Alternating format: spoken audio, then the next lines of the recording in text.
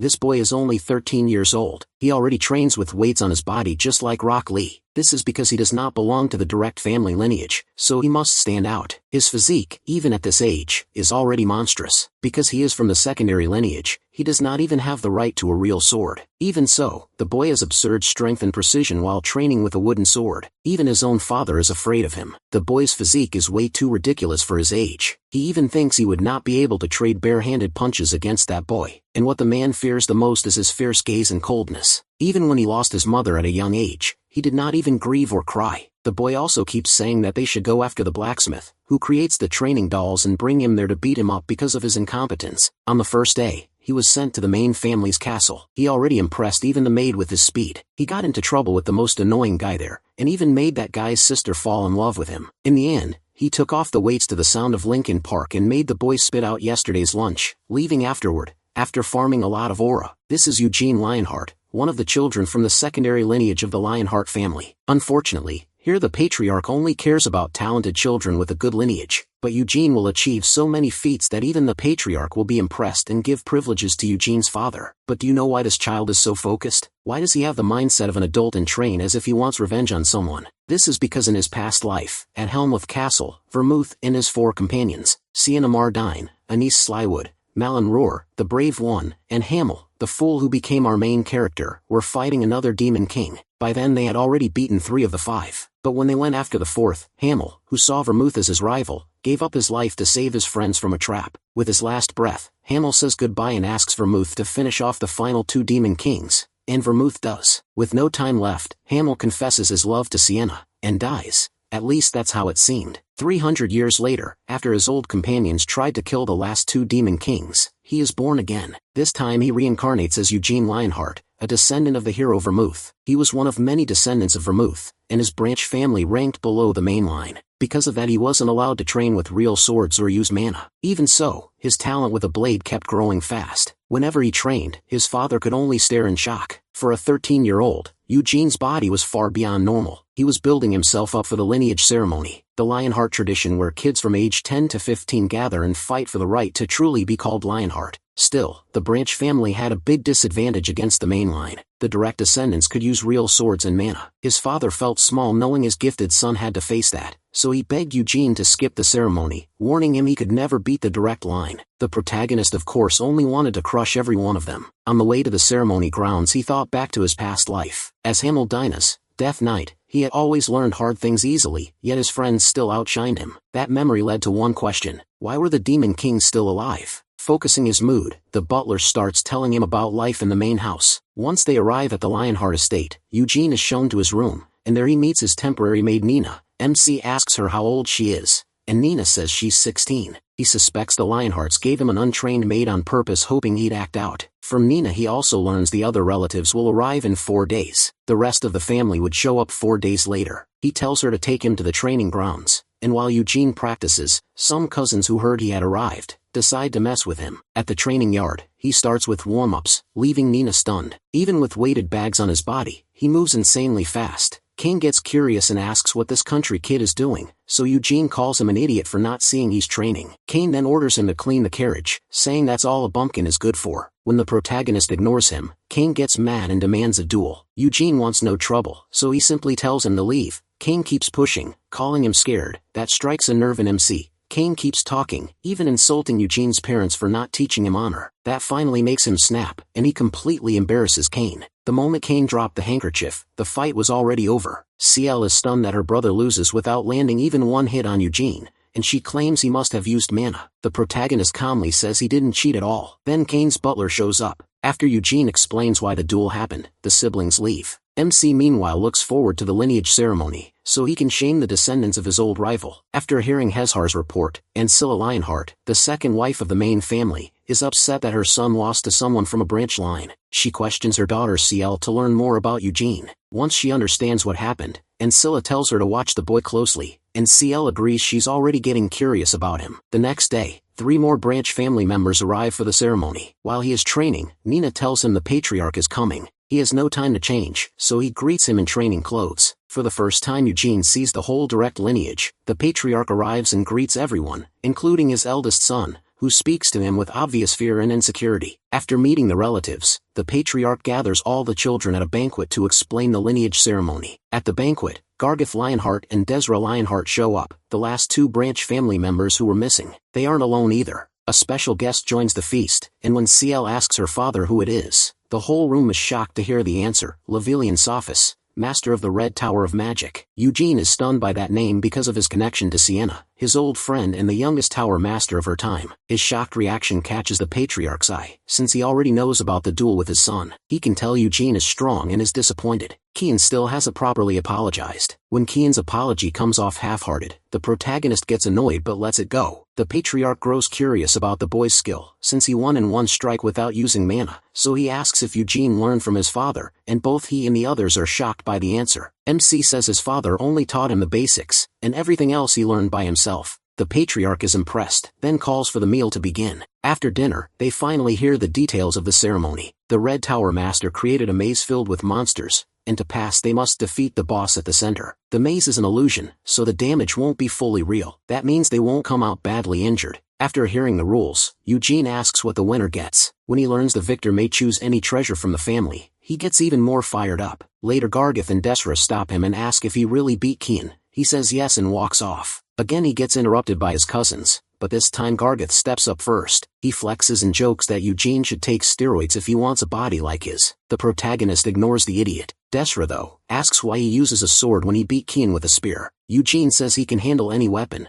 She doesn't buy it and challenges him. Sure, he's bluffing and insulting spear fighting. With Gargeth acting as judge, the duel starts. Desra is shocked that MC's stance has no openings. As she attacks, he mostly stays on defense through the whole match. While watching her, he realizes she has huge talent, but she still can't beat him. When she changes her pattern to catch him off guard, she falls into his trap and Eugene wins without even needing a counter-attack. After that, Gargeth and Desra ask the protagonist to team up against the main family, something that had never happened before. Gargeth says they need to work together because the main line will surely do the same to reach the boss first. Eugene says he can clear it alone, but since branch members have never beaten the direct line, Desra keeps pushing for an alliance. Here, back at the main house, Ancilla starts thinking about why the Red Tower Master was invited. Maybe he came to take Edward as his disciple. From childhood, Edward liked books more than physical training, and he had always shown interest in magic. If he becomes the Red Tower Master's student, he'll have to leave the main house for a while. Kian and Ciel would keep growing here, and that would mean Edward had given up his place as heir. Then her own son would stay known forever as the child of the second wife. She had endured all this because she believed she still had a chance. But now even a branch family child had beaten them. Then she thinks of another possibility. If Eugene clears the maze first, and his talent humiliates the entire direct line, Kian's loss could be buried under that bigger shame. 3 days later, the lineage ceremony finally begins. Magic is formed and sent to every participant. Each one receives a piece of light, and Lavaline tells them to shape it into a weapon. Everyone tries it once, and soon Ciel is the first to forge a blade from it. After swinging it a little, she asks what happens if it breaks. Lavaline says it won't, since it's made of magic just like the maze. She quickly asks if she can make an animal instead of a sword, but he says only lifeless things can be created. That makes one of the boys ask why, and Lavaline explains that creating life is a sacred power only living beings can hold. The boy is amazed by the answer. Then Gargeth shows up carrying a huge sword. Without being asked, he proudly says it's the same sword he uses at home, and he's surprised he could copy it here. Desra makes a spear instead, and Eugene creates a sword. Edward makes one too, but looks downcast. Soon everyone is ready for the maze, and MC is the only one carrying both a sword and shield. Take-All asks him what he'll do if they meet inside the maze. Will he fight her too? That makes Eugene ask whether fighting each other is allowed, and the patriarch says yes. Still, he reminds them that good judgment and teamwork matter too, because they are family sharing Lionheart blood. At the word family, Ciel blushes and smiles a little. The protagonist notices and finds it weird. After that, everyone is given the same necklace. This necklace would be connected to each person's mind. If the maze puts too much strain on them, the necklace will respond and step in. It's just a safety device. He also says they can call for help by grabbing the necklace and shouting for help. With the rules explained, it was time to begin. Even though they all enter from the same point, they'll be separated inside. The girl wishes Eugene luck, and he does the same. After stepping through the portal, he ends up in a dark room. One quick swing tells him the space is cramped. Anyone using a long weapon would have a rough time here. That's one reason he picked a sword and shield, even if they're basic, so he starts the test right away. Others were already struggling, and began using their necklaces. The moment they did, they were pulled out of the maze. In just 1 hour, 3 people had already failed. The patriarch looked disappointed and coldly told them to go rest. Inside a tent, the adults watched all the participants through magic. The patriarch was especially focused. Gargan seemed to be struggling with his huge sword, but his strength made up for it, and he crushed every monster around him. Desaria used speed to stay in control and avoid fights she didn't need. Loberian moved carefully, dodging trap after trap, so they praised him. What they didn't know was that his mother had given him a map the night before. Chao relied on her instincts and moved fast, but she still lacked maturity and could act childish. Ioto, on the other hand, looked scared, even of a single goblin in front of him. Then his fear turned into wonder when he realized it was made with magic. He was talented too. Loberian noticed how drawn he was to magic, and the patriarch says the boy has loved it since he was a baby. They even brought a teacher from the capital, but Idskit quit halfway through. Hearing that, Loberian asks why he stopped, and the patriarch says he accepted his reality. Idskit thinks becoming the next family head is his duty. Still, the patriarch wanted Idskit to walk the path of magic. If that passion is still there, he wouldn't turn down the chance to study under the master of the Red Tower. The Tower Master says he can't promise anything, but he can at least meet the boy. If his talent isn't enough though, he can't become a disciple. The patriarch says he understands and only wants the boy to follow his dream. He admits Agarud always admired Sienna more than even Vermouth. The Tower Master agrees. Then the patriarch says he's different from most people because he doesn't see his favorite hero as Sienna or even Vermouth. Curious, Loberian asks who it is. The patriarch is about to answer, but then points out one of the magic creatures and tells the Tower Master to look there. It was Eugene. He was taking on the monster head-on. When another one rushed in, MC dodged with ease and cut it from every angle, amazing everyone watching. Even the patriarch stared in shock. The Tower Master asks who that boy is. After the troll finally drops, the patriarch says that's Eugene Lionheart. The Tower Master is left speechless. The patriarch was amazed that he was only 13. And even without ever fighting a troll before, he stayed calm and never froze. The Tower Master explains that troll wasn't made for battle, it was more of a trap meant to test whether they could find a way to escape. He even made it bigger than normal, just to scare them. The patriarch says that's pure natural talent. The Tower Master asks if he knows what people like that are called, and the patriarch says they are true geniuses. At the same time, Garjun was also fighting a troll, and at first he was losing ground. Even so, he faced it head-on. He charged straight at the monster and chopped off its leg, bringing it down. He was wild from the fight. By the time the troll dissolved and he collapsed, he had won. But his body was wrecked and his muscles were torn. Part of that was because he had already been hit by several traps along the way, and in the end he dropped to the ground. Later Kion studies a troll's back with a stone in his hand. He realizes a monster that big shouldn't be there, and that beating it wasn't the point. So he tosses a stone aside, making the troll look toward the wall, then dashes past it. It was a smart move. Not long after, he meets Chao and figures out they must be near the maze's center. He starts bragging that if she stays with him, they won't get lost. It's obvious he still resents Eugene for embarrassing him in front of her. Then she suddenly starts talking about how, since the maze is an illusion, it could have any kind of monster in it, even ghosts. That rattles him a little, but trying to look dependable, he asks if she's scared of ghosts. He's just about to tell her not to worry about something so silly when a bloody face suddenly appears. He screams in terror and the other person screams just as loudly. Realizing it's Dazura, he asks why she tried to scare him. She snaps back that his screams scared her even more, because it came out of nowhere. She says she meant to find them but things went wrong, so she turns and runs away. Chao warns that she's trying to get away, and Kion, wanting to look good in front of her, says they have to chase her. The two of them take off after Dazura at full speed. Dazura thinks she's only running because she can't beat two people alone,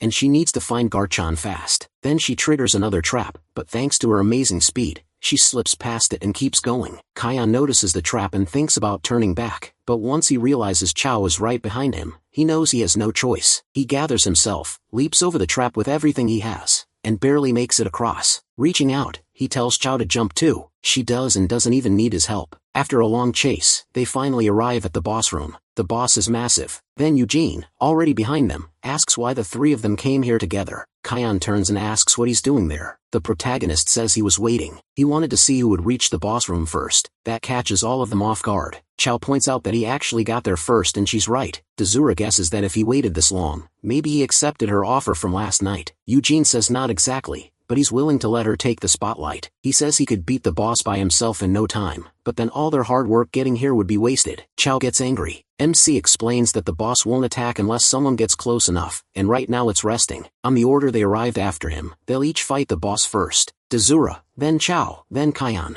Kion asks who he thinks he is. Dazura looks uneasy and asks if they really have to fight alone. Eugene just mocks her, saying she spent the whole time wandering around, and if she thinks she can't win, she should just quit. Pulling out a handkerchief, she says she won't. She ties it around her head and starts walking toward the boss. Kamion asks if he isn't going to fight. He says he will, after they're done. Kamaya says the protagonist won't get a turn because he's going to beat the boss himself. Dizuri replies that if Kamion really does it, he'll call him Big Brother for the rest of his life. Kamion instantly turns red, then happily tells him not to take those words back. Once Dizuri gets close, the boss opens its eyes and stands. She's terrified, but after coming this far, she can't back down and charges in. She avoids the monster's first stomp and tries to stab through its hide but can't. The moment she realizes its skin is too tough, the boss grabs her. She thinks she's dead, but instead it throws her away, and she lands near the others. Chow asks Eugene why it tossed her aside instead of killing her, and he says the creature isn't real. It's made of magic, so once it caught her, that counted as a loss. Ken stands with a smile. He says he'll prove the main family is on a whole different level from the collateral line. That makes him grin.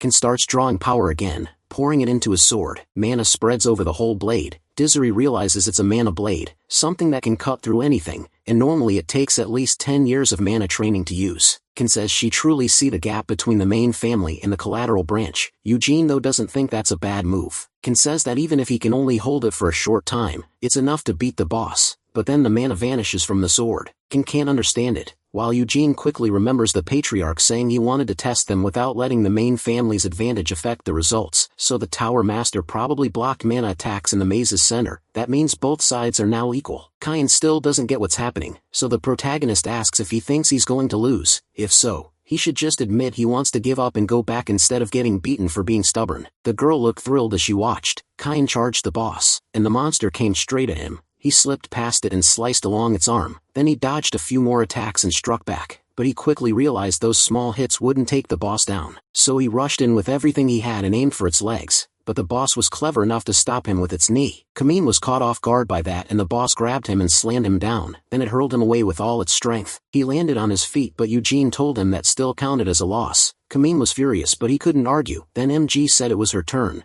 but she refused. Without a sword in the center of the maze, she had no reason to fight. That caught him off guard. He said she was smarter than his own brother. After that he walked to the wall, picked up his shield and headed for the boss like it was nothing. She asked if he could beat it and he said he didn't know if he could win, only that he couldn't imagine losing to this thing. As he calmly approached the boss, he started thinking about how to beat it. The creature attacked from the front and Eugene instantly climbed up its arm. The boss tried to catch him with its other hand, but he was already standing on its head. He tried to strike by instinct but ended up smashing himself in the face. The boss roared in pain. While it was stunned, Eugene slashed it over and over from every angle. Everyone was shocked by what they were seeing. Dazara noticed he was aiming for the monster's carotid artery. Then he charged forward and drove his sword into the monster's throat and the boss crashed to the ground. Without any hurry he wiped off his sword and asked if they all saw that. The iron instantly went stiff. Eugene said that was an easy win. Tien started saying that if he'd had a sword he would have won just as easily, but after thinking about it he understood that even with a sword it wouldn't have looked that simple in his hands, and what he felt now wasn't only fear. The tension in his chest wouldn't leave, but he couldn't name the feeling until the weapon finally began to fade. The boss disappeared from the room too. The ceremony was over. Outside everyone was impressed. The patriarch just laughed to himself. He couldn't understand how a child from the collateral line, one who never trained mana, could crush a minotaur like that. The Tower Master admitted it was shocking. A minotaur was never meant to be fought alone, which was why he kept stressing teamwork for this ceremony. That's exactly why he made the boss that way, to force the children to work together. But Eugene blew past every trap and monster he prepared, to the point that the man started wondering what that boy even was. The patriarch looked pleased. He said the protagonist had done nothing but train since arriving, and people in his hometown knew it too. He firmly declared that Eugene was born for battle. His body and instincts matched perfectly, and the whole ceremony was worth it just to uncover a treasure like him. That made the Tower Master ask if he really wasn't troubled, careful not to offend him. He pointed out that MC already outclassed the patriarch's own children, and if the gap was this wide now, just imagine what would happen once he learned mana. The patriarch said that was only more reason to celebrate, because he would make the family name shine brighter. Still sweating, the Tower Master asked what would happen if Eugene wanted to become the next heir and head of the Lionheart family. The patriarch thought for a moment, then said the family should be led by the best one. If his own children couldn't claim that place, then the protagonist had every right to take it. If they were too weak to protect the right they were born with, then they didn't deserve to lead. The Tower Master said that, as an outsider, maybe he had spoken too boldly. Then he released all his magic and gave one last piece of advice. As an old acquaintance, he said the patriarch should adopt Eugene as his own son.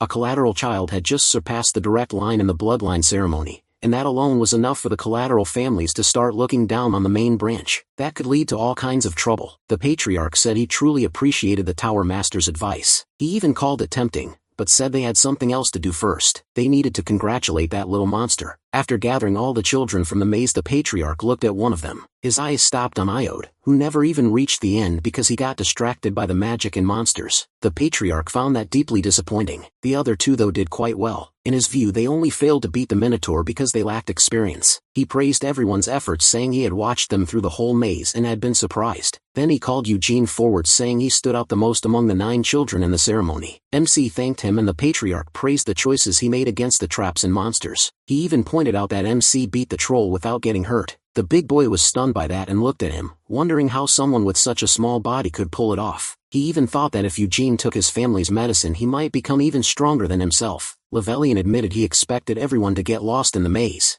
but he had clearly underestimated them. After all, these were Vermouth's descendants, rare gems, every one of them. The patriarch told them to rest and said he'd prepare a banquet. Then he asked Levelian to lead the children back. They started heading to the mansion, but the patriarch stopped Eugene and told him to come along. Seal was surprised to see that and quickly asked if he was giving the protagonist the gift now. He said yes. She knew they were going to the underground treasure chamber, a place she had never seen, so all she could do was watch them leave. Later, as they walked through the forest, the patriarch praised Eugene, saying he handled many kinds of weapons well. MC replied that he was being praised too much. The patriarch disagreed. He beat the maze monsters with just a sword and shield, and he had even used a spear against this area. Clearly news reached the family head fast. He went on to say that the weapon that now represents the Lionheart family is the sword, but their ancestor, the Great Vermouth, mastered many kinds of weapons and was even called the God of War, the master of all things. And Vermouth wasn't the only one with that kind of skill. His companion Hamel was also a great master, second only to Lord Vermouth, uncomfortable hearing about his past life. Eugene said the books made Hamel sound stupid. The patriarch laughed and said he had read that too, but if Hamel hadn't been such a troublemaker, the story wouldn't be half as fun. Then he admitted he honestly liked Mr. Hamel more than Mr. Vermouth, which shocked the protagonist and made him ask why. The patriarch said he admired the parts of Hamel that never showed up in the books. Hamel felt inferior to Vermouth countless times, but he never quit. Instead, he kept pushing himself and breaking past his limits, and in the end he gave his life to save his friends. Eugene thought the lessons people passed down in books were way too dramatic, but even so he called out to the patriarch and happily said he liked Mr. Hamel too. That made the patriarch smile as well. Soon they reached their destination. The guards let the patriarch pass at once, and inside the small house, stairs led underground. They headed down, and the patriarch told Eugene he was the first person who wasn't a family had to enter this place. MC quickly asked if he was really allowed in. The patriarch said a promise was a promise, and the elders of the Senate had already agreed. The Senate was made up of the old lions of the Lionheart family, people from collateral lions who had still earned great honor. He asked how valuable the treasures here were. The collection had been built over hundreds of years, and it also included relics left by the great hero Vermouth. That made Eugene ask if the sacred sword was here too,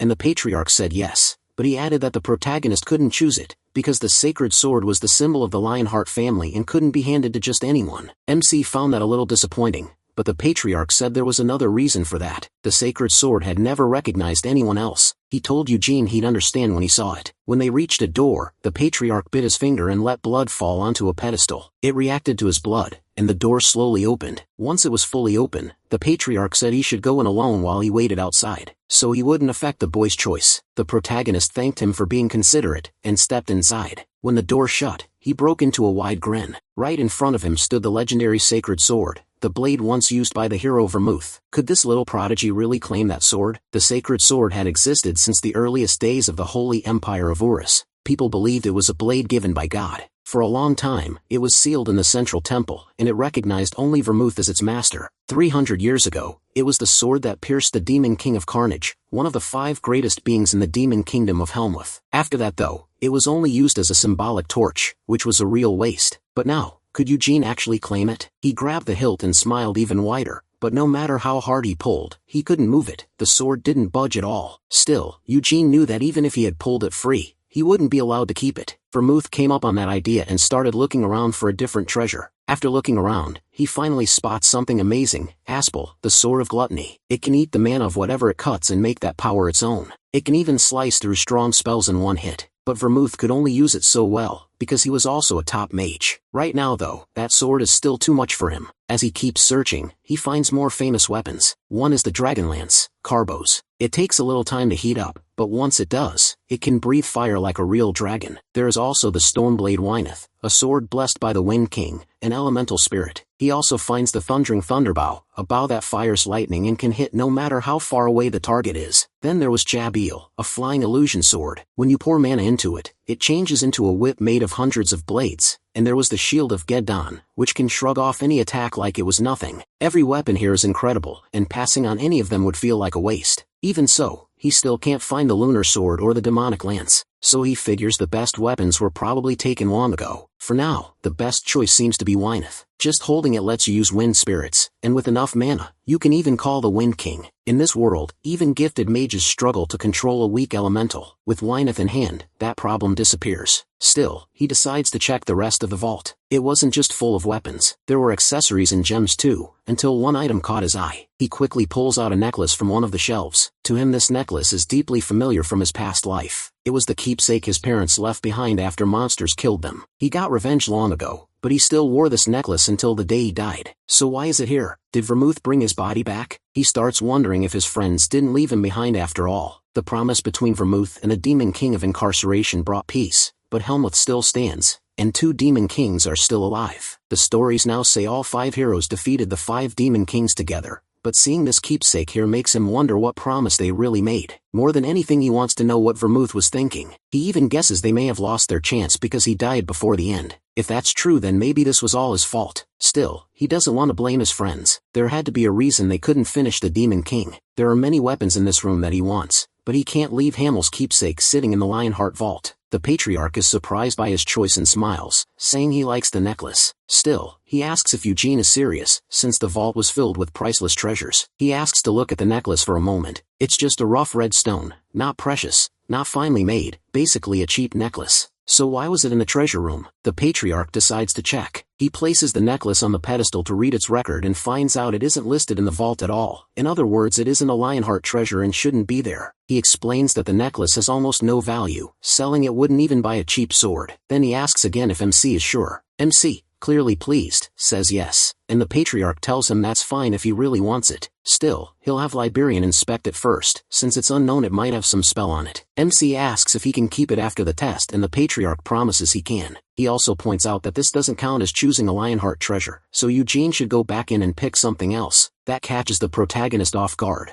but the Patriarch says the original promise still stands. He can take any real treasure he wants. MC thanks him and runs back into the room. He can hardly believe how generous the man is, especially as Vermouth's descendant. With no reason to hold back now, he chooses the Stormblade Wyneth. Pulling it free, he decides this is the one. By night he was back at the castle. Desra Lionheart was annoyed, asking why he didn't take a spear when he's so skilled with one. Eugene says the choice was his, and he's also great with a sword. The muscular woman just says the sword looks too light, arguing that with his strength a hammer or axe would suit him better. She even tries to recruit him into her workout routine, but Eugene turns her down. Desra Lionheart tells him to ignore this musclehead and asks him to draw the blade. Seeing no issue, he does it. He explains that this is the Stormblade Wyneth, a sword blessed by the Wind King's element, and with proper mana training he can call on that power. She admits that's pretty cool, but says she'd still pick a spear. Eugene mentions there were plenty of spears there, which gets her attention. Right away she starts talking about the dragon spear that spits flames like dragon breath with every strike. The protagonist acts like he doesn't know it. Then she brings up the demonic lance ruins,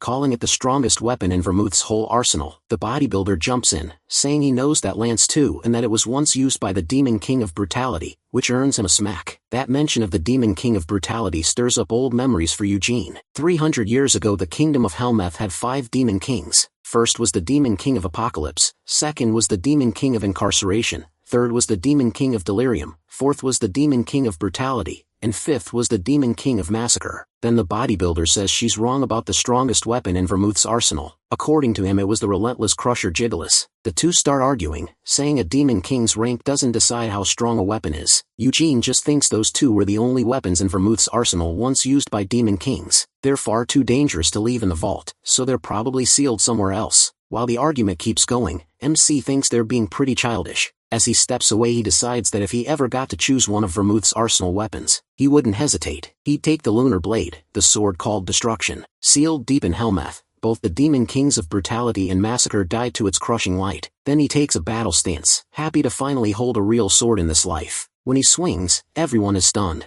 Eugene's swordsmanship is incredible. He moves with total ease and every step flows straight into the next cut. It looks less like fighting and more like a dance, as if the sword is part of his body. One moment he strikes with full force, the next he makes sharp exact cuts that leave everyone speechless. The bodybuilder can only say his swordplay is amazing. Even the spear-loving girl has to admit it looks beautiful. Elsewhere in the Patriarch's office, Loberian begins examining the necklace. His face looks a little troubled. Setting it on the table, he says there's no magic in the necklace, and asks if it really came from the vault. The Patriarch says it did. Loberian presses further, wondering if the boy fooled them, but the Patriarch asks why he would. If he hadn't been allowed to choose another treasure, he would have left with nothing. Thinking it over, Loberian agrees that would be a risky trick, so he says they'll check more carefully. There may be no magic in it, but since they've come this far, he'll dig deeper. The Patriarch asks how he'll do that, and Loberian says there's a spell that reads mana memories. It was made by the great Sienna the Wise. Mana exists everywhere and most objects hold traces of it, so he'll read the memories left inside the necklace. The Patriarch says he's counting on him. Loberian starts the spell, and after a while it begins to work. At first the memories show nothing important, still he can tell the necklace is at least 100 years old. He even traces where it was bought in a street market in the capital, but after that the trail goes dark, so he guesses the treasure room's magic may have interfered with the necklace's memories. Once the Patriarch hears it's over 100 years old, he says no one alive could know where it really came from. Loberian asks what he'll do, and Gallet says he'll give it to Eugene, since it isn't magical. The boy wanted it enough to give up a treasure for it. Loberian says it sounds like the Patriarch has started to like him, and he only smiles. Then he stands by the window and says, why wouldn't he? He adds that he'll make that offer to the boy. Loberian is a little shocked by that. The Patriarch says he plans to adopt Eugene Lionheart as his son. From now on the protagonist will be part of his family. The next day, MC is greeted by someone new. His name is Gilead. He knows exactly who Gilead Lionheart is. The older brother of the family head, Gilead Lionheart, a strange man who never married, even when he was old enough, and followed Gilead on his travels. Even so, the protagonist politely introduces himself as the protagonist Lionheart, and the man says he already knows who he is. Grabbing him he says MC is the collateral lion boy who beat the main family in the bloodline continuation ceremony. Trying to pull away, he asks why he came to see him. The man explains that his brother planned to send another knight, but he came himself instead. Basically, he wanted to meet Eugene in person. He'd heard plenty about the protagonist, but he couldn't watch the bloodline continuation ceremony himself. Only the family head is allowed to see it. Loberian only got in this time because he had to help, and Gilead says he isn't upset. It's just the family's rule. He stops himself, worried he'll sound like he's complaining about tradition. MC tells him he doesn't care about that. That makes Gilead grin. His brother wouldn't care either. At that point Eugene gets why this man still hasn't married. It's probably because he's far too free-spirited. Gliam says he has no idea why the family head called him, though he guesses it was to praise him. The protagonist says he already got congratulated, so even Gliam doesn't know. Still, he puts on a knowing look like he could say more but won't, then says he'd like to see Eugene more often. MC answers that he liked that too, then he knocks and announces himself. From inside the leader tells him to enter. Gliam opens the door for him and flashes him a wide smile. Eugene thinks Gilead seems nice but also a little pushy. Soon he stands before the family head. The man apologizes for calling him so suddenly and tells him to sit. They take their seats as coffee is set out between them. Then the Patriarch places the necklace on the table and says, "Librarian, checked it. In the end it's just an ordinary necklace." Eugene wasn't expecting much. The Patriarch adds that they even read its mana memory but found nothing strange. That catches the protagonist's attention because mana memory is magic tied to the great mage Sienna, so he asks what memory the necklace showed. Gilead says it appears the necklace was sold on a street in the capital over 100 years ago. This shocks MC, because he's sure this is the same necklace he used more than 300 years ago, so that result can't be right. But Librarian also had no reason to lie. Maybe the memory was altered. Eugene figures someone with Tower Master level skill might have overwritten it, and the first name that comes to mind is Vermouth. Since he can't figure out why, he just asks if he can keep the necklace. The Patriarch agrees, since he already promised. Eugene thanks him for that and puts it on right away. Then the Patriarch says that wasn't the real reason he called him here. He admits it's sudden,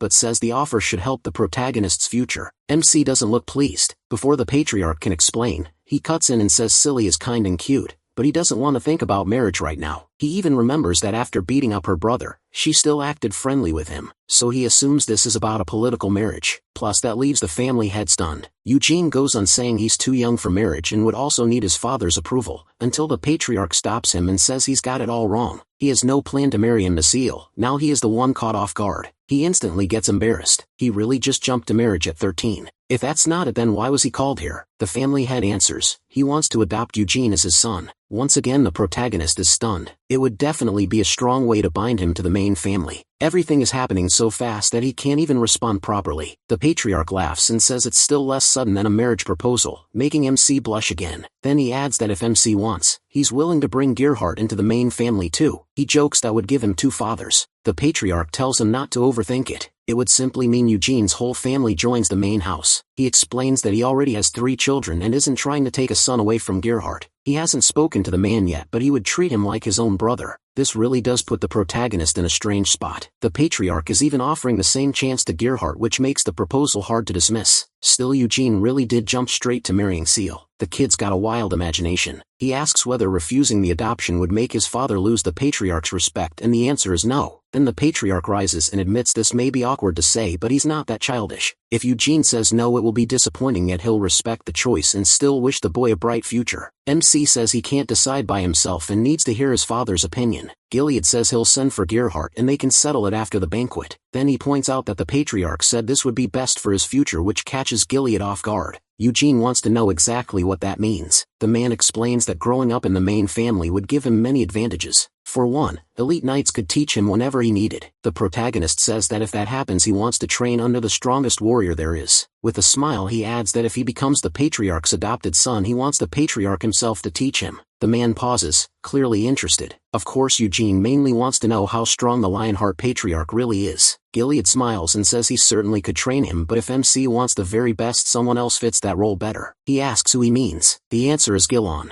Gilead says he may once have been stronger, but Gilon has already surpassed him. The patriarch then asks whether Gerhardt has taught Eugene anything about mana. The protagonist says no, and that was his own decision. He wanted to focus on physical combat first. The patriarch says that choice is admirable. Then he explains that training mana properly requires a mana crystal from a high-level monster. The better the stone, the harder and more expensive it is to get, and even with one you'd still need someone highly skilled to guide the process. That kind of support is probably impossible to find in Gerhardt's branch of the family. It simply isn't the right place to raise Eugene's talent, but he keeps that part to himself. Knowing harsh words could make the boy resent the family he came from. After that, they kept talking a little longer before Eugene headed back to his room. On the way, a scent reached him. He quickly recognized it as perfume and traced it to someone hiding behind a pillar. Right away he realizes the person is waiting for him. He keeps walking until an adult woman steps out from behind it, pretending their meeting is pure chance. Her first move is to ask for proper formalities, so Eugene bows and gives his name. She says she heard he was meeting alone with the patriarch but didn't expect it to last this long. MC asks if she wanted something. She thinks the child is bold, even arrogant, and doesn't seem to know his place. It makes her understand why he fought the main family boy. Really, she shouldn't be surprised. Still, she knows this boy is about to grow into someone extraordinary, so making an ally is smarter than making an enemy. For a moment she even thinks marrying him to Seal might not be so bad, so she says she's curious about what they discussed in private. Eugene replies that he can't share what was said with the patriarch alone. A little flustered, she admits that's fair and says she isn't trying to question him, but there is one more thing she wants to say. He looks puzzled. Putting on a show, she says she still hasn't apologized for her son's rude behavior the other day. Eugene answers right away that there's no need, since the matter was settled that same day. Nervous now, she calls him generous for his age and says she'll discipline her son, then hopes they can get along well from now on. With a bright smile, the protagonist says of course they will. They're all part of the same family after all. That makes her furious. He isn't wrong, but hearing it from him still bothers her. Then he asks if he may leave. She says yes and apologizes for taking so much of his time. Eugene turns to go. He knows exactly who she is. Ancilla, the Lionheart matriarch, who disliked him from the start, just because he came from a branch family. Naturally, he'd rather stay out of her way as much as possible. But getting free of a woman like this won't be easy. 2 days later, Gerhardt finally arrived from his distant city. Guided by Gilon, he could barely believe any of this. He still couldn't accept that his son had really won the lineage succession ceremony. Tearing up, he kept thinking about how Eugene defeated the main family's son. He always knew MC was talented, but as his father, he never had the means to support that gift. He had believed the ceremony would force them to face the truth, that the gap between the main family and the branches couldn't be overcome by talent and hard work alone.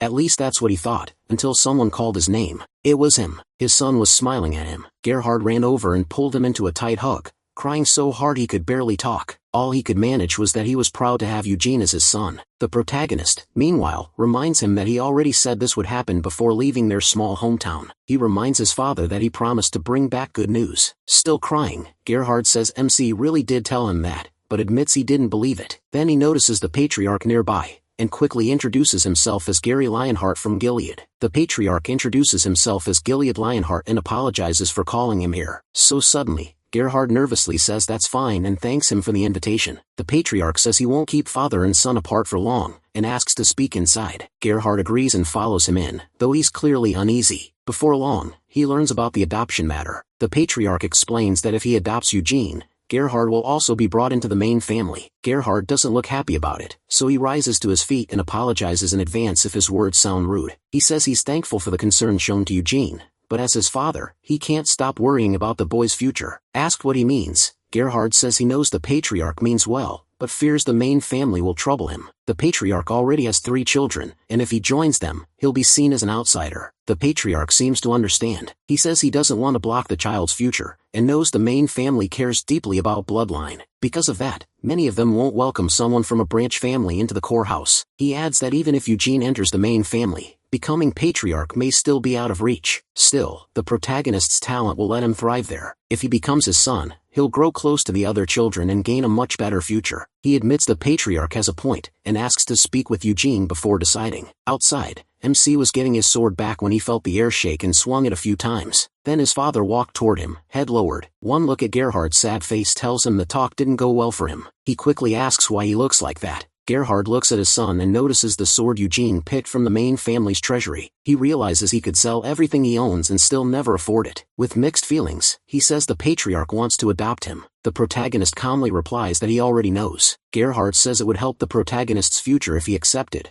but his voice shakes because that path will also bring hardship. Eugene already understands that. Pointing at himself, he says his father knows him well. He'd never let anyone push him around. Hearing that, Gerhard starts crying again. He says MC was named by him and his late mother, and he must never forget it. He answers that even if he's adopted, his real father will always be Gerhard Leonhardt. Those words make Gerhard break down all over again. In the end, Eugene decides to be adopted. He has no wish to become patriarch, but he knows nobody will believe that. The first wife, Theanis, and the second wife, Ancila Leonhardt, will definitely keep a close watch on him. The protagonist knows there are 2 ways to deal with hate and resentment. The first is to ignore it. The second, he draws his sword as to cut it down head on. Soon after, the Leonhardt patriarch held a banquet for all the families of the children who joined the lineage succession ceremony. Gerhard quickly became surrounded by questions. Among the crowd were Desra's father and the muscular kid's father, who was already trying to push steroids on him. They even talked about making a group to get to know each other better. Eugene had no plan to join them and attract extra attention. Nearby stood the boy MC had beaten, looking completely crushed. His mother tells him he needs confidence. From now on, people will compare him to Eugene. Whenever they see him, they'll remember his loss and laugh that someone from the direct line failed to win for the first time in family history. That only makes him feel worse. His mother says he has no choice but to bear the shame, but no matter what others say, he is still her son.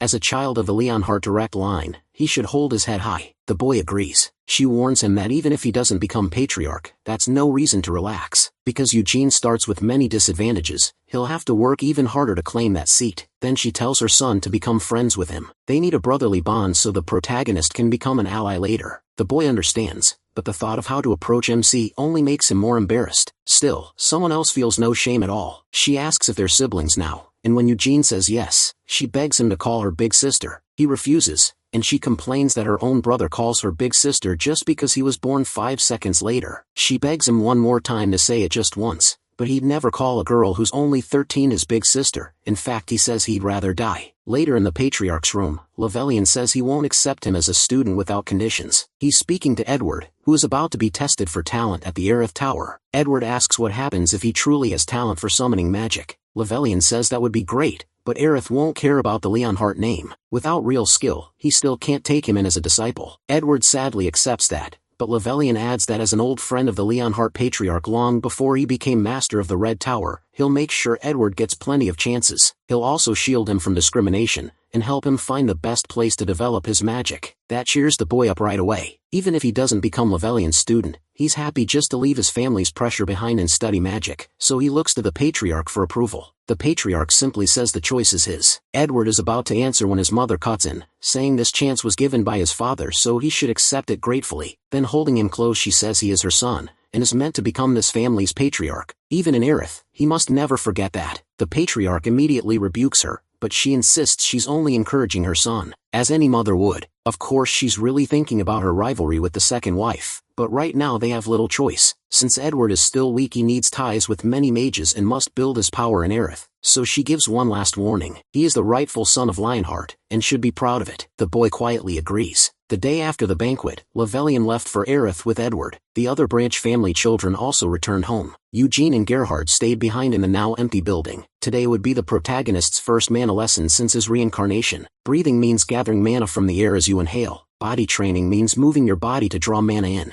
Both methods are simple, but breathing is more common. In his past life, Eugene started with body training, then switched to breathing after a friend's advice. The Lionheart mana art uses breathing. MC arrives at the training spot, and Guyon greets him warmly. He says they should begin. They're standing in a mana vein, a place where mana gathers. This one wasn't natural, it was made by Vermouth himself 300 years ago. His teacher asks if he's nervous. Eugene says he's actually really excited. Guyon tells him the first time is always hard. Even though children sense mana more easily, Cyan and Seal started at 6, and still needed 4 days. Edward took a full week. Kids from Branch families usually need a whole month just to feel it, but he should do better thanks to the mana vein and his teacher's help. Eugene asks how long it will take, and Guyon guesses maybe 10 days. The protagonist smiles to himself. 10 days is way too much. It won't even take 10 minutes. They keep going until they enter a cabin. Guyon leads him down the stairs to a bare chamber, and tells him to sit in the center. So Eugene does. Guyon explains that the family's mana method passed down from the Great Vermouth has one strict rule. The Branch family cannot inherit it. They are only taught the red flame formula, while the true art is reserved for the main family. The technique MC is about to learn is the white flame formula. He may not remember its exact name or training method,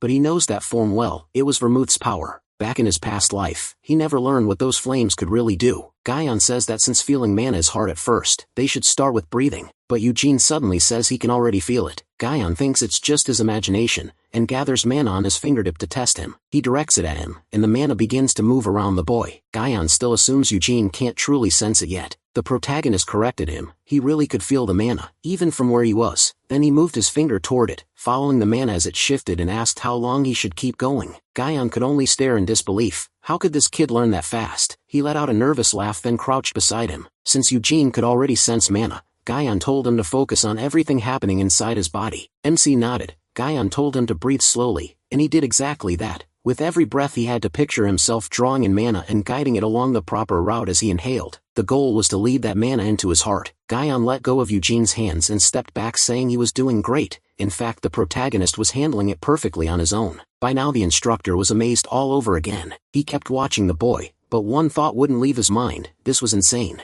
Eugene thought sensing and drawing in mana wasn't hard even in his past life, but this body was on another level. It absorbed mana incredibly well. He could feel the mana inside him growing with every breath. Still, this young body clearly had a limit. His heart had reached it. So tired at last he stopped and looked at the instructor in silence. Guyon stared back, just as stunned. Eugene's mana core was absurdly large. Most people had to train for years to get that far. Guyon finally called him a real monster. MC thanked him for the compliment. After that, Guyon said they should head back. On the way he explained that the big difference between the red flame ritual and the white flame ritual was core division. The white flame technique can split the core, letting the body hold far more mana. Those divided cores also boost each other, making them grow much faster. These split cores are called stars. In Lionheart history, only one person ever reached 10 stars. The creator of the white flame ritual, the great hero Vermouth. Proudly Guyon added that he and the patriarch were both at 6 stars. All the children were still at 1 star and would likely reach 2 by next year. Since they began at 6, it would take about 8 years to go from 1 to 2 stars. Eugene asked how long it should take for him. He wanted a clear answer. Guyon said he should advance much faster, as long as he didn't get lazy. The protagonist said he'd do his best. There was no way he'd slack off now. He had a far better body than before and was learning Vermouth's own method. Maybe he couldn't reach 10 stars, but if needed he'd find his own way. He silently thanked Vermouth for leaving the white flame ritual behind. A little later they returned to the mansion. Guyon said he would report everything to the patriarch and told Eugene to go rest. MC agreed out loud, but he had no plan to rest. Now that mana training was done, there was something else he had to try. Just then the maid rushed over in a panic, relieved that he was finally back. He simply told her to go to his room and bring him his sword. A while later she returned with it. He wasn't sure this would work, but when he drew the blade and poured mana into it, dust began lifting from the ground. The wind quickly went wild and a storm started forming right in front of the maid. Eugene had summoned the Great Wind Spirit King, who immediately asked if Hamel had called him. But how did Tempest know? The Spirit King kept asking if Hamel had truly been reincarnated. When he wondered how he recognized him, Tempest said he'd never forget Vermouth's companion's soul. Time could pass and bodies could change, but a soul never did. It had been ages since the Winer's sword summoned him, so he was curious when one of Vermouth's descendants used it. Then he felt Hamel's soul. Eugene snapped and demanded to know why Vermouth hadn't killed the Demon Kings. He pressed Tempest to tell him what happened after his death. Tempest said he didn't know Vermouth's reasons, only that during the fight with the Demon King of Incarceration, Vermouth put away his sword. The protagonist demanded to know what happened next. Shaken, the Spirit King explained that the battle had been brutal, but neither side won, and in the end only Vermouth and the Demon King of Incarceration were left standing. When Vermouth sheathed his sword, he didn't kill the Demon King of Incarceration, and he never went to the Demon King of Destruction's castle either. Eugene was furious. He accused Tempest of lying and demanded to know what oath Vermouth made with the Demon King of Incarceration. Tempest said he knew nothing about that. MC kept pushing, angry enough to curse at him. The Spirit King explained that only the ones present could know, because once Vermouth sheathed his sword, Tempest could no longer interfere or even tell what was happening. Eugene shouted that only Vermouth and the Demon King were left in the end. So was he supposed to dig Vermouth out of his grave and ask him himself? Tempest only said he had no more time. His mana was far too weak to summon him normally. The Spirit King had forced the way open himself, and now he had to close it. Eugene yelled for him to explain before leaving, but Tempest said he'd tell him next time, once the protagonist was strong enough. Right then MC's body gave out, and he fainted. The maid panicked when she found him unconscious with a nosebleed. Later Eugene woke up in his room with a pounding headache, likely from using up too much mana. Spirits remembered people by their souls. At first he had wondered if he wasn't really Hamel, and had only been given Hamel's memories. Now he knew the truth. He really was Hamel from 300 years ago, reborn with all his old memories. A moment later the maid came through the door and asked if he was alright. He said he was fine and asked how long he'd been out. She told him about half a day, then added that the Patriarch and Mr. Guillaume wanted to see him, not long after he met them. From the maid's report, all they knew was that a huge storm burst out after he drew his sword, so they asked him straight, had he really summoned his spirit? Eugene hesitated. Since too many people had likely seen it, he couldn't lie, but he could hide the truth. So he said the King of the Wind spirits had appeared before him. Both men were stunned. The protagonist explained that the Spirit King hadn't been summoned in a long time, and only came to see who the child was. Guillaume was shocked, since no one except Vermouth had ever personally called the Spirit King. Eugene added that the Spirit King said he still wasn't strong enough but hoped to meet him again someday. After that Tempest returned to the spirit world. The Patriarch laughed in surprise and called MC an incredible boy. He said Guillaume had already told him about the mana training, and that was amazing by itself. But now Eugene had also caught the eye of the King of the Wind spirits. He just smiled. The Patriarch told him to rest a few days, then Guillaume would continue his training. He had planned to leave on a trip, but now the protagonist's talent came first. The protagonist thanked him, though he said he didn't want to take too much of their time. Guillaume quickly shut that down. He wanted to teach MC himself. He also said he'd train Cien and Seal with him, and the Patriarch would support it. The Patriarch only hoped the other children would use this as motivation. Soon after, the girl teased her brother, saying Eugene earned a star in the White Flame ceremony. The boy acted like he already knew and didn't care. She kept going, pointing out how much longer it had taken them compared to he. He argued that they did it in about a month, which was still faster than almost all their ancestors, but she reminded him Eugene had done the same thing in just one day. That was enough. They rushed at each other, and their swords collided. Later, back in his room, the protagonist got up, took his sword and summoned a spirit. With his current mana, an inferior one was probably all he could call. He immediately asked the little spirit whether her king had said anything, but she gave no answer. Inferior spirits probably weren't smart enough to speak. Annoyed, Eugene told her to go back and warn the Spirit King that if he was lying, MC would kill him himself. The fairy clearly didn't like that. She fluttered over his head and vanished into the air. He thought back to Helmouth Castle. Only Vermouth and the Demon King of Incarceration knew about that oath. One day he'd have to return to Helmouth. He also needed to go back to Arath. He began his homeland to Eurus, Anissa's homeland,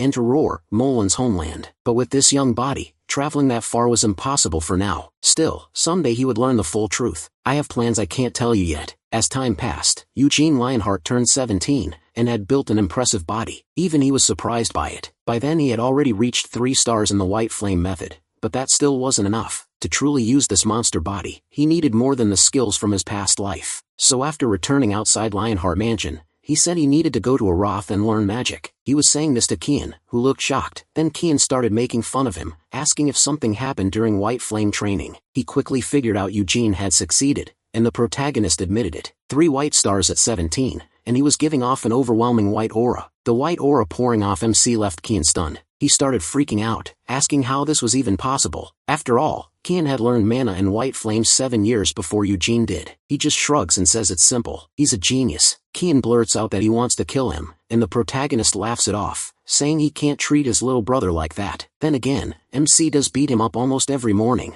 but only because Kian keeps challenging him. Facts are facts. Still annoyed, Kian asks why Eugene wants to go there to study magic, and reminds him what happened to their older brother Iode. He went to Arath to learn magic, but after the continuation ceremony, his talent wasn't enough to become Lord Levelian's disciple. He only got into the Red Tower through connections, and even then he achieved nothing. For years later, he's probably still just drifting around the tower. That makes Eugene snap. He won't let Kian talk about his older brother like that. Kian fires back, telling him not to act like he knows everything. Then he says if he goes to Arath to study magic, Kian will probably be upset. Eugene mocks that, asking if he means the same CL who barely talks, trains alone, and hardly says anything. Then he turns away and says that's too bad for her. After that, the protagonist heads off to see the head of the family. He's most likely going to report that he reached 3 stars and get permission to leave early for the tower. Since Kian can't do anything about it, all he can do is kick his sword and swear, frustrated that MC showed him up again. The Patriarch is stunned when he hears Eugene's request. He wants to go to the magic tower to study. The Patriarch can hardly believe it. No one has ever reached 3 stars at his age, and if he keeps going like this, he might hit 4 stars before becoming an adult. The protagonist explains that when he reached 3 stars today, he gained something, and now he feels like staying in the main house won't help him grow much more. He wants to learn more, and even though he doesn't know if he has talent for magic, sitting there might let him understand mana from a different angle. He says it'll help him later, then bows low and asks the Patriarch to please allow it. The Patriarch still hesitates over the request, but when he looks at the gifted boy he tells him to lift his head. As the family leader he says he could never crush someone's hunger to learn,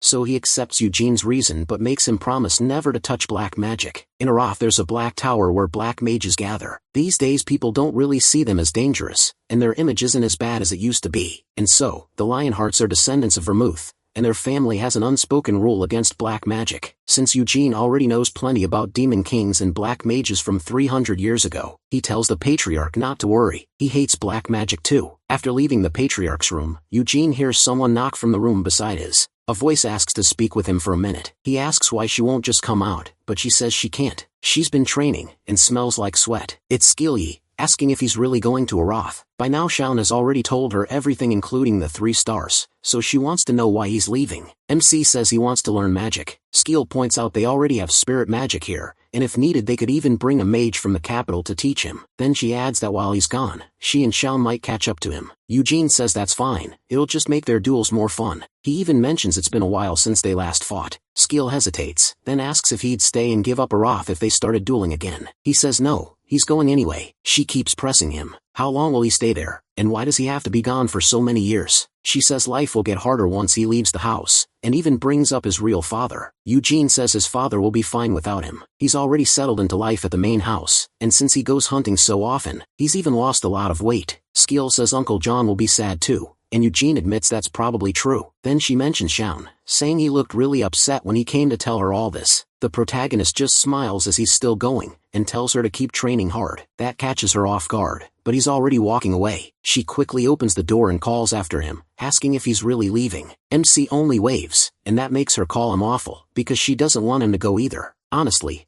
I wouldn't mind a little romance here, but Eugene's choosing power over getting mixed up with a messy girl. Meme aside, he next goes to see his real father. Gerhard warns him not to fall in with the wrong crowd, and not to slack off on his studies. The protagonist also tells him not to quit exercising while he's gone. Gerhard just laughs. By now Eugene is already taller than his own father, and he seems more mature too, so Gerhard wishes him a safe trip. Then, at the portal, the time to leave finally comes. The Patriarch asks if he really doesn't need guards. MC says he can at least protect himself, and tells them not to worry. The Patriarch knows that's true. Eugene is different from Iode. Around them, people show all kinds of expressions. Joy, sadness, even regret. But what bothers him most is that his father won't stop crying. So right before leaving, he says he'll go even if Gerhard keeps crying like that, but asks if he can at least smile before he leaves. Wiping away his tears, Gerhard gives him a big smile and wishes him good luck. Eugene thanks him, then turns toward the portal and promises he'll come back. Soon, he arrives in the capital of Arath,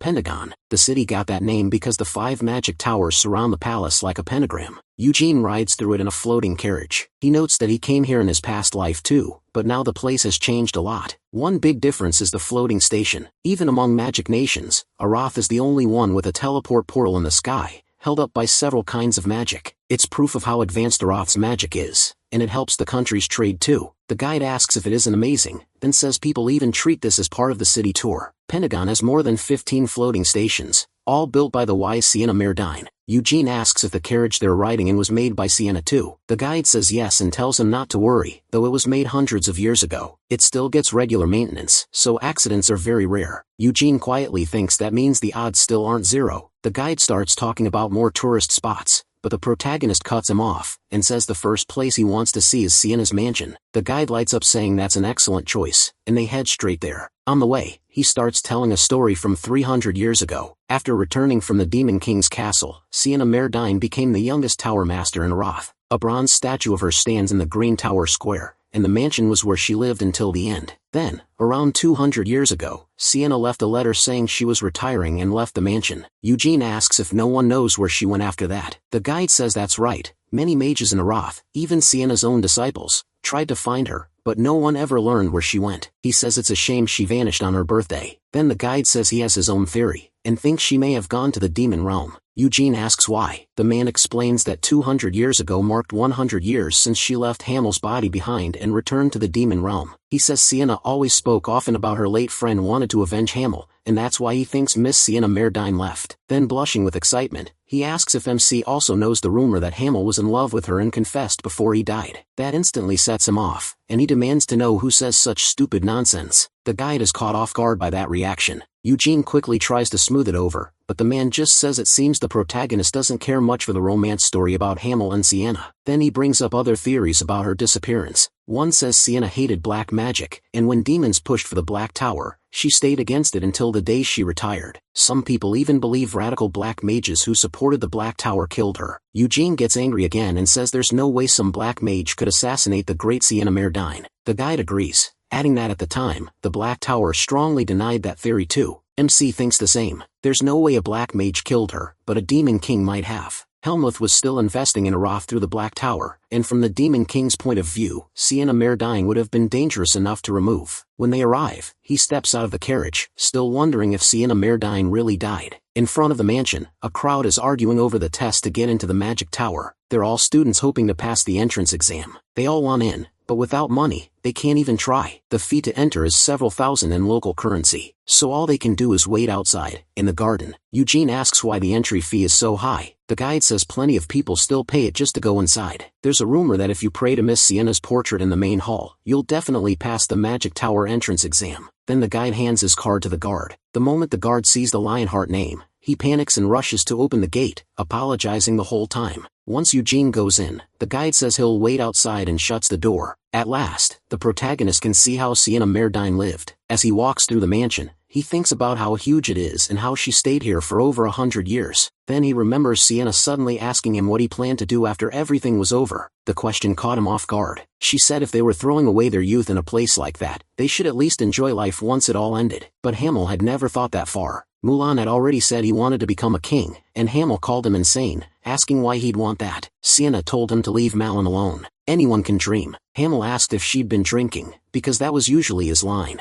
Annoyed, she said she was being serious, so he asked what she wanted. That threw her off too. Blushing hard, she said she wanted a normal life like everyone else. Marriage, children, even grandchildren someday. But was that ever the future she got? She wanted to meet a good man, get married, and grow old in peace. Thinking about that, Eugene reaches out, and the guard beside him snaps at him not to touch anything. Frustrated, MC pulls back and heads somewhere else. He goes down to the massive study that fills the mansion's basement. Looking over the shelves, he figures Sienna had to leave some clue behind, but the guard warns him again not to touch anything, so all he can do is scan the titles. Then he remembers the necklace from the safe, along with the fake memories, and wonders if any of that was really an accident. The necklace likely reacted to Hamel's soul. Just like the Spirit King recognized him, someone had to be involved in his reincarnation, and if it was Sienna, she must have left a sign somewhere. So he returns to the portrait near the entrance. After searching everywhere, he found nothing. Eugene is out of ideas. He starts thinking maybe she left nothing behind at all. Then he notices the guard turn away and start walking off. He calls Sienna's name and flips her portrait off, saying, if she's upset, she can come say it to his face. He waits for something to happen, but nothing does. Turning away, he mutters that if she were alive, she'd have answered. At last, he leaves the mansion. The guy jokes that Eugene must have really liked the place since he kept him waiting until after sunset. Realizing that, the protagonist gives him a tip for the trouble. Next, he heads to the Red Magic Tower. In the floating carriage, Eugene says he wants to ask about his brother, Iod Lionheart. The guide says in Pentagon, hardly any mage doesn't know that name. MC asks if it's been 4 years since Iod came to Aerith, then asks what rumors people have heard about him. The guide hesitates, so Eugene says he hasn't seen his brother in a long time and wants any news he can get. He promises he won't get mad,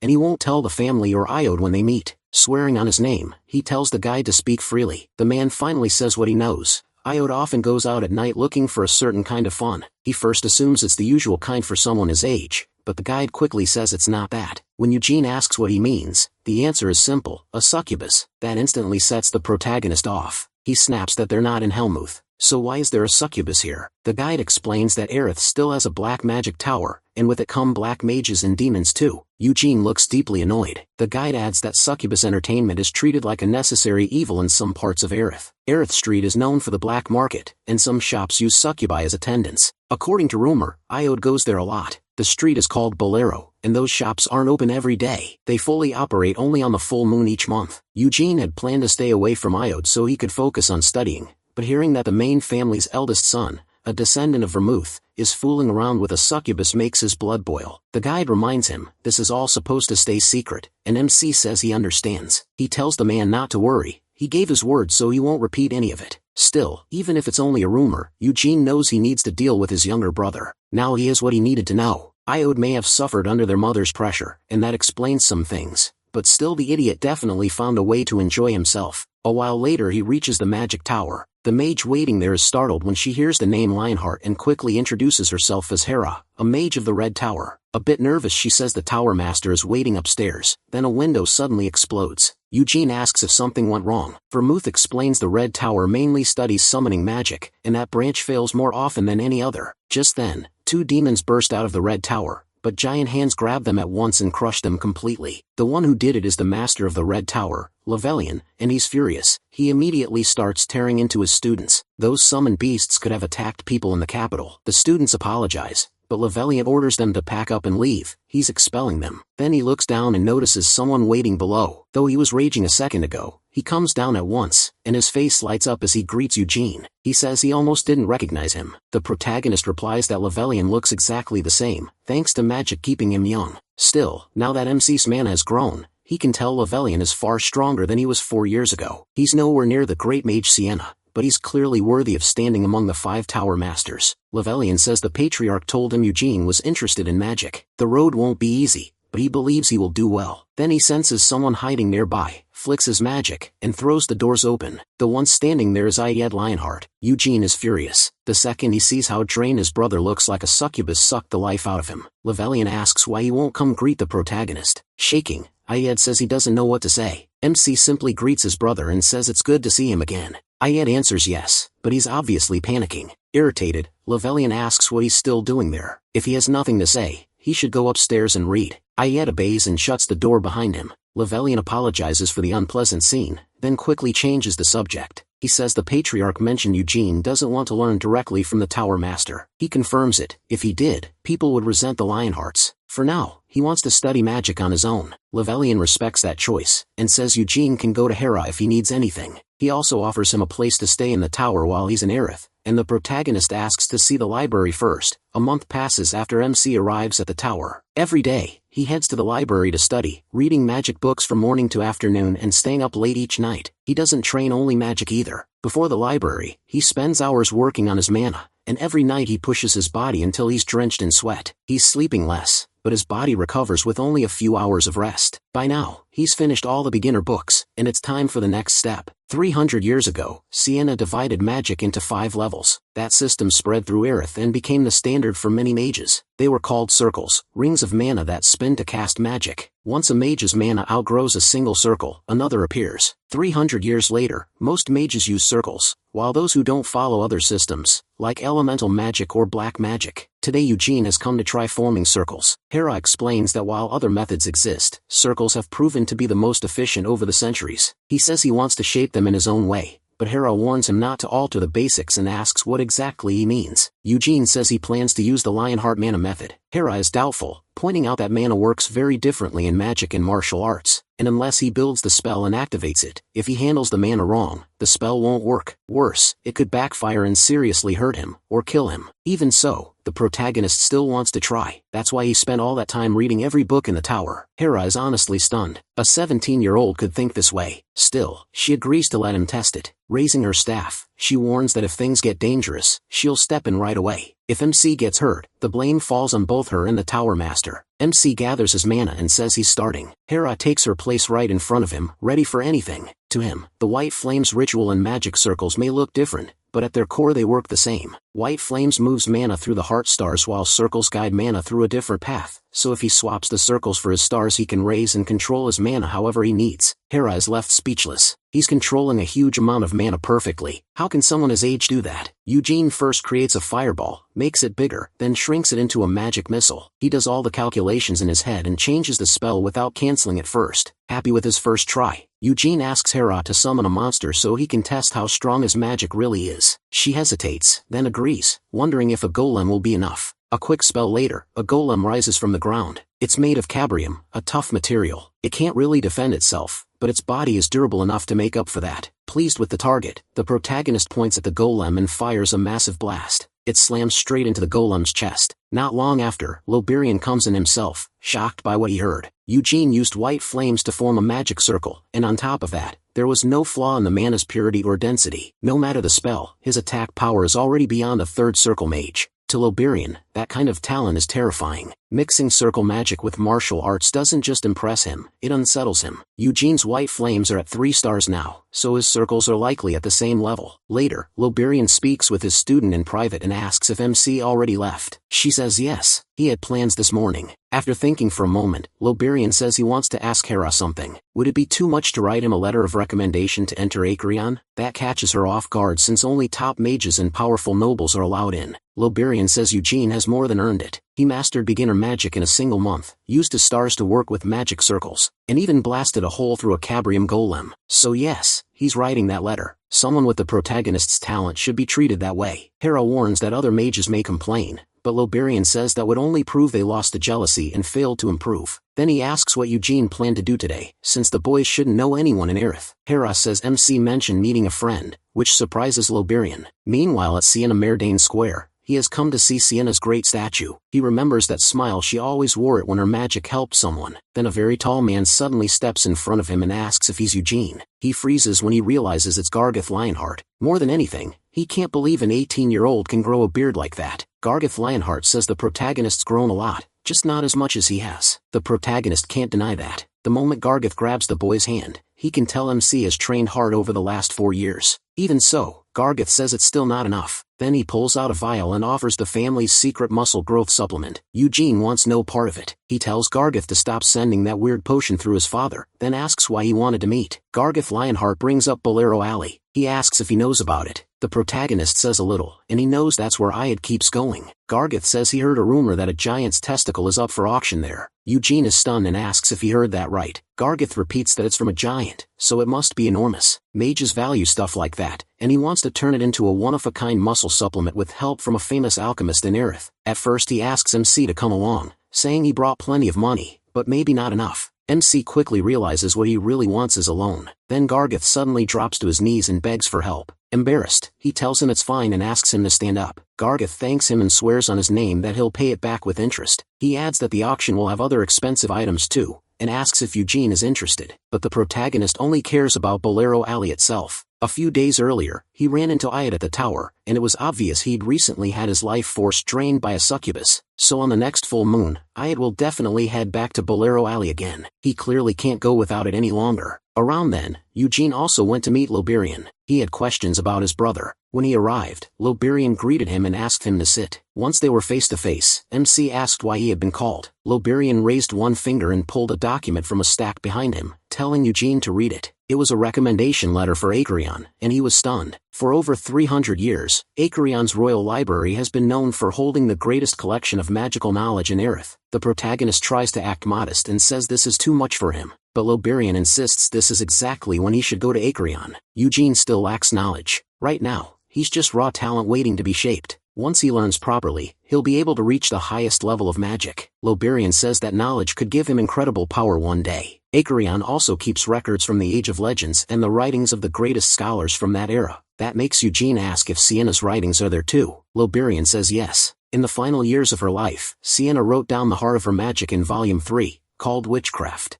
That book is kept in Acreon and is seen as one of the finest magic texts in all of Aerith. At first, MC will only be allowed into the public section, but even that will give him more than enough knowledge. Loberian says that after he first read Witchcraft, everything he had learned before felt like child's play. Still, he isn't sure the letter alone will get Eugene in, so he asks if he may personally write the recommendation. He agrees, but asks if that could bring trouble for him. Loberian just laughs and says something like that won't bother him. The protagonist, though, hopes Loberian won't get upset by what he says next and take back the recommendation letter. Then he brings up his brother, Eyal Lionheart. Eugene explains that as soon as he got to town, he looked into what Eyal had been doing and learned his brother was spending time with succubi instead of studying magic. Loberian looks shocked and saddened at the same time, which tells MC he probably already knew. At first, the Tower Master seems unsure how to answer. Then he admits it's true and says he has seen it happen more than once, but he couldn't stop him. In the past, many people died after a succubus drained their life force, but once Helmuth truly opened its borders, the demons changed their ways. Succubi still drain life force, but they don't kill people anymore. That's because the Queen of Nightmares strictly banned it here. Even so, Loberian says that doesn't excuse Ayad. He asks Eugene to try to understand his position, which surprises him. Loberian explains that Ayad came to Aerith at 4 years old with huge expectations on his shoulders, but his talent wasn't enough to match them. He struggled, and the tower did what it could to guide him. Sadly, Ayad still can't escape the burden of the Lionheart name, and that pressure keeps getting worse every day. Loberian knew what was happening and warned him not to get too deep into it, but he allowed some of it, because without a release for all that stress, Ayad might have broken down long ago. Eugene knows very well what life is like in the main family, 2 ruthless mothers fighting for power and 2 gifted children full of ambition. Anyone in Ayad's place would feel crushed. The only reason he stays at the Magic Tower and puts up with mockery is because even that is better than going back to the main family. Eugene understands that much but says succubi are too far. They may smile, but they're still demons, and humans have never truly lived alongside them in peace. So he decides he needs to see for himself what the succubi is doing to Ayad. On the night of the full moon, they head to Bolero Street. The 2 figures here are exactly who you think. The tall blonde one is the muscle-crazy Gargith, and the dark-haired one is the protagonist, hiding his usual white Lionheart hair so he won't stand out. Then someone calls MC. When he answers, he asks how the man knows it's him.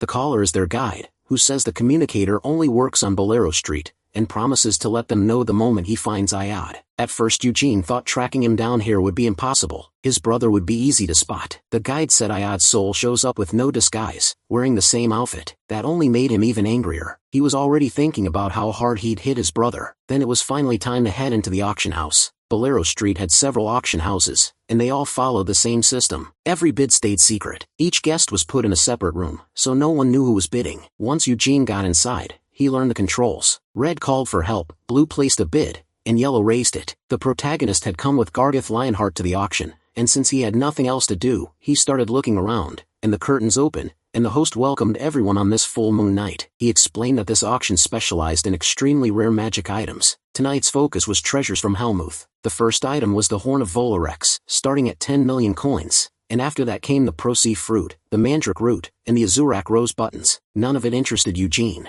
Gargith Lionheart was here for just one thing, the giant's testicle. Then they brought out a strange metal item made from an unknown material, something that had failed to sell for a long time. The crowd clearly didn't think it was worth much. It had been discovered in the Khazard Hills, inside Helmuth's land. All it supposedly did was glow under moonlight. The opening price was 1 million coins. The moment the box opened, Eugene's eyes widened, and he slammed the bid button at once. Gargith Lionheart thought his sudden interest was weird. Even the auctioneer looked surprised. They'd never gotten an offer for it before. MC stared in shock. He never expected to find something like this here. It was a weapon erased from history after the destruction. A sword known as Destruction. The piece in the box was a fragment of the Moonlight Blade once used by Vermouth. Later, the item was delivered to his room, and Gargith Lionheart asked why he'd waste money on something so useless. But Eugene was sure. A fragment of the Moonlight Blade. In his past life, Vermouth found it in the Khazar caves and returned it before leaving Helmuth. It was so dangerous that every time it was drawn it brought destruction. It also rejected every wielder except Vermouth. Maybe the hero shattered it on purpose so no one could ever use it again. He bought it to see if any mana was still inside. But there was nothing. The evil feeling it once had was gone, and now it stayed silent. Whatever he should do with it could wait until later. Right then,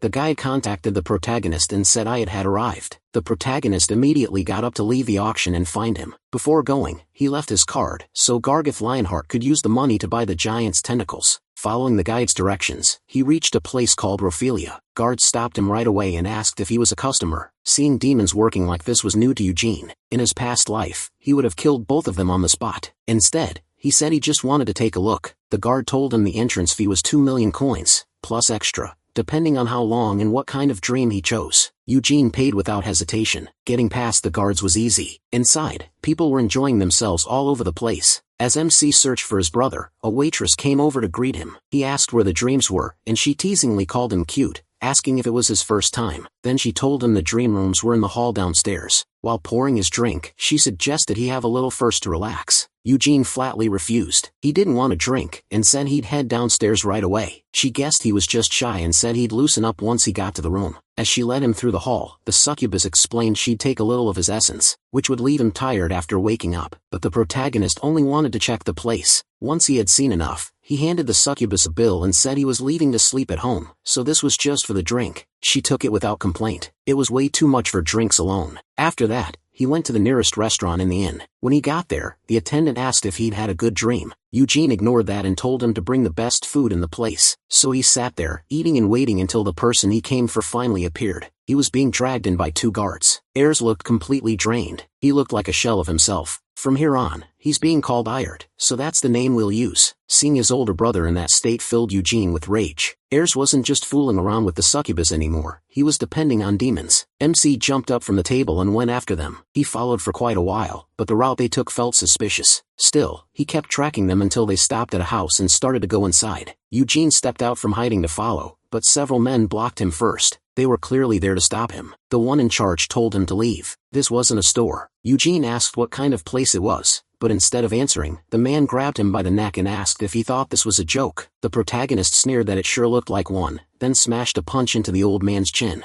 The guy flew back and crashed to the ground with a heavy thud. The other thugs instantly pulled their weapons. They meant to kill him, but Eugene dropped both of them with ease. Then he planted his foot on the blonde man's head and demanded to know what this place was. But by then they were all unconscious, so he'd have to find out himself. Eugene kicked the front door open without any trouble. Inside, thick smoke filled the building and he guessed it was some kind of narcotic. A huge man pointed at him and demanded to know who he was. He couldn't believe MC had gotten in with guards outside. Eugene clapped mockingly, saying it was rare to see a beast folk, a human and a demon, getting high together. Even here, his sarcasm was on point. The man charged at him, but he fired 3 magic shots and dropped them all with no effort. He demanded to know where Ayed was, and when no one answered, Eugene drew his sword and said he'd find him himself. He unsheathed Wyneth, raised it, and created a strong vortex. The wind spread through the whole building. Using elemental magic, the protagonist searched the first and second floors. Only the 3rd floor remained. He pointed at the ceiling, blasted through it, and moved up through the hole he'd just made, landing lightly on the floor. There was only one room up there, and that was where Ayed was. Dark magic was being cast on the door ahead. Eugene quickly pulled the Moonlight Blade fragment from his pocket just as the spell flew at him. Somehow the fragment blocked the attack and didn't even get scratched. That pleased Eugene. This thing still worked. Then someone appeared behind the destroyed doorway. The man stared in disbelief, saying that spells should have killed him, but something had protected him. The Lionheart Patriarch had warned his son about this. Stay away from dark magic, but the eldest son ignored it. Honestly, the Patriarch probably gave Ayed a whole list of things not to do, and he still found even more ways to mess up. Eugene told him he wouldn't bother chasing him if he ran now, then angrily ordered him to move aside. To prove he meant it, he released White Flame Aura, powerful enough to shake his opponent. The man could only stare at the Lionheart power in disbelief. Then two demons stepped out from behind the wizard. They were the ones who had brought Ayat here, and Eugene was more than ready. The demons bared their claws while MC settled into a fighting stance, urging them to come. They rushed straight at him. Eugene swung Wyneth, and a small whirlwind burst out, taking one demon down instantly. The other kept charging. It swung its right arm, but that arm was already gone. Eugene cut it off with ridiculous ease, then spun, poured aura into his hand, and slammed the demon in the head, driving it into the wall. Now only one other person in the room was still alive. Soon the disguised magic began to come apart, and the man finally realized he was facing Eugene Lionheart from the main family. By then, talking things out was no longer an option.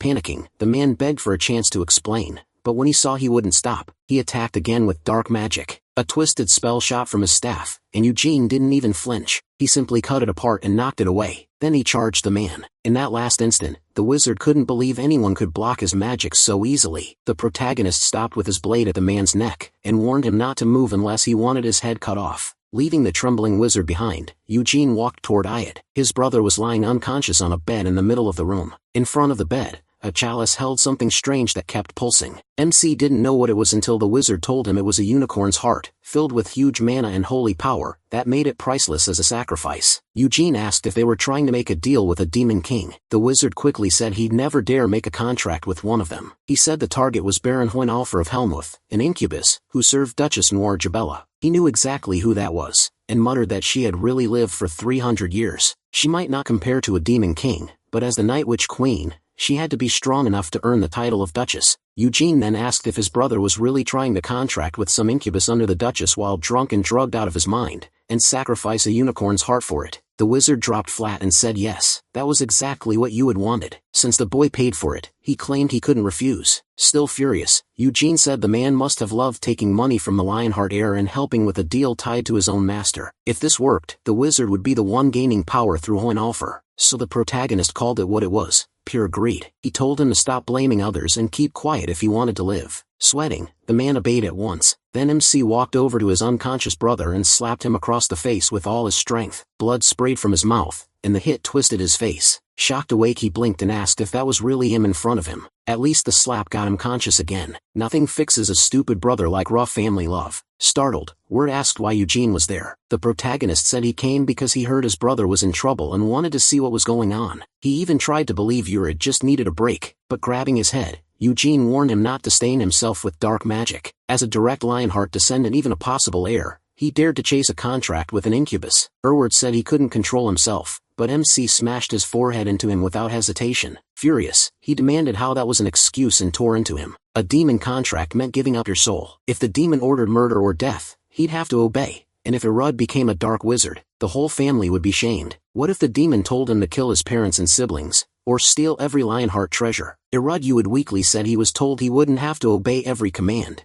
and that he had been promised he could reject anything against his morals. That only made Eugene angrier, because he knew demons treated promises like garbage. That part about not following every order wasn't completely false, but to resist, you'd have to risk your life and defy the demon anyway. And would Uid, who had already given in to some cheap succubus and hidden alcohol, really be able to do that? Uid fell quiet for a moment. After Eugene's hard stare, he finally gathered himself and asked what he knew about him to talk like that. With a bitter laugh, he told his brother to explain it. Then, he started ranting that the protagonist could never understand because he got all the attention. Even as an adopted son of the direct line, he received the patriarch's full support, so he knew nothing. Eugene understood he felt wronged, but reminded him that he had been given the same chances. He inherited the White Flames too, and even had the chance to study under the Tower Master. Hearing that only made him cry harder. MC said the gap between them wasn't just because the patriarch favored him, he was better because he pushed himself harder. Talent wasn't everything, and he only reached this point through brutal training. Their brothers in the main house were also working hard, while Uid was here drowning himself in things he never should have touched. Disgusted, Eugene asked if he really thought dark magic would make him worthy of becoming patriarch. Uid shouted that he never wanted to be patriarch. He wanted to become a dark wizard and go to Helmuth, where he could be acknowledged by demons. The second those words left his mouth, Eugene drove a punch straight into his face. Uid flew back and slammed into the wall, screaming in pain. He demanded he repeat himself. A Lionheart, descended from the great Vermouth Lionheart,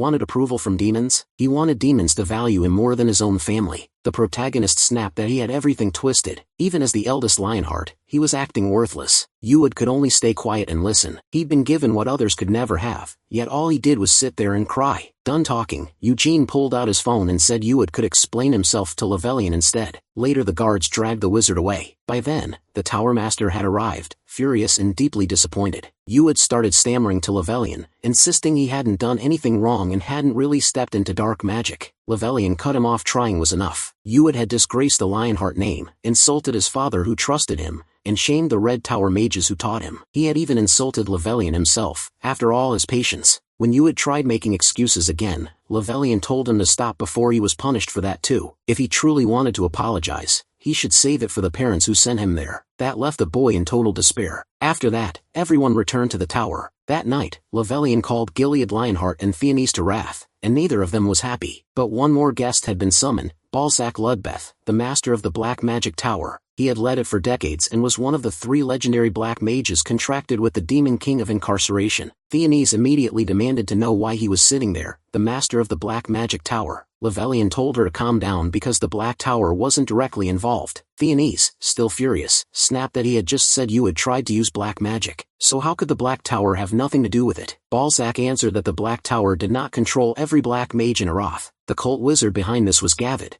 and he wasn't one of theirs. He belonged to the Mage Guild. Theonese was about to keep going, but Gilead cut in and asked why Balzac was there at all. If the Black Tower wasn't involved, Balzac said he came to take responsibility, in his own way. Long ago, studying black magic alone was enough to get someone killed, but after Vermouth made a deal with the Demon King of Incarceration, people were allowed to learn it if they chose. These days, black magic and contracts are no longer crimes by themselves, so he was here to honor whatever the Lionheart family wanted. Gilead said it sounded like Balzac was lowering himself for the Lionheart family's dignity. Balzac admitted that was true. He wanted to keep this from turning the Lionhearts into enemies. The drug crimes would be judged by Aratha's law, and the succubus involved had already been punished. The succubi couldn't be punished under Aratha's law, since the hallucinogens they used weren't considered drugs. Tanis then asked how Balzac intended to take responsibility. Balzac answered that he would personally cut off the head of Baron Hohenulfer, who contracted with Gavid Linman and tried to complete a contract with Ariad. Then the candles in the room went out. A flame lit on Balzac's fingertip as he began a spell and said the Demon King of Incarceration had a message for them. The moment Eugene heard that name, his anger flared. Balzac continued, saying the Demon King was deeply displeased that Vermouth's family, one he supposedly respected so highly, had been dragged into this matter. Because of that, he had decided Hohenulfer would lose his head. MC barely held himself back. Hearing that the Demon King respected Vermouth's family only made him burn with rage. Gilead looked much the same until Balzac snapped his fingers. Then he bowed and offered another apology. He admitted it likely wouldn't reduce Gilead's anger, but he wanted the Patriarch to know the Black Tower and the Demon King of Incarceration were doing all they could to ease the Lionheart family's outrage. Gilead said nothing. Balzac bowed once more and said he hoped their next meeting would be under friendlier terms. Before leaving, he glanced at Eugene and gave him a bright smile. He, on the other hand, clearly didn't like that at all. After Balzac left, Gilead, still tense, asked the protagonist to excuse them, and he did. Once MC was out of the room, Gilead apologized to Levelian, saying this happened because of his own failure, but Levelian said he had also been too hard on Yuid. Then Gilead declared he would take Yuid back to the main family home, which shocked Theanis. Panicked, she said they didn't need to go that far. It wasn't as if he had fully fallen into black magic. She kept making excuses, saying he wouldn't do it again and would treat this as a lesson. But Gilead said that in the 300-year history of the Lionheart family, the main line had never produced a wizard. Even if Arath was his son, he would not change his mind. What he did stained the family name, and he could no longer stay in Arath. That made Theanis furious. She argued there was no place for him in the main family estate, and pointed out that the other 2 sons had already been accepted by the main family. While Odard was in Arath, she realized the Patriarch didn't care, and snapped that he had never really done anything for Odard. She said all his care went to Ancilla Lionheart and to his adopted son, who wasn't even blood. Gilead looked at her coldly and asked if she truly believed that. He said he gave his children everything they asked for, and sent Yuvid to Arath because the boy wanted to study magic. Still angry, she fired back that if he really cared, he would have done whatever it took to make Yuvid a student of Mr. Lobrian. If he truly loved his son, he would have had someone watching over him. Gilead only told her to stop disgracing the Lionheart family and himself. That made her even angrier. She said if Yus came back to the main residence, she would be the one shamed, and if Gilead insisted, she'd take Yuz to her parents' house instead. She would rather have him learn magic there with her family than return to the main house. Gilead replied that if that was what she wanted and what Yuz wanted too, then they could do as they pleased. As Eugene walked through the hall, Balzac called out and asked for a moment to talk. He said the earlier mess kept them from speaking properly. He answered that he had no interest in talking nicely with the master of the Black Magic Tower. Balzac noticed right away that the protagonist really didn't like him. Eugene admitted it. He didn't just dislike Balzac, he hated black mages in general. Balzac said 300 years had passed, and he personally had done nothing wrong. MC could hate black magic all he wanted, but Balzac asked him not to hate him for no reason. Since that clearly wouldn't change his mind, he switched topics and brought up everything he'd heard about his success in the bloodline succession ritual. He praised the protagonist's talent and how well he handled magic there. He also mentioned the recommendation letter for Acreon. Glancing aside, Balzac said he couldn't mention this inside, but one of his duties could actually help Eugene. That made MC ask what he meant. Balzac explained that a Red Tower recommendation alone might not be enough to enter Acreon, because other tower masters and mages could object and say he wasn't qualified. So Balzac offered to write one himself as master of the Black Magic Tower. The protagonist asked why. Balzac said he was interested in the boy's talent, and he also didn't get along with the Red Magic Tower's master. According to him, the man hated him simply because he was a black mage. So if he backed Eugene's application as another tower master, Liberian might dislike him a little less, and it would also help smooth things over with the Lionheart family. MC said that if Balzac really planned to write the letter, he'd accept it, but that didn't mean they were friends. Balzac just smiled and said not being hated any more than before was good enough. Then he apologized for stopping Eugene and said that was all. Before he could leave, he asked if he truly had nothing to do with his brother's trouble. Balzac paused, then said he took great pride in being a black mage. To him, untalented black mages were an insult to black magic just by existing. So even if someone was a Lionheart successor, he would never give that chance to anyone without real talent. As he walked off, he asked whether that answer was enough. Eugene thought about his brother's pathetic condition and left, while cursing under his breath, wanting to punch Balzac again. Later he sat in front of something incredible, the unicorn's heart. His father had given it to him as a reward for stopping Eugene's disgraceful actions. There were many ways to use a unicorn's heart, but the easiest was simply drawing out the mana inside it. After checking the heart's condition, he started absorbing its mana. At this pace, Eugene could reach 4 stars before he even turned 20. If the Lionheart family knew, they would be stunned, because in 300 years no one had ever reached 4 stars before adulthood. The Patriarch and Gian had 6 stars, which already placed them among the strongest people in the nation. If the protagonist kept building on that, he could push for 5 stars next. He planned to devote himself fully to the White Flames formula, Hamel's method created by Vermouth, surpassing everything and everyone. The next day, the musclehead said the giant's testicles cost 30 million. Eugene nearly lost it. Gargith was rushing because if they didn't pay before midnight, the item would go to the next buyer. They went to Pentagon Bank where the clerk saw the black card and immediately offered to open a private account. Nothing turned him down. A while later, they came back outside. Gargith said the testicles would be delivered to wherever he was staying,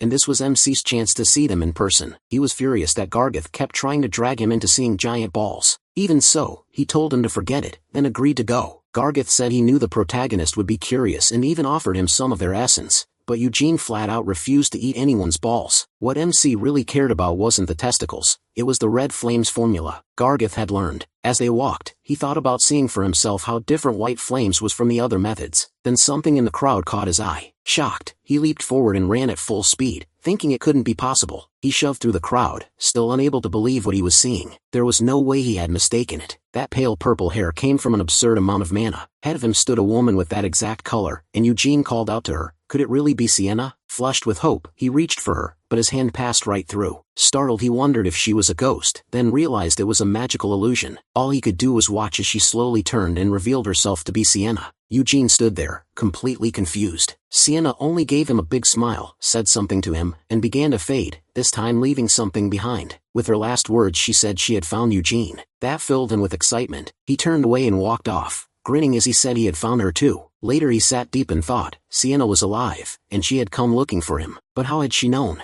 Did she recognize his soul like the Spirit King did, or was it because of his necklace? Sienna knew about Eugene's reincarnation, and since she only sent an illusion, she had to be trapped somewhere, and unable to meet him in person. He guessed she was sealed, but by herself, or by the Demon King of Incarceration. Even without answers he was still happy she had reached out to him this time. So he promised that next time he would be the one to go to her. Just then the muscular idiot showed up behind him and asked why he had run off so fast. Eugene told him it was none of his business, and that they should head back. Later he asked the muscle head about the Red Flames formula. Gargith said it wasn't hard, then flexed so hard his shirt ripped apart. The protagonist asked if he really had to do that to explain it. Gargith said no, but called it part of his charm. Then he finally started to focus and a red aura rose from his body. Eugene asked whether the core also split apart in the Red Flames formula. Gargith said normally it didn't, but his family had developed the method enough to raise it to 5 stars. As far as he knew, only a few side families had reached 5 stars with the weaker formulas passed down to them, but now Gargith himself was at 2 stars. Eugene realized that even after all those centuries, Red Flames still capped at 5 stars. White Flames belonged only to the main family, while the weaker Red Flames went to branch families. That was why the gap between them stayed huge and never got crossed. Still, this didn't sit right with MC, because Vermouth wasn't the kind of person to be that petty. He had considered learning Red Flames if it had real potential, but clearly it didn't. So he said goodbye and started to leave. Gargith asked if he wasn't going to stay for the giant testicles, but Eugene flipped him off and said he could keep them. Now at the Red Magic Tower, the protagonist figured Sienna's last magic writings were in Acreon. There had to be some clue about her in that book called Witchcraft. Both Liberian and Balzac had promised recommendation letters, so Eugene had a real chance of getting in. In his heart, he thought Sienna had already waited 300 years. A little longer wouldn't hurt, right Sienna? Now he stood before a crystal to begin a test. A touch from the moonlight sword could break mana structure and scatter it, but this tiny fragment wouldn't be enough to disrupt high-level magic. Still, it should work on lower-level spells, so he started the test. If his mana didn't break from that fragment, then it could grow beyond the normal limits of White Flames. Sometime later, an apprentice told a mage there had been several explosions in Eugene's research room. The woman said she would check. Not long after, she reached the room and knocked on the door. Then a heavy tremor shook from inside. She quickly opened it and cried out, asking if he was all right. Inside, Eugene was drenched in sweat. Breathing hard, he let out a long sigh as the worried, shy woman asked what he had been doing.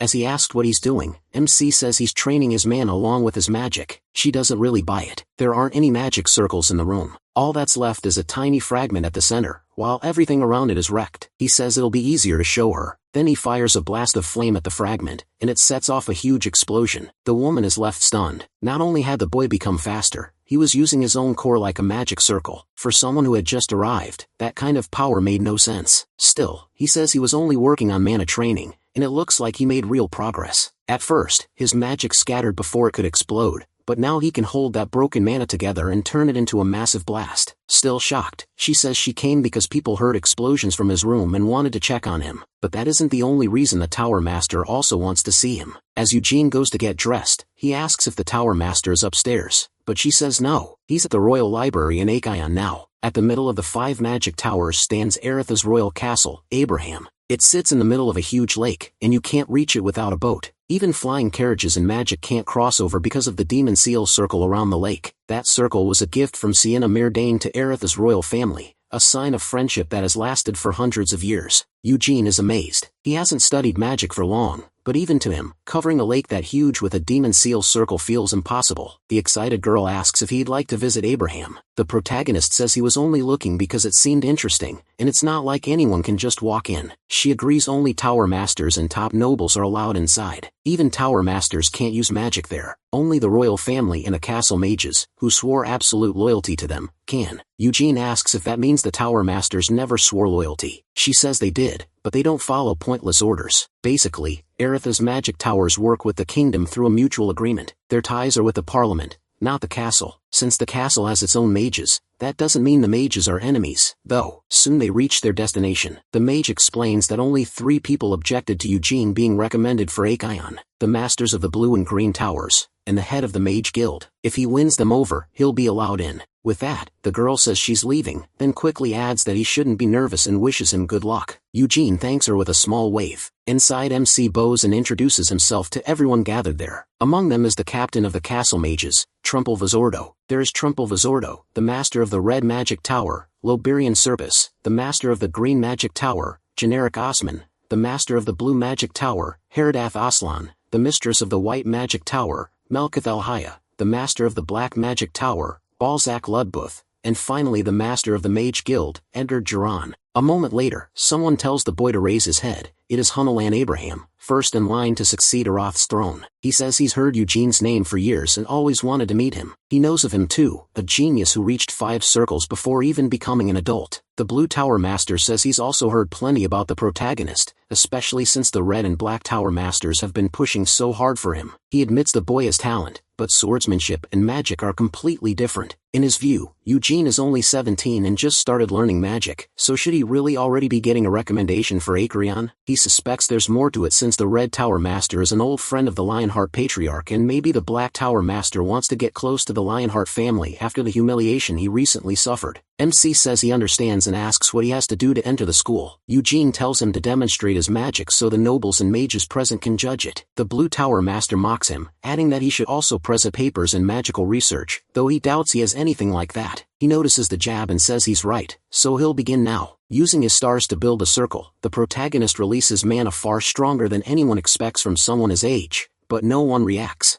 Even so, the Blue Tower Master finds it interesting. The others notice he isn't separating his core from the circle, he's combining multiple cores to make one. They are impressed, especially since he only started training 4 years ago. His talent for controlling mana is obvious, but they still think that alone isn't enough. Handling mana well is different from truly understanding magic. Then Eugene forms a small wind tornado in his hand. It shifts into bright red flames, then turns back into mana. After that he shapes the mana into a blade in his left hand. One Tower Master is surprised by how smoothly he changes spells, all without speaking a single chant. That takes perfect control of magic. Loberian asks if he can use magic while holding his aura sword. Even then, the old man asks what else he has to show. Eugene only smiles. Then he slowly draws his sword from its sheath, catching the White Tower Mistress's attention. He isn't just feeding mana into the sword, he's doing that while forming an aura blade and still moving the stars of the circle in his heart. The Tower Mistress is shocked that his circle stays stable. Even though he's using the core as a circle, it still works like a core. Loberian asks what everyone thinks and the old man says they need to discuss it first. Knowing that Loberian asks Eugene to step outside for a while, he agrees and leaves the room. The moment he's gone, the Blue Tower Master angrily points at the Red Tower Master and asks if he really taught the boy nothing. The answer is no. MC wasn't trained by anyone and only studied from an introductory Red Tower text on his own. The man can't believe someone could read a beginner's book and reach that level of magical understanding. Smiling, Abraham says that's only natural. He's a Lionheart of the Keel Empire, a descendant of the great hero Vermouth. Everyone knows how gifted that bloodline is, and Abraham says he can already tell Eugene is a genius. The White Tower Mistress adds that the magic he used should have been only first circle level, yet its power was clearly beyond that. The purity of his mana and the accuracy of his control were shocking,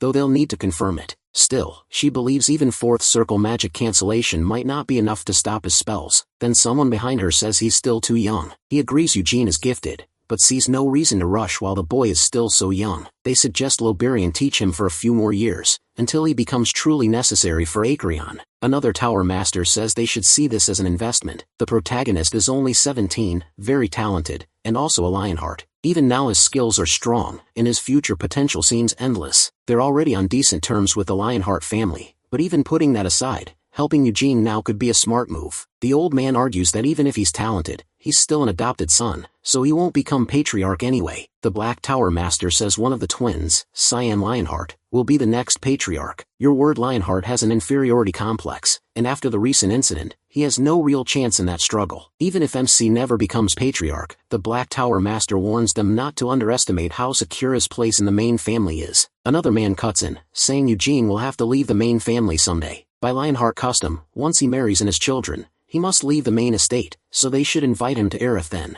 By that time he'll be even more capable and won't forget the favor they showed him. Balzac goes on, saying he became famous 4 years ago during the blood succession ritual because of his obvious talent. Even the Lionheart family admits how much potential he has, and if he gains the support of Aerith, he could become the very image of Great Vermouth from 300 years ago. The old man suddenly laughs, saying that's way too much praise, and asks if those words are really Balzac's own. Balzac asks what he means. The old man points out that Balzac has a contract with the Demon King of Incarceration, so he wonders whether that had anything to do with what he just said. Balzac laughs and replies that the Demon King of Incarceration is busy with Helmutha's affairs and has nothing to do with this. Then his aura turns frightening as he adds that if he were speaking on that Demon King's behalf, he'd be acting far more forcefully and using his power. The Blue Tower Master repeats, using power? The room turns tense in an instant, but Balzac soon apologizes for sounding too aggressive. The White Tower mistress says they need to stop drifting off topic. Since they still haven't agreed, she suggests a vote. She adds that the longer this takes, the more bored Eugene will get outside. Abraham agrees and says he'll go first. He supports the protagonist Lionheart's admission to Erekion. I'm not sure if I agree with the entry, but I agree that this girl is great. If you know what I mean. Erekion's royal library holds records from many legendary mages who shape magic's history. Its halls are packed with history, so it feels more like a museum than a library. Erekion has 15 floors of records, including Sienna's writings. Then someone calls out to Eugene. It's the mistress of the White Tower. MC knows she's the greatest spiritualist of this age, the first person ever to make contracts with 2 spirit kings at once. He asks if their discussion is over. She says yes, adding that reaching a full agreement would have taken a few days, so they settled it with a vote. In the end, 5 supported his entry, and 2 opposed it. 1 person stayed neutral. Eugene only asks if he can go to the upper floors now. She says yes, then asks if he wants to know who voted which way. He says no. That makes her grin. Then she tells him anyway. She was the neutral vote. It wasn't because she opposed him. She just wanted to stop a fight. Everyone was already irritated and things would have only gotten worse somewhere else. The master of the Blue Tower glances at Eugene and looks away, clearly annoyed. She says that surprisingly, he still voted to let him in. At first he looked very unhappy when the protagonist came in,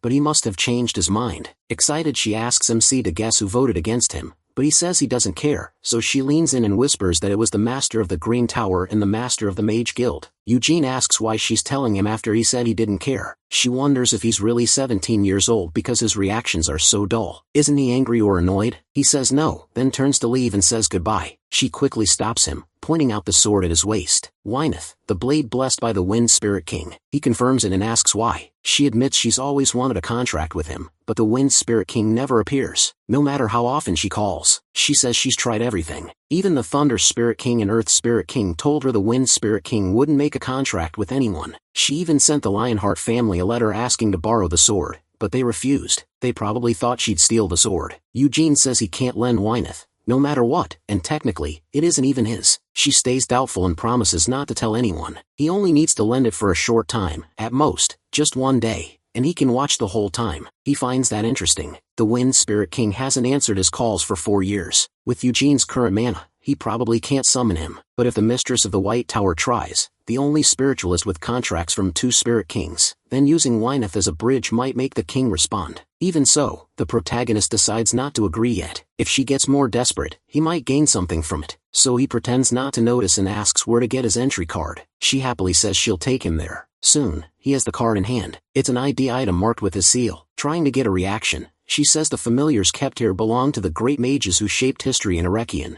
the Mage King who founded Aroth, the Battle Mage called the Father of Battle Magic, and even the Great Sienna. Their familiar spirits are all here too. Eugene barely reacts. She says his responses are so boring and thought he'd at least care about Sienna. After all, he looked for her floors before and on his first day here, he even visited the mansion of the wise Sienna. MC asks how she knows that. She says he has no idea how famous he is around here. Then she calls him a jerk and asks when he'll lend her the sword, but he refuses again. A little later she explains how to use the identity card to open and close the door. Then she asks if he's really going to the 12th floor. He says yes, and she teases that he really likes Miss Sienna. As he steps through the door, Eugene asks if she's going to wait for him. She says she doesn't have that much time, though she admits she'd like to come along. But if she did, he might embarrass himself when he feels that magic for the first time. Laughing, she says he should bring diapers. Eugene asks why. With a mocking smile, she says he might end up wetting his pants. That ticks him off, so he starts jabbing the elevator button hard. After the lift finally arrives, he reaches the floor he wanted. When the door opens, he comes face to face with someone.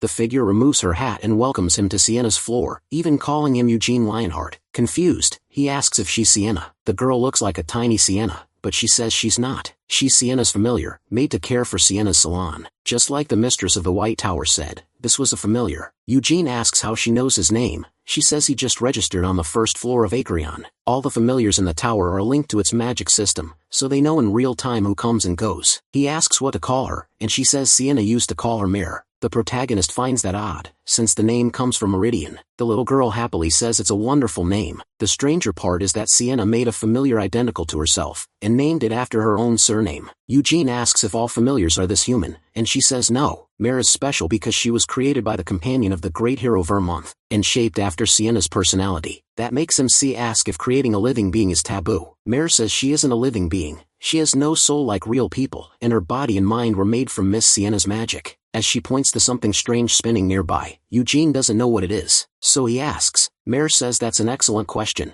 drops her hat for a second, then picks it up and explains that this is the magical core Sienna built over her whole life. Witchcraft. Eugene heard she wrote it across her life and split it into 3 volumes, so he asks how that thing is supposed to be a book. Mare says it's old-fashioned to think a book has to look like a book. He calls that nonsense, but she isn't surprised he doesn't get it, since even great masters failed to understand Sienna's magic. Hearing that brings back memories, the proud smile and the way she looked down on others. She really was made from Sienna's personality. Eugene asks if she reflects Sienna at the end of her life, but Mare says no, she's based on Sienna when she was still young. Back then she was noble and full of dignity. She rarely laughed and devoted herself completely to studying and building magic. That doesn't match the Sienna Eugene remembers. He asks if her mind is inside the witchcraft. Mare says her consciousness is made from that magic, and her purpose is to protect and manage it. Mare has lived for 200 years under Sienna's orders. Without hesitating, he walks up to witchcraft to inspect it, remembering Levelian's words that after reading it everything else he'd learned felt like child's play. Then Eugene asks if she knows why and where Sienna disappeared. Mare says neither she nor anyone else knows where Sienna went. Even the king of Arath at the time, the Tower Masters, the master of the Wizards Guild and many other famous mages seized her to ask where Sienna had gone. She told them she didn't know, but they didn't believe her. After that people without the skill to handle it started digging through her memories inside witchcraft, and every few decades, they come back and try the same thing again. Eugene knows that's not their only reason. What they really want is to understand all of Sienna's research by digging as deep as they can into what she left behind. He asks where the other volumes of witchcraft are, since only the first is here. Mare says Sienna took the other 2 when she vanished, leaving only the original first volume in Acreon. Then she says Eugene seems unusually interested in Sienna. He answers that everyone is interested in her. Mare says he's not an ordinary wizard, and since he's the first Lionheart descendant of Vermouth she's seen, she's very impressed. After Sienna took charge of Arath, she never met the Lionheart family or saw Vermouth. The protagonist knows the records say she never met any of her old companions again. The one exception was at Vermouth's funeral, but Eugene thinks it's strange that Vermouth, who was terrible with people, ended up starting a family and isolating himself. So he asks if Sienna met any of the other companions before. Mare says that sometimes Sienna would look at Mr. Molan and call him an idiot. She also said Mrs. Anise was like a snake. Since no one mentioned him, MC asks about Hamel. Mare immediately starts insulting him too, saying Sienna used to curse him all the time. Eugene points out that she claims Sienna was full of dignity. Mare replies that even a dignified person can curse someone. Still, whenever Sienna talked about her companions, it often sounded like she was about to cry, and when she spoke of Hamel, it seemed to hurt the most. Eugene changes the subject and asks what she said about Vermouth. Mare says nothing. Sienna never praised him, cursed him, or even spoke his name. That story doesn't add up. My guess is that Vermouth chose not to avenge Hamel, and instead made a pact with the Demon King of Incarceration. Sienna was probably against that choice too. He stared at Sienna's portrait, confused because it looked almost exactly like the one in her mansion. The little girl said the smile and it was totally fake. Sienna never smiled like that. She knew because while talking with Sienna and shaping her own personality, she had asked why she'd leave behind a smiling portrait when she was always so sad. Sienna's answer was simple. Future generations would see this painting and a smile was better than a sad face. The little girl had never been able to leave this place, so she hadn't seen the matching portrait in her master's mansion. That one was painted by some ordinary artist, which may be why Sienna disliked it. Still, the girl agreed a smile was nicer to look at than a cold expression. Eugene understood how she felt and tried to comfort her, but she smacked his hand away. She got mad, warning him not to try that again. She hated being treated like a kid, even if she looked smaller than him. She'd been around for 200 years. When she showed Eugene the things Sienna had used and left in the tower, excited, the girl pointed at a staff, Sienna's staff for most of her life. The protagonist was shocked to find Akasha here. The girl teased him for already knowing its name. She explained that a fairy tree grows only in the Samara forest, and Akasha was made from one of those ancient trees, making it the strongest staff in the world. Elves believe their ancestors' spirits live in those trees and that the roots support the world, yet they cut one down to make this staff for Sienna. Eugene knew she had always been tied to the elves, because she was abandoned as a baby in the Samara forest. An elf heard her crying and brought her to their sacred grove. At first they didn't welcome her, but after seeing her huge talent, they accepted her and taught her elven magic. Sienna became the first person to wield a staff made from the world tree's roots. And that wasn't all. The red gem on top was a dragon's heart. Eugene knew only 2 staffs in the world had one, and Akasha was one of them. The other was Bloody Mary. That staff now belongs to one of the 3 warlocks bound to the Demon King of Incarceration, Count Edmund Codrith of Helmoth. About 300 years ago, Bloody Mary was used by Belial, a servant of the demon king of incarceration. In his past life, MC killed Belial himself. Staring at Akasha, he asked if he could hold it. The little girl said yes, but warned him he couldn't use magic with it. Akasha only accepted Sienna. No matter who tried, no other mage had ever earned its approval. Curious, Eugene reached for the staff. The moment he grabbed it, he pushed Mina into it, but the staff rejected him. He had hoped for another lucky power-up, so he felt annoyed that his old friend had left him nothing but a necklace. The tiny mage asked if he liked Lady Sienna, because besides searching for her things, his eyes lit up every time he said her name. With a teasing look, he said he just liked old stories, so she said she knew the perfect book for that, and hurried off to get it. She climbed a small ladder and pulled it from the shelf. The second Eugene saw it was The Great Adventure of Hero Vermouth. His face twisted in disgust. Still, she happily said it was the very first book ever written about Vermouth's legend. The protagonist, still bitter, called it a stupid book and said he hated how it described Hamel as an idiot. Hearing that, the girl said she had something else he might like. She turned and told him to follow. They reached a room with images of Eugene's old companions, and he asked what he was looking at. The girl said the figures were made from Sienna's own memories. The man in the center was Great Vermouth, the smiling woman beside him was Saint Anise, the ugly one who looked half-troll was Brave Molin,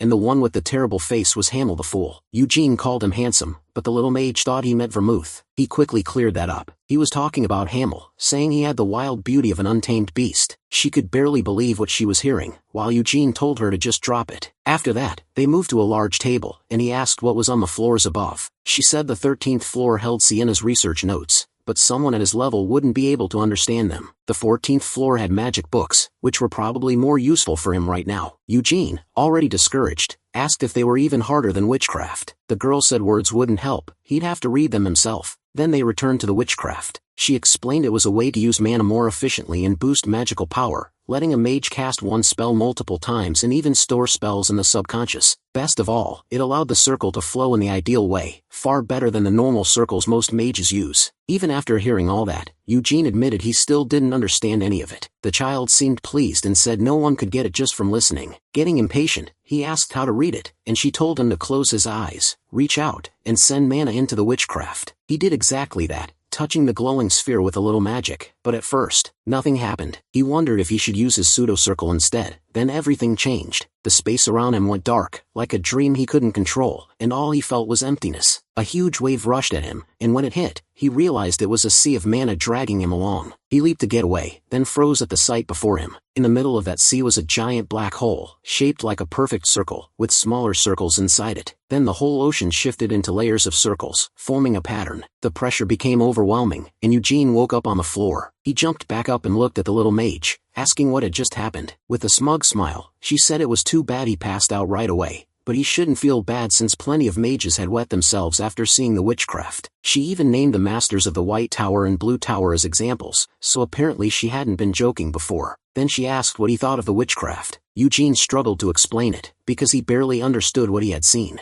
The moving circles were unbelievable, and circles forming inside a larger one should have been impossible. The little mage explained that after reaching 9 circles, Sienna kept studying how to push magic further. That's how she surpassed the limit, created the eternal whole, and became the only mage to form the final magic circle. Many others tried after her, but none ever broke past 9 circles. To do it, a mage has to control a huge circle of mana and split it into many smaller ones. Using it for spells is even easier. One fireball made with the eternal whole is stronger than 9th circle infernal flame. The little girl said Sienna was so amazing she could probably have beaten the Demon King by herself. Hearing that, Eugene realized Sienna hadn't stopped growing stronger after his death. She had far surpassed the woman he remembered, and if that was true, all his old companions must have grown stronger too. So why had none of them challenged the Demon King again? He decided to leave the library, but the 2 tower masters were already waiting for him. They asked why he came back so fast, and what he thought of the magic books. Eugene said that with what he knows now, it would take him years to understand even one of them. Melchis said that was obvious, since those books came from centuries of research. But if he let her whine, she'd explain 10 of them in a way he could follow. Eugene said there was no need to trade just for book knowledge, and asked what else she could offer. Melch laughed, saying he really did know how to bargain, and started listing items that could help with mana control. The blonde man jumped in saying he also had several amazing staffs he could lend, which immediately annoyed Melch for stepping into her deal. She knew Lavalion Cetrus was scared she'd make a contract with the Wind Spirit King, and felt hurt that after knowing her for so long he still couldn't see she had no interest in Aroth's politics. He replied that maybe she didn't care now, but if she gained that much power, she might change. so Melch swore on her mana that even with the Spirit King's power, she wouldn't do anything wrong. The Tower Master never asked for this, but she swore on her own mana, and the second Melch noticed, she realized she'd been played. Eugene made it worse by saying he didn't want a staff, and she snapped that she wasn't giving one away, just lending it. He then made it clear that trading Gwynedd for something he could only use a few days was impossible, which only made her more annoyed by how hard he bargained. Still, she gave in and offered 1 year for every day she kept Gwynedd, so if she borrowed the sword for a week, Eugene could keep the artifact for 7 years. That showed just how desperate she was, because the Wind Spirit King is basically a god, and the last person to contract with him was Great Vermouth. Then the blonde mage said that if MC didn't want a staff, the Master of the White Tower had another rare item. Melch's reaction alone was enough to make him interested in it. The blonde man revealed its name, the Cloak of Darkness. That instantly made the witch furious, because he clearly had no clue what she went through to get it. Lavelian said it was better to loan it out and get what she wanted than leave it sitting around as decoration. Melch hesitated, so Eugene asked what kind of cloak it was. She brushed it off as just a warm winter coat. Lavelian immediately exposed the truth. It held high-level time and space magic that could reflect spells. Its outside had defensive magic strong enough to block fifth circle attacks, and it also had a subspace inside for storing multiple weapons. Melch got even more irritated that he spilled everything about her cloak. With a grin, Eugene said that sounded good enough. He chose the Cloak of Darkness over a staff but said he needed the Patriarch's permission first. Melch tried to act like she still hadn't agreed,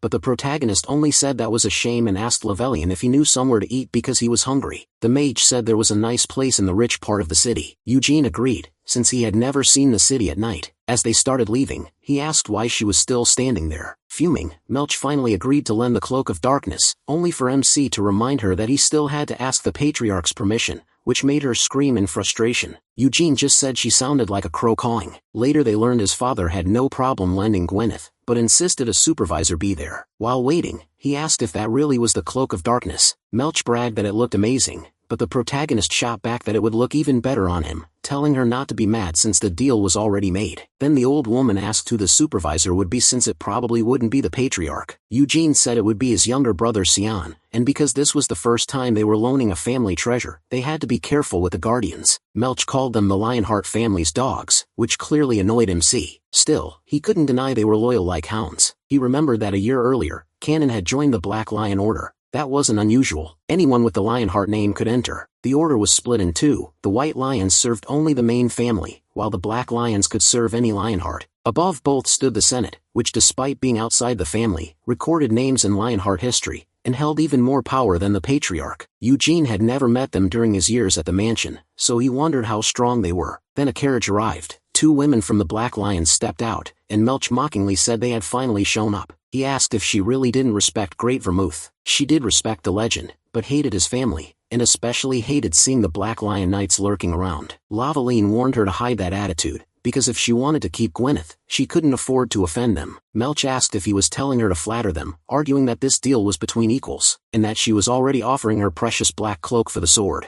At last the carriage doors opened and the first person out was Eugene's sister, Seal. Completely thrown off, he asked what she was doing there. Seal said their mother's birthday was coming up, so she came to buy gifts and of course check on her brother too. Hearing that, Eugene relaxed, but her red face showed she was embarrassed. The reason was simple: her twin brother had come too, and he greeted the protagonist right after. Then an old man stepped forward and said it had been a long time since they'd met again, so being happy made sense, but business had to come first. Eugene wondered who he was because the man seemed highly skilled. From his build alone, MC could tell he wasn't a swordsman, he was a lancer. Another man appeared behind him, and this one was a mage, which he had expected them to bring, but they still weren't done. Another person stepped out, and one look at the striking woman told Eugene she was definitely powerful. Her hand felt hard as steel and he could tell she was an expert at beating people down. She walked up, said it had been 20 years since she last saw Lavelian, and noted that he had become the Red Tower Master. The blonde mage replied that he had already said back then he'd become a master soon. She barely remembered, saying too much time had passed and she'd never cared much about that. Then she turned to the protagonist, who introduced himself as the protagonist Lionheart. She said her name was Carmen, and that she was his great-aunt, though she didn't want him calling her that. MC was stunned by how old she actually was, and by the fact that she was Gilead's aunt. Since both Tower Masters also look young despite their age, it wasn't that surprising. Lavelian invited her inside because of the wind,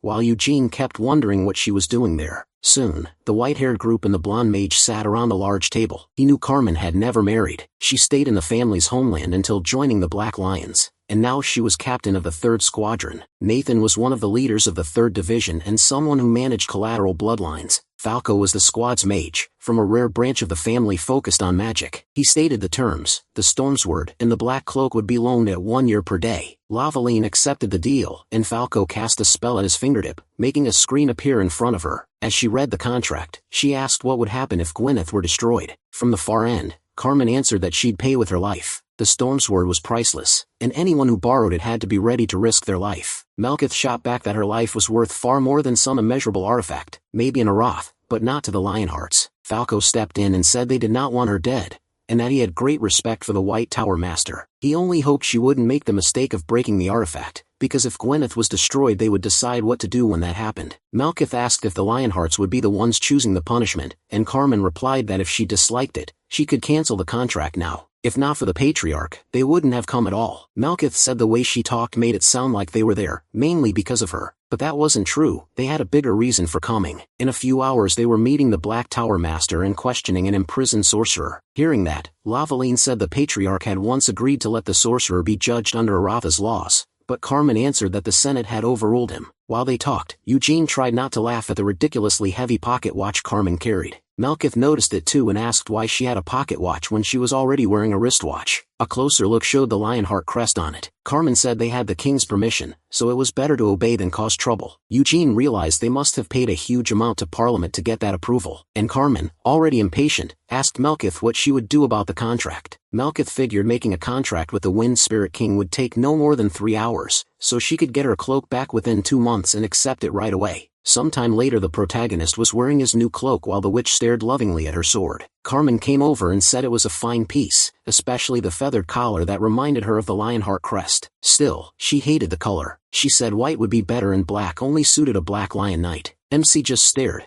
not sure what she meant. Carmen kept looking at him with zero interest in his face. Sickly stepped in and translated. What Carmen really meant was that she wanted to try on the cloak. Eugene pointed out that she hadn't actually said that, but when he saw Nathan already helping the commander into a coat, he gave in and handed over the cloak. She put it on right away and started striking dramatic poses. When she gave it back, she said it would look much better with a lion emblem on the chest and back. Melkith quickly warned her that the cloak was only on loan and shouldn't be damaged, but the whole family ignored her. When Sion called out to his sister, Seal instantly gets that she'll be staying with Eugene. Later, the two walk through the city and he asks her to get rid of the 18-plus Bunny Girl magazine their brother has. Nina already knows about it, and Seal is worried that when she gets back to the mansion the maids might all be wearing bunny ears. She says she'll tell their mother, but Eugene tries to tone it down and asks her to at least say bunny ears are awful. That makes Seal ask what kind of ears he likes if he hates rabbit ears so much. The protagonist bluntly says he likes normal ears. He also complains that helping pick a gift is pointless when he doesn't even know what their mother likes, and if he's only there to trail behind her, he'd rather not come. Seal turns to him and calls him a jerk for wanting to leave her alone in a city she's never been to. Eugene shoots back that she's not some helpless little kid,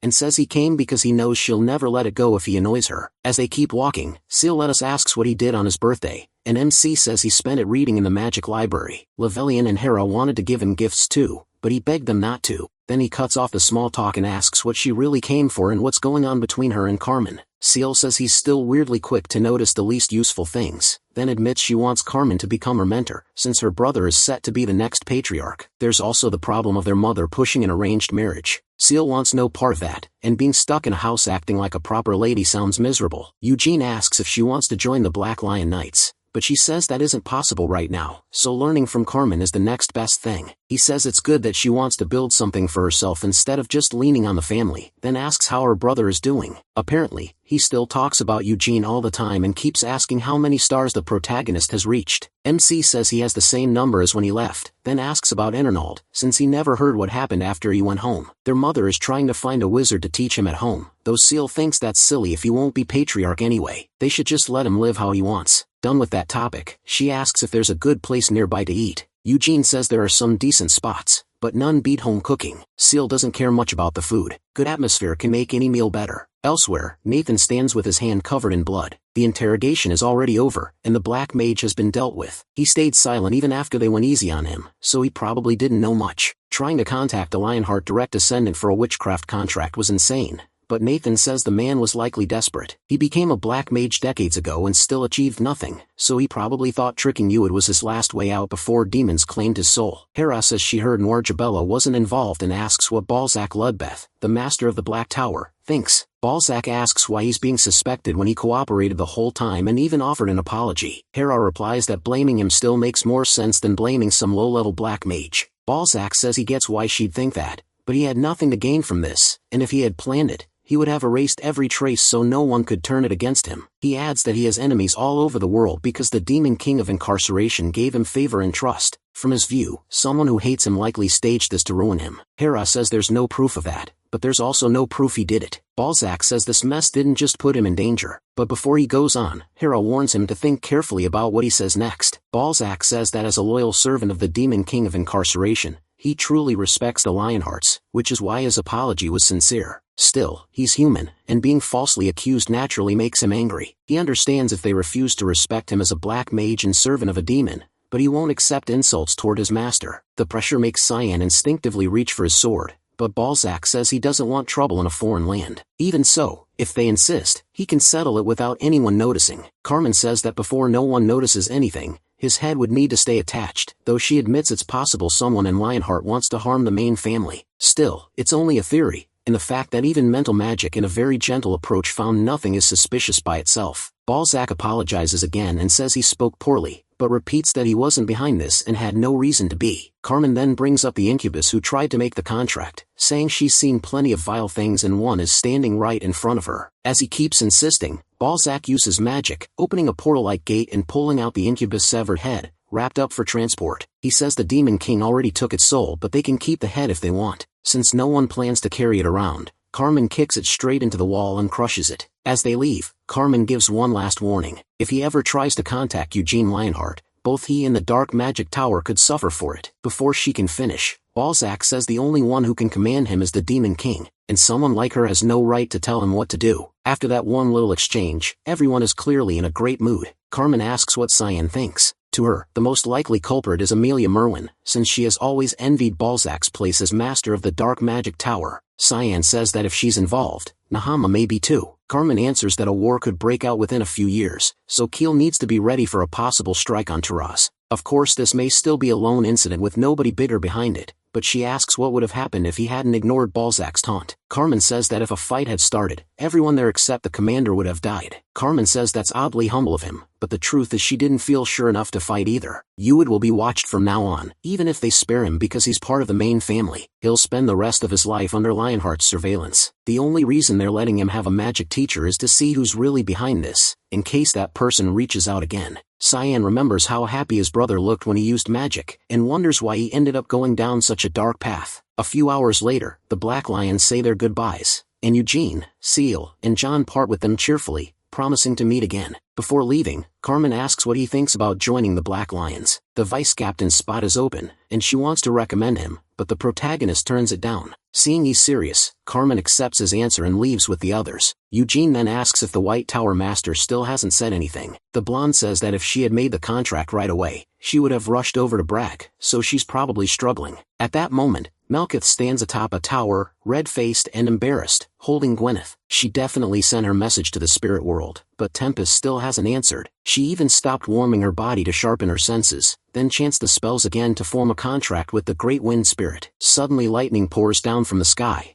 and a bird wrapped in lightning appears, calling her the contractor. Melkith asks why he's there when she didn't summon him, but Livin says Tempest told him to shut her up because he has no interest in making a contract. Melkith insists she's the greatest spirit mage in the world, the only one worthy of a pact with him, but when Livin sees his contractor desperately waving the sword and yelling for Tempest to come out, he decides the only answer is to electrocute Melkith. The Lightning Phoenix tells her she can't give the Wind Spirit King what he wants, and that desire is the same one he had centuries ago to travel to the northern land of the Demon Kingdom. 10 days later, Melkith comes to return the sword, looking completely drained, and Eugene can't believe someone can age that much so fast. He asks if she managed to make the contract, which only makes her more annoyed, since he obviously knows the answer. MC then says that if she gives the sword back now, He'll only keep the cloak for 9 years. Heartbroken and still without a contract, she hands over Gwyneth and tells him to take good care of the Cloak of Darkness. Until then. Later, Eugene reads that the chief of the Giants was monstrously strong. Kamash was hundreds of years old and the strongest chief in their history. Thousands of humans fought only hundreds of giants, but numbers meant little against that army. The count of soldiers didn't really matter, because Vermouth was there. Some foolish knights would step up, throwing around titles and brave-sounding words, saying they wanted to fight beside him, but none of them could even scratch Kamash, and Vermouth didn't like fighting with the crowd anyway. He relied on just one person. Vermouth tells Hamel to take the left arm, but Hamel says he wants the right one, since that damned giant is right-handed. Only the holy sword could cut through Kamash. Even after their leader died,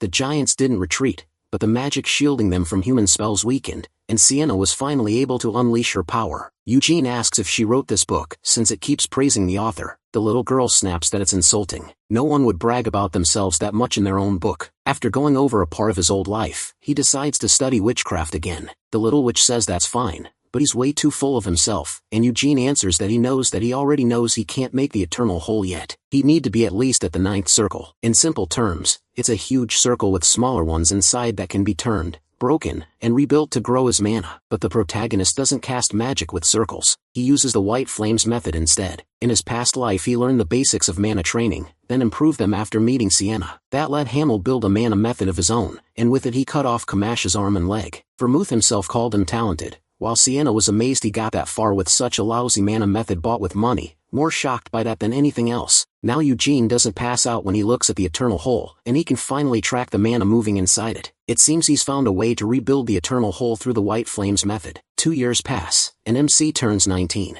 The little girl asks if he isn't hungry. Still writing on a sheet of paper, he says he can't stop now, or he'll break his focus. She asks why he's rushing to finish a thesis, but Eugene says he's not rushing at all. He keeps checking it over, so he won't mess up. Normally wizards spend their whole lives writing a thesis, and she says he should quit acting smug and study another 10 years first. He asks if she's just being shy, which makes the little mage blush. He blurts out that she's over 200 years older than him, so he needs to stop treating her like a kid. The truth is she just doesn't want him to leave. He's the only one who visits her regularly. The other wizards either lost their minds or tried to understand witchcraft when they saw it, but every one of them failed and went back to chasing their own magic. Eugene was the only one who came every day and honestly tried to understand it, so she asks again if he'll really leave her off once the thesis is done. She starts listing all kinds of jobs he could take if he stayed, but the protagonist turns them all down because his real goal is to go back home. The tiny witch asks why, since he won't even become patriarch anyway. She says what he's done here is already amazing. While writing the thesis he simplified hard magic theories and improved his own magic. Eugene says he only wrote it because he wanted to. He's the only person who can actually use it. We learn no other mage can use the White Flames method. Lofis explains that trying to mix it with normal magic theory is physically impossible. Even if MC can form a circle with White Flames, that doesn't mean anyone else in the main family can copy it. He tested it himself and his mana circle started flowing backward. Eugene reached 4 stars and managed to add the eternal hole to that circle. After that, he started detonating the mana inside it like he did in his past life. He first meant to try it at 5 stars, but witchcraft changed his mind. After a lot of study and time spent on the 8th and 6th floors, plus help from Lofis, who reviewed his work and checked things for him, he pulled off all of this in just 2 years. The little witch makes a scene, saying she doesn't care if he leaves because she's lived over 200 years and said goodbye plenty of times. Even so, she wants him to tell her before he goes and not disappear like Sienna did. After hearing all that, Eugene simply says okay and walks off, leaving the little girl fuming and cursing at him. Even though she wants him to stay, she acts childish because her personality was based on a younger Sienna, so she's stubborn and immature sometimes. Deep down she thinks that part is silly and believes her master wouldn't really act that way. But Eugene says Sienna would have acted exactly like her. Naturally, the little girl gets mad and says he couldn't know that because he never met her. He tells her he'll finish the thesis soon and come back to say one last thing before leaving. As he leaves the library, a friendly man greets him. Eugene already knows this is Aerotha's court wizard and can guess what he wants. Trimple explains that there's still an open spot in the court wizard guild, but the protagonist keeps refusing to join. Trimple asks how the thesis is going and offers to help with his research. Even with Lofis helping him, Trimple says he's skilled in summoning and battle magic too. Eugene asks if he even knows what the thesis is about. Of course he doesn't. MC hasn't shown it to anyone except Lofis, so he thanks him for the offer but refuses, saying it would be rude to his teacher. As he leaves he feels relieved. If that old man found out he recreated the eternal hole, he'd definitely force his way into his room. The White Flames method doesn't look different from rotating flames, and not even an archmage can notice it. That's great, because hiding his strength from powerful enemies gives him a huge advantage. Later, Levelian looks over a huge cloud of smoke from an attack. He says that if you ignore the spell itself and only judge raw power, Eugene is still far from the 5th circle. The protagonist says the 4th circle still feels like his limit, and the eternal hole doesn't seem to hold any higher magic than that. Lavenant says MC has reached the edge of what he can handle, because the technique he made from the eternal hole isn't a complete copy, and each mana circle matches 1 star of the White Flames method. Since this circular flames method doesn't really exist in normal theory, using it could be very dangerous. Unlike the standard path, he might still manage 5th circle magic, but Lavenant warns him not to try 6th circle magic yet. No one knows the risk of using something that shouldn't exist. Eugene says he'll keep that in mind, and Levelian asks why he won't go back to the family estate after finishing the thesis. He says the Lure Kingdom is famous for its ice crabs, and he's always wanted to eat them. This is also the nation founded by Molin. Then he says he'll head to Nahama too, because he heard cactus scorpions are a real delicacy there. We learned that 200 years ago, Anise left on a pilgrimage without telling anyone, and the last place she was seen was the Nahama Desert. Levelian says he had no idea Eugene cared this much about food and invites him to have lobster for dinner that night. At the restaurant though, the protagonist is caught off guard by someone in front of him, the Prince of Eroth. The prince apologizes for interrupting the meal, and says he'll get straight to the point. If MC stays in the city, he'll promise him a commanding post among the court wizards. Eugene thinks that's a little much right now, but Honan explains that in 10 years he will be the king of Eroth. That shocks Levelian, since openly saying the current king will step down while still healthy is dangerous, but the prince says his father already made that promise, and as the only heir there's no doubt he'll take the throne. The court wizards answer directly to the royal family, and in 10 years he would easily be qualified for that role. Eugene says he's honored, but the prince doesn't even know how far his magic has advanced. The prince replies that's only because he and Levelian have worked so hard to hide it. Since there must be a reason for that secrecy, all he can do is try to judge the protagonist himself. Looking him over, he sees mana packed through his body, and figures he's likely well above the 5th circle. Honan believes MC has fully understood witchcraft, and when Eugene asks if he really has to answer, that basically confirms it. A commoner doesn't have the right to lie to the prince. Still, it's not that he dislikes Aerith or the royal family. He just doesn't have that kind of ambition. Seeing that rank and money won't keep him there, the prince asks if knowledge would. As we know, Sienna left behind 3 books of witchcraft, and 2 of them are kept as treasures in the royal palace. Both Eugene and Levelian are stunned by that. From what the little girl told him, Sienna had taken the other 2 volumes with her, so the protagonist didn't know the royal family had them. The prince quickly says not to misunderstand. It is only a copy Sienna gave them herself. Eugene asks if he'd be willing to show those other volumes so he can confirm they're real, but the prince says that's impossible. Even with the king's favor, witchcraft is still the greatest magic book in history. Still, once he becomes king, he'll personally let MC see it. From his side, that's a very tempting offer. For a wizard who knows how amazing witchcraft is, it's hard to ignore. On top of that, the other volumes might reveal what happened to his friend, so the protagonist says they can talk again once the prince takes the throne. The prince accepts that answer and says he'll send a letter when the time comes. Meanwhile, the little mage reads Eugene's thesis. He really did fit everything together cleanly and perfectly, and she can't think of anything else to add. It may not match the eternal hole, but the circular flames method still goes beyond modern circle magic. To most people it would look unfinished, but from MC's attitude it seems more like a way to keep others away from knowledge only he can use. With the thesis finally done, the little girl asks when he's leaving and is surprised to hear it'll be the day after tomorrow since she thought someone like him would leave right away. She adds that his life sounds pretty great, good food and tons of praise. That makes Eugene remember something he said a few months earlier. Before leaving, he tells her there's something important he needs to say. As they walk, he says he wants to confirm one thing first and asks if this can be passed on some other way. She gets annoyed, asking if he doubts her or thinks she'd leaked the secrets from his thesis. The little witch says plenty of people tried to pry information out of her while he was gone, but they couldn't get anything because it's locked in the deepest part of witchcraft. That system exists to protect magic families and their knowledge. Eugene says that if it's really that secure, then what he's about to say will stay hidden. Then he turns to her and says he was reincarnated. She just stares at him, confused, thinking it has to be some kind of joke. He starts explaining that he was reborn with memories from his previous life, but she still doesn't buy it. Then Eugene tells her who he used to be, Hamel Dynas, or rather, Hamel the Fool. That leaves her stunned, and she asks if he means it. When he asks if it's that hard to believe, she admits it actually explains a lot. He only studied magic for 2 years. yet he understood the eternal whole and made all those strange techniques. If he remembers a past life and was one of Great Vranatha's companions, that would explain it. She says Hamel the Fool always stood out from the others. Sienna Myrdain was raised in the forest by elves and learned magic there. Molinwer was the son of the Bior tribe's great chief, a famous battle tribe from the northern wildlands. Anise Slywood spent her whole life under the care of bishops in the Holy Empire as a saint candidate. Bermuth, on the other hand,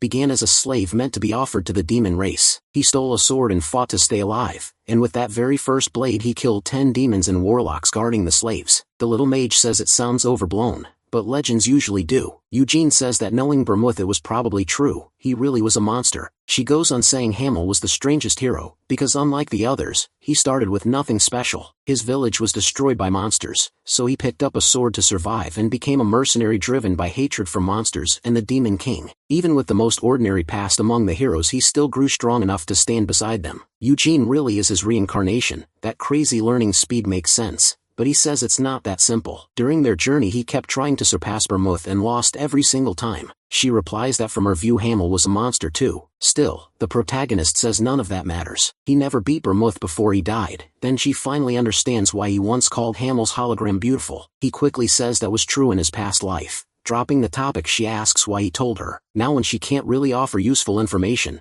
but that wasn't what Hamel expected anyway. From the moment he first saw her this little witch reminded him of someone. She says that's obvious, since she was created from a memory of her mistress as a child. Eugene gently pats her head and asks if he overstepped again. She says she'll let it slide this once because he was her mistress's companion. Then MC asks if she believes Sienna Merton is dead. She plainly says no and he agrees. Sienna isn't the kind of person who'd die without leaving something behind, so he says he'll start searching for her. In fact, he believes all of them are still alive somewhere in the world and he plans to find them and help them. Even though she believes him, the little witch asks him to swear it before witchcraft. So Eugene steps up and swears in his own name and in his family's name that he was Hamel Dynas in his previous life. Her eyes begin to glow and she says that after Sienna Merton disappeared many mages tried to search through witchcraft but the key records were hidden in its deepest layer, just like their talk from earlier. Now she's about to reveal something that must never be shared with anyone from Allure. There is evidence of Sienna Merton after her retirement. About a week before she vanished, the two of them were together on the same floor of suddenly Sienna collapsed in pain and said her familiar had died. She was furious too, because someone had broken into Hamel's tomb. Eugene is shocked. He didn't even know he had a tomb. The little witch says that was her first time hearing of it too. Sienna left without explaining anything to anyone, and she feels bad saying this but as Sienna's old friend he deserves to know. He starts thinking about having a tomb at all, since he always believed his body was destroyed by the lich. But if he reincarnated, then his soul survived and he suspects Sienna had something to do with it. As he goes through the street, he wonders where that tomb could be. Graves like that are usually tied to a meaningful place, so maybe Sienna set it up in his hometown.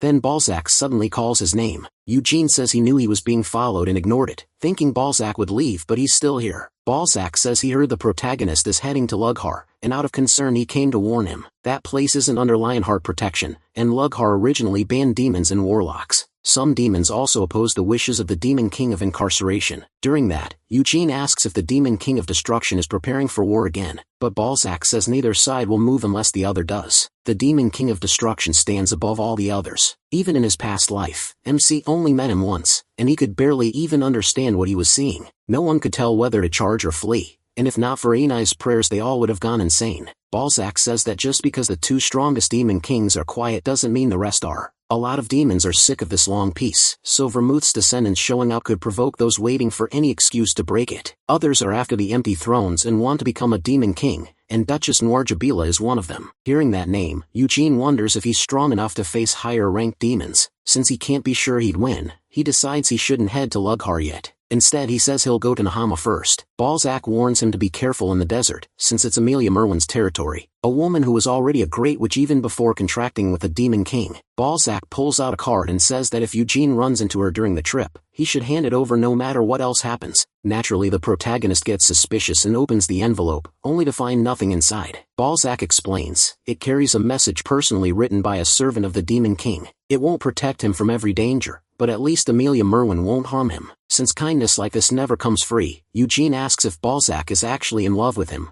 leaving the black mage completely speechless. Still MC points out how strange this is when he already made it clear he doesn't like him. Balzac says that's not it at all, he simply wants to form a real human connection with Eugene, just like everyone else does with a talented young man like him. He thanks him for the help and invites him to tomorrow's farewell party, but warns that if he actually comes, the protagonist might hate him forever. At last, the day of the party arrives. MC speaks with the master of the Blue Magic Tower and asks what kind of man the master of the Black Magic Tower used to be, since he heard Balzac once belonged to the Blue Tower. The old man says Balzac was always mysterious, back then and now. He had been expected to become the next master of the Blue Magic Tower, but one day he suddenly left for Helmet, and as Eugene can guess, 10 years later he returned as a black mage. The old man leaves that subject behind and asks if he is really going to Nahama, then warns him never to use his family name there. No one knows what people might do to a noble from the Keel Empire. Sometime later Eugene reaches the desert. He's pleased with his cloak, which changes shape based on the wearer's will. It's especially useful here, adjusting to his senses and controlling both outside and inside temperature. He's in the western region now, and heading north will take him to Taroth. His first goal was to find his tomb, but that can wait. He remembers that over the last 300 years the desert has slowly spread,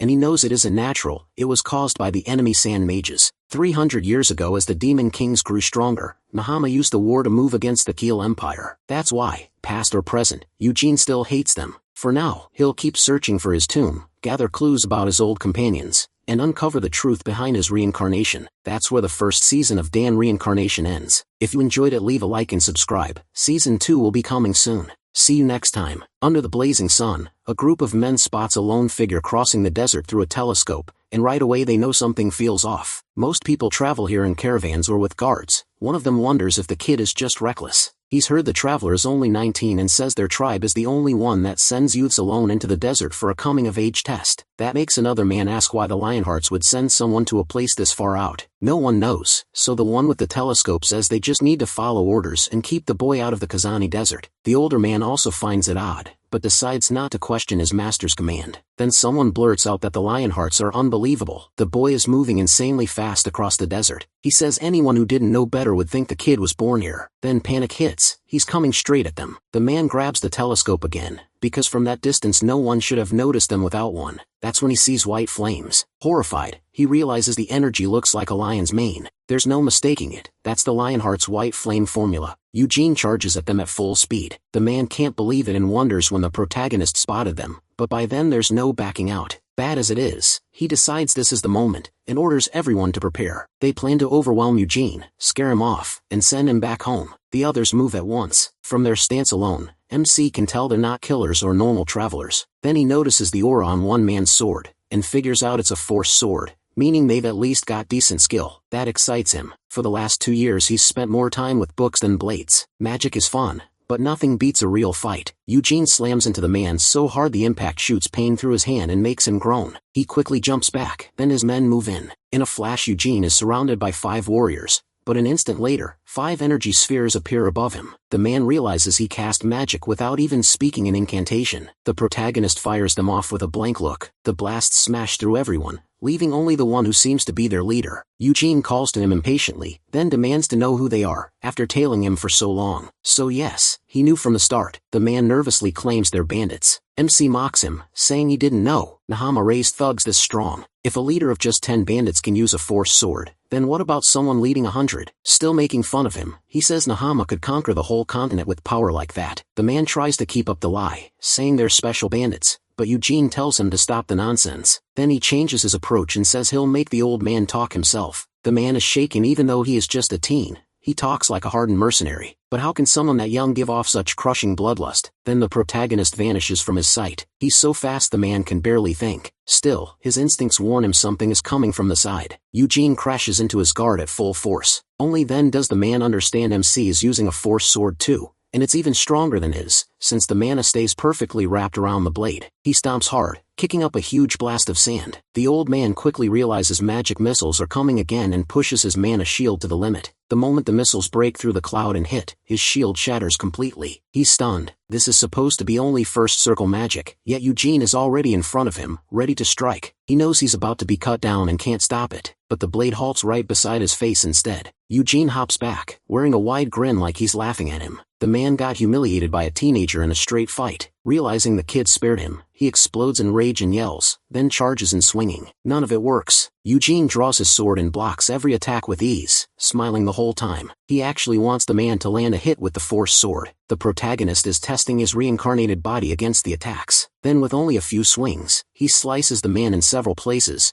but the old man notices they're all shallow cuts. That only makes him angrier at being toyed with, so he attacks with everything he has. He slashes but Eugene springs away and deflects it, coming to a stop a few meters off. Then MC starts sheathing his sword again. The man stares, confused, and asks why he's putting it away. Furious, he shouts that he hasn't lost yet and Eugene agrees. Then he mocks him again, saying his bare hands are enough. The veins in the man's forehead bulge. He lunges at him, but the protagonist dodges like always and drives a brutal punch into his stomach. The blow makes him vomit up everything he ate. Then Eugene grabs him by the head and slams him into the sand. This time he seriously asks who the man is. Spitting sand, he says his name is Lehman Shalpov. Eugene smashes his head into the ground again and says he doesn't care about his name. He wants to know who sent him. The old man hesitates and gets slammed down again. One of the other soldiers gets up and begs MC to stop. He says their master is Terry Ain Danny. The old man tries to stop him, but Eugene drives him into the ground again and asks who that is. The soldier explains Terry is the Emir of Kizitan, the man in charge of the next city by the East Gate. So Lehman Shalpov is one of the city lord's subordinates. He adds that they don't know the full reason. They were just ordered to stop him from entering Kazani. This reveals all of this, hoping Eugene will quit smashing his boss's face into the sand. If the protagonist keeps going, he'll enter Kazani, and right in the middle of that place is Hamel's hometown from 300 years ago. Kazani is a newer desert in the center of a giant sandstorm, so MC figures this may be the Sand Shaman's base. Of course Nahama wouldn't want a Lionheart in there. Still, Nahama's greatest threat is Amelia Merwin, the one tied to the Demon King of Incarceration. Her dungeon lies in the Asher Desert, far from where Annis was last seen.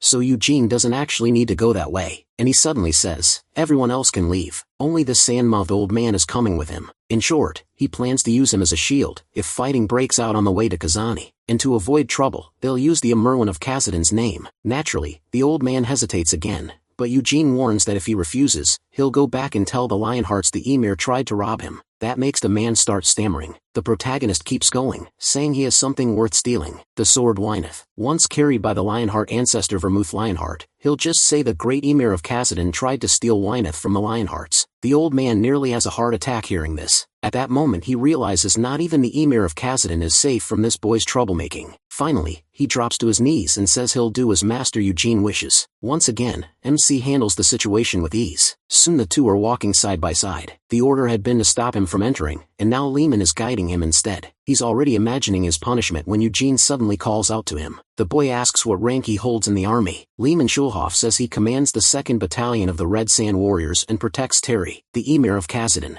Thinking a man that skilled should rank higher, the protagonist asks if the Sand Shamans are in the Kazani Desert. Lehman doesn't seem to get the question, so MC says he can ask with his fists instead. Lehman quickly says he really doesn't know the shaman's answer to the royal family, so it wouldn't make sense for them to be stationed this far from the capital. Eugene steps closer and asks if he's really that dumb. Lehman is still lost. Then he explains that Kazani used to belong to the Turks, but a sandstorm suddenly started swallowing everything and turning forests into desert. Nahama Sultan claimed it was heaven's will, then quickly placed troops there and turned the area into a military camp. Since going against the Keel Empire head-on was impossible, using the desert was the easiest move. Lehman tries to argue back, saying his master would never stoop that low. Eugene calls him naive and asks if he's really from Kazani. He says Lehman Schulhoff survived the sandstorm and was handpicked by the Emir, so he shouldn't be this blind. That leaves the man with nothing to say. The protagonist tells him he didn't come all this way just to make things up, so he should think it through. That would also explain why they tried to keep him out of Kazani, because letting a young Lionheart master into the Sand Shaman's base would be a disaster. Once he puts it together, Lehman Schulhoff says that if those shamans really are there, he'll protect Eugene himself, even if that means going against the Sultan. MC only says he better keep that promise. After walking a while, Lehman Schulhoff finally asks why he is so set on reaching Kazani. The answer is simple: a tomb. Lehman Schulhoff says the protagonist should have started with that, and the protagonist wonders what that would have changed. Lehman Schulhoff explains that if someone died in Kazani, there's a separate graveyard he can lead him to, but MC says he's not looking for a cemetery. He wants one specific grave. Not long after, they finally find something. Lehman Schulhoff quickly says there shouldn't be an oasis in Kazani. Eugene replies that it's gone, making the man wonder if it was a mirage. But a mirage needs a real oasis somewhere nearby, so he says this one was made with magic. When Lehman Schulhoff starts to question it again, the protagonist snaps and tells him to think before he makes him angry. An oasis is priceless in the desert, so any traveler would rush straight toward it. Only then does Lehman Schulhoff realize it was bait. Eugene keeps walking toward it anyway, saying they'll know soon enough. On his next step, a blade shoots up from under the sand. Lehman Schulhoff yells a warning and runs over, but MC easily hops aside and mocks him for thinking he missed something that obvious. Right away, Eugene summons his mid-level wind spirit, gale, and a huge blast erupts. Even Lehman Schulhoff gets thrown back by it, but he stays completely calm. When the dust settles, the attacker is still standing for a moment, then groans from the impact, drops dead, and Eugene lands without a scratch. Soon the sand starts moving again, and more warriors rise from below. They all lock onto the protagonist with killing intent. Lehman Schulhoff rushes in and orders them to lower their weapons, putting himself in front of Eugene. He announces that he serves the Emir directly, and gives his name, trying to stop their attack on the guest. Eugene even warns that refusing would be an insult to his master, and they'd die for it. But the enemies don't care. They quickly surround both of them in the desert. Still confused, Lehman Schulhoff acts like they must have heard him wrong, so he repeats that he is a guest of the Emir, and that Eugene is the young master of the Lionheart family from the Kiel Empire. MC cuts him off, saying that's only giving them more reason to attack. Lehman Schulhoff still doesn't get it, so he says it plainly: since they already made a move, none of them can leave alive. They're likely planning to poison him, but first they need to pin him down. Now understanding that much, Lehman Schulhoff thinks he has to help. Eugene simply tells them to come. They all leap at him at once. That brings a memory of Hamel. When Anise asks why he keeps carrying weapons he barely uses, Hamel says if he keeps them close, he'll need them someday. Sienna, already annoyed, says he'd never listen, no matter how many times they told him. Then Anise complains it isn't fair because Molen is always the one hauling those useless weapons around. He's basically carrying Hamel's whole armory. Hamel argues that's because Molen lost at rock, paper, scissors, but Anise says that makes no sense. The weapons belong to Hamel, not Molen. Annoyed, Hamel fires back, asking if she really thinks the wagon only holds his stuff. It's also packed with her holy water and Molen's axe, which is the heaviest thing there. That makes Anise even madder. She says if the holy water were only for her, she'd carry it herself. But Hamel and Sienna are the ones always using it because they're constantly near death. Hamel points at Sienna, saying he told her to stop using Anise's holy water and to use subspace magic instead. Sienna explodes, reminding him he was the one who said grabbing things that way was easier, so why blame her now? With nowhere left to turn, Hamel asks Vermouth why he doesn't volunteer to pull the cart. Vermouth calmly answers that none of his things are in it. That just makes Hamel more bitter, saying it must be nice to use dimensional subspace magic. Sienna brightens up and says she can teach him if he crawls over and begs. The memory makes Eugene smile before he returns to the present. If he had owned this cloak back then, he would have heard a lot less complaining. Now that he has such a valuable item, he fights the way Hamel once did, with 2 spears in hand, fully ready. He slips past 2 assassins at once, moves above them and hurls a spear hard enough to kill one instantly. The other tries to strike back, but Eugene drops him just as fast with the other spear. The impact is so strong it blasts the ground apart. Another enemy comes in from behind to attack, but the protagonist is behind him in a flash and cuts him down just as easily. More attackers rush in, coming from every side, yet Eugene never loses his cool. He flicks 3 daggers from his cloak and drops 3 enemies at once. As one body falls, 2 more move in. Eugene keeps pulling weapons from his dimensional cloak, blocking one attacker in front while taking out another from behind. Without slowing down, he draws yet another weapon. This time it's an axe, and another enemy goes down. MC tears through the battlefield with weapon after weapon, even whipping an axe at high speed. It kills enemies from a distance before they can react. One assassin tries to use a fallen ally as a step, but gets struck from behind and loses himself in the chaos. Eugene keeps pushing forward through the swarm. From a distance, Lehman Schulhoff can only stare in shock. Trembling, he calls him a monster. There isn't even a gap for him to join the fight. The boy is completely unstoppable, a master using every kind of weapon with perfect control. At last, all of the enemies are down. Lehman Schulhoff realizes Eugene never even drew Wyneth and only used magic as support. Then he asks if the protagonist really plans to kill every last one of them. MC says these men are trained killers who wouldn't talk even under pain. He doesn't have the skill to force answers out of them, and as he points out, Lehman Schulhoff was only brought to use the Ember's name, but that failed too. He got mocked, which means he's useless now. That makes the man admit he can't go back like this. Eugene asks if he wants to see the truth of the desert with his own eyes. Lehman Schulhoff says nothing,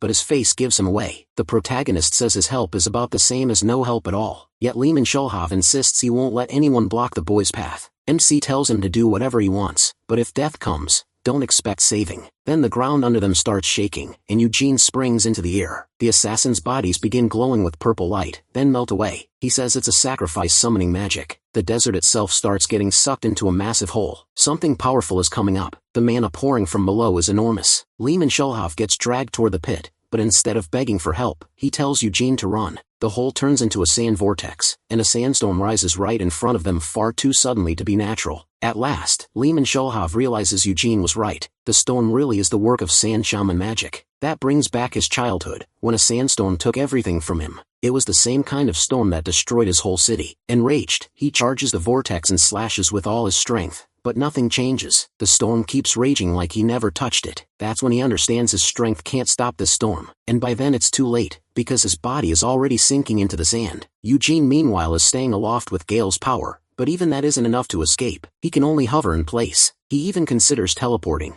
but decides to wait and see what's rising from beneath the sand. Then he hears Lehman Schulhoff scream. The man is being dragged through the sand, so Eugene moves to help. With one hand, he pulls him free and throws him far away. As Lehman Schulhoff shouts for the protagonist, the boy just tells him to get back. Lehman Schulhoff is yelling because a giant monster is about to swallow Eugene. MC recognizes it at once, a sandworm. A moment later, he's completely swallowed by the beast. Lehman Schulhoff can only cry out for the young Lionheart master, realizing he gave himself up to save him. Something in him starts to change. He says that as a real warrior he has to repay that debt, and rushes forward with his sword, trying to cut into the creature. Inside the sandworm, Eugene drops through its insides and realizes these creatures absorb everything they eat. That means they don't need to get rid of waste, so there's no natural way out. He'll have to cut one himself. He instantly uses the white flame formula. Several circles form at once, and he pulls his sword free. A weird sound echoes from inside the worm. Then Eugene blows it apart from the inside and bursts out alive. He hits the ground and plants his sword in the sand. After a quick look around, he figures out he's in a cave. The worm that carried him here is already retreating, so the magic only caused the sandstorm. The worm had been under the desert the whole time. That means this might be a nest. Hamel remembers hearing that black mages use worms to build hidden dungeons while they research in secret. Sienna was the one who told Hamel that long ago. Without anyone stopping them, those worms can make a complicated dungeon in only 10 days. After that, all the mages have to do is fix it up and make it usable. Back then, Hamel even wondered if Sienna wanted to build a dungeon in the desert herself. As Eugene reaches into his pocket, he remembers her snapping that she'd never live in some embarrassing hole under the desert. So this dungeon might really be tied to Hamel's hometown, and that pushes the protagonist forward. At the same time, Layman is sweating hard, and for good reason. During the chaos he was captured by the sand shamans. They laugh at him, saying it was pathetic watching him charge at the worm when he was nowhere near strong enough. Then one of them drops the jokes and says he has a question. Layman asks what they want. The answer is simple: Eugene Lionheart. They want to know why the young Lionheart heir came to the Kazani Desert, a place with nothing in it. One shaman repeats MC's description, and demands to know why he came here. Another presses Layman on why he guided a Lionheart at all, hinting that this could be betrayal. Layman says nothing, lost in thought, and a shaman starts to suspect the Emer has betrayed Nahama. Layman was supposed to stop outsiders, so letting Eugene in makes the Emer look guilty. They also demand to know why Layman ended up this deep underground. Layman says the oasis was fake and the sandstorms were made with magic, then asks if the shamans were behind it. One of them says he has no idea what Layman is talking about, and uses magic on him to make him suffer. Another asks if he really plans to keep resisting, and orders him to tell the truth. He adds that it hardly matters now, because Layman is going to die anyway. But if he talks, they'll make it quick. What they really care about is why Eugene is in the desert. Since he came to Nahama with a clear purpose, they think the Emer betraying them is very likely. That accusation makes Layman boil with anger. He shoots back, asking how these cowards dared to sneak into the country, then accuses them of using sandstorms to turn the land into desert. The shaman answers that making a storm strong enough to spread desertification takes powerful magic and many skilled shamans far beyond them. Layman asks why they're in this dungeon, but one shaman refuses to answer and only increases his pain. Instead they ask again about him. Layman says he is dead, swallowed by the giant worm. The shaman hurting him flies into a rage, but another tells him to wait. They gather in a corner to talk where Layman can't hear. One says no one could survive a giant sandworm, but another points out there's an opening near its tail and wonders if Eugene escaped before being fully digested. In the end, they decide the assassins patrolling nearby will catch him soon anyway. Eugene panics the moment he realizes the protagonist might still be alive. One shaman asks what they should do if they find him, and another says they shouldn't fight a Lionheart head-on. They should erase his memory and throw him out. Someone else suggests protecting him instead and earning a reward. While they argue they sense someone coming. Eugene steps out from deeper in the cave glaring at the shamans with cold fury. They can't believe this kid made it here or slipped past the others. One of them uses magic to look farther down the cave, and the deeper he checks the paler he gets. Assassins are sprawled all over the ground. Those men knew the labyrinth perfectly, so he can't understand how they were wiped out so fast. Eugene doesn't think they deserve praise. Stealth is only one skill, and their mana training is pathetic. The assassins he faced in his past life were on a whole different level, almost inhuman. Compared to them, these ones are weak, which makes him wonder if this place even matters to Nahama. Maybe the Sultan of this land is doing nothing at all. Then Layman shouts for his young master from where he's being held. Eugene is startled to see him there, He told him to run, yet he still got caught. MC turns to the sand shamans and says he has a lot to ask them. One touches the ground and raises a wall of sand around him, but he is already ready. Before the barrier seals shut, he flicks a small magic stone out and covers himself with his cloak. A huge blast tears the barrier apart. The shamans are stunned by how easily he broke it. As the dust settles, Eugene is still standing there with another magic stone in hand. One shaman first thinks the protagonist dispelled the spell, but rejects that idea. Dispel magic works before activation, so his guess is that MC forced all the mana out instead.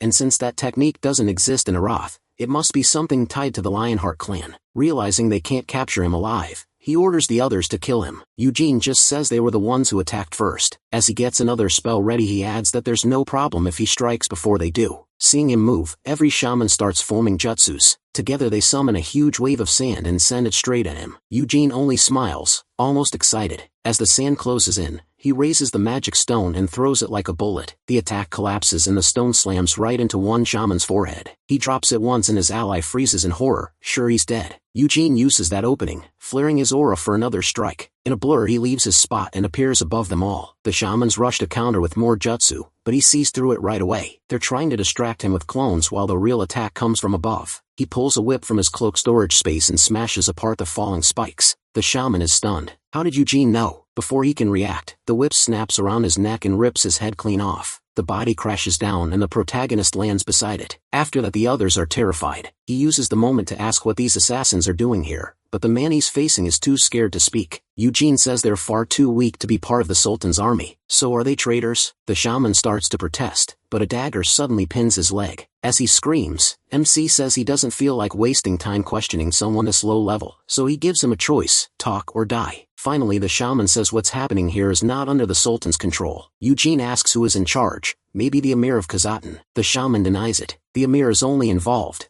not the one leading it. Before he can finish, he drives another dagger into his other leg, and through the pain the man blurts out the true leader, Amelia Merwin. That name shocks the protagonist, but he quickly says her dungeon should be in the Asher Desert. The shaman explains that she's been moving between dungeons for 6 years. That makes Eugene wonder why a great witch would come to a place like this. The man goes quiet again, so MC notices what's really stopping him. Fear. He offers 2 choices, a fast death by his hand, or whatever his mistress would do to him. Remembering how terrifying she is, the shaman gives in. He says this labyrinth was built to speed up the desertification, and there are many more like it. This one, in particular, was made over 10 years ago. 6 years ago it was expanded. Everyone thought it was for the underground foundation, but then they found a huge drawer buried below. They couldn't open it, so they brought in Amelia. Eugene pulls out another dagger and says he understands now, then throws it into the shaman's forehead, dropping him beside the others. With the shamans dead, Lamont finally breaks free from the sand chains. Eugene realizes, everyone here was working for Amelia, dealing with any travelers who got too close. Lamont hurriedly calls out to his young master, and worried, says they need to leave now. If this really is the witch's dungeon, then it must be the Blackthorn dungeon. But the protagonist says they didn't come all this way just to turn back, and the owner probably isn't even here since her main dungeon is in another desert. Lamont warns that she could come back at any time, but Eugene says even if they leave they'll likely be hunted. Nobody likes an outsider stepping into their land. No matter what they do she'll find them. MC wanted to avoid that woman, but now he has no choice. Then he notices someone following him. It's Lamont Shulhav. When he asks why he hasn't run, Lamont says he saved him twice, so he'll risk his life to protect him. Even with that resolve, the protagonist tells him he doesn't have the strength to do it, and should focus on getting out. Lamont still refuses to leave him there alone. A second later, MC vanishes from his sight in the blink of an eye and knocks his follower out with a hit to the neck, telling him he already said to leave and quit being a pain. After propping Lamont against a wall, Eugene moves on. As he walks he thinks about what the shaman said about the labyrinth, and his mind goes back to the lineage ceremony when he was 13. That was also when he won Hamel's artifact. Now he wonders if taking the necklace broke the magic protecting the tomb, and he curses Amelia as a grave robber. When he finally reaches the crater, he knows his body was buried beneath it. At the edge, he jumps in without hesitation, wrapping himself in energy to cut through the air. Spotting a door below, he wonders if this is what they meant. He lands on it, and sees it's already open, so the witch must have gotten here first. Without stopping, he steps through. Inside is a huge catacomb stretching for kilometers. The place is covered in damage, craters, broken walls, deep scars, and Eugene starts to think a battle happened here. Only one person comes to mind, his friend. Still, he keeps searching for his tomb, until something stops him cold. It's a statue of how he looked in his past life, back when he was Hamel the Fool. He lets out a quiet laugh. The final words on the tombstone say that even though he was a crazy fool and trash, he was also brave, loyal, and a great sage who gave his life for his team. That finally breaks him, and through tears he mutters that they should have said it while he was still alive, not after he died. Then he just sits there and cries for a while. Hours later, sitting on a stone, he studies the area and sees just how brutal that fight must have been. Strangely, the tombstone is untouched. He figures that 200 years ago, when Sienna felt his death, she came here and fought an intruder. The Sienna he knew was already powerful, but through witchcraft, she became the strongest mage in the world. Even so, she couldn't stop whoever attacked. If she had, the tomb wouldn't look like this. For a moment, he fears she died here, then realizes she didn't, because the illusion in Orof was made by Sienna herself. So the only answer is that she was hurt and managed to hide. But then who could have pushed her that far? He knows he won't learn anything by sitting still. He has to find her, so he starts searching for any clue he can find. As he moves through the corridors, he imagines his friends crying while they set up his statue. Then he wonders if Vermoth cried too, but quickly throws that idea away. He just can't picture Vermoth crying. Whenever they beat a powerful enemy and everyone else celebrated, Vermoth was always the first one checking on the wounded. He would blame himself, saying their friends shouldn't have died, shouldn't have been hurt, and that he was still too weak. Naturally, that made everyone mad, especially Hamel, who asked why Vermoth even stayed with this bunch of nobodies, if he saw himself as some god who should do everything. The saint tried to calm them down and told Hamel to stop picking at Vermoth, but Hamel could tell she was upset too. Still, the nun said she wasn't mad at Vermoth. She was mad because she already knew the nonsense Hamel was about to say. Crying again, Eugene says they don't get to have talks like that anymore. Then something cuts off his thoughts. Up ahead, he finds another door hanging half open. The sight draws him in, and when he gets close he enters and finds a suit of armor sitting on the floor, guarding yet another door. Eugene frowns at the strange setup, a door behind a door, and that armor just sitting there. Who is it? And why is it blocking the way? Then the armor lets out a strange sound and slowly rises, taking a fighting stance. At first, the protagonist thinks it's a demon, but the presence feels different, not alive. This time with anger, he demands to know who it is. A voice answers from inside the armor, saying it's someone Eugene knows very well. Then it raises its sword and calls itself Hamel the Fool. MC freezes for a few seconds, then angrily asks what it just said. He snaps that it's just a Death Knight pretending to be Hamel, but then it hits him. This is his tomb, so that Death Knight could be using his body too. He orders the walking tin-kin to take off its helmet. The knight says nothing, only staring at him with burning eyes, and Eugene can't hold back his rage any longer, as he charges the armor. Furious, he rushes straight in, and then jumps high for a heavy downward strike, pulling two swords from his cape. As he attacks, he demands to know who shoved him into this body. Both blades crash down with brutal force, but the undead knight slips away at the last second, and tries to counter, only to get smashed in the stomach by Eugene's next blow. It does nothing. He instantly realizes the knight is using a mana shield. That makes no sense. Death Knights use demonic power, not mana, and that kind of shield shouldn't work with it. Then the undead knight lunges again, and the protagonist blocks with both swords, but the impact still sends him flying back. Barely keeping his balance, he realizes this thing is seriously strong.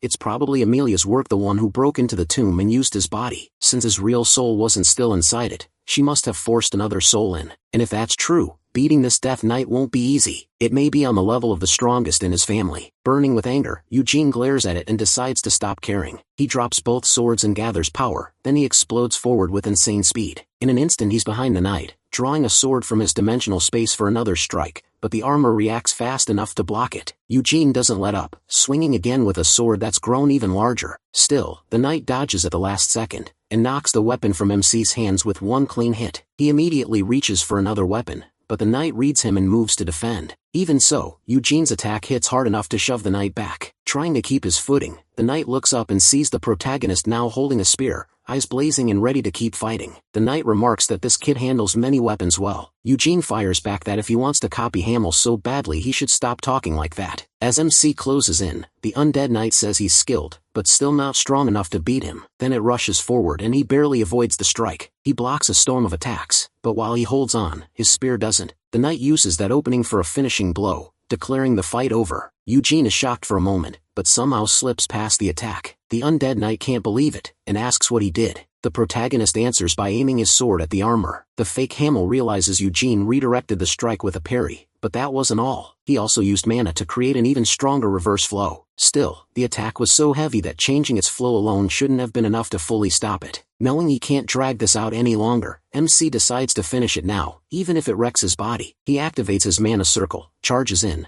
and unleashes dozens of blinding fast strikes. It feels like his bones are being torn out and his muscles ripped apart. Even this gifted body can barely take it, but that doesn't matter. His old body was far worse, and he still fought in it. As long as he's awake, he can keep going. Then his sword breaks under the non-stop blows, so he instantly draws another as the knight prepares to strike. Pouring all his mana into it, Eugene charges with everything he has at the undead knight. For this attack, he even drops his mana shield, not caring if it leaves him open. He's putting everything into Gwyneth to win. Their attacks collide and send out a huge shockwave, but that clash is only a distraction. He had already placed several energy spheres above them, and now he triggers all of them at once, hitting the Death Knight from every direction. He rushes in right after, spinning toward his enemy and saying he wants to see who's under that armor. With one sharp exact strike, he splits the helmet straight down the middle, fire-like mana pouring from his blade. When he lands, he sees the armor has stopped moving. The broken helmet falls apart onto the floor. Eugene turns back, seeing that his attack worked. Then he tells the Death Knight to look too, as if he wants it to see the face it's wearing. When it finally turns, Hamel's scarred face is revealed, and even the protagonist is shaken by the sight of his old self. With bitter irony he praises his own face. After 300 years it still looks alive, but the soul inside that great body is filthy and disgusting. Those words drive the knight into a rage and it roars like a beast guarding its ground. Then it charges and throws its sword at Eugene,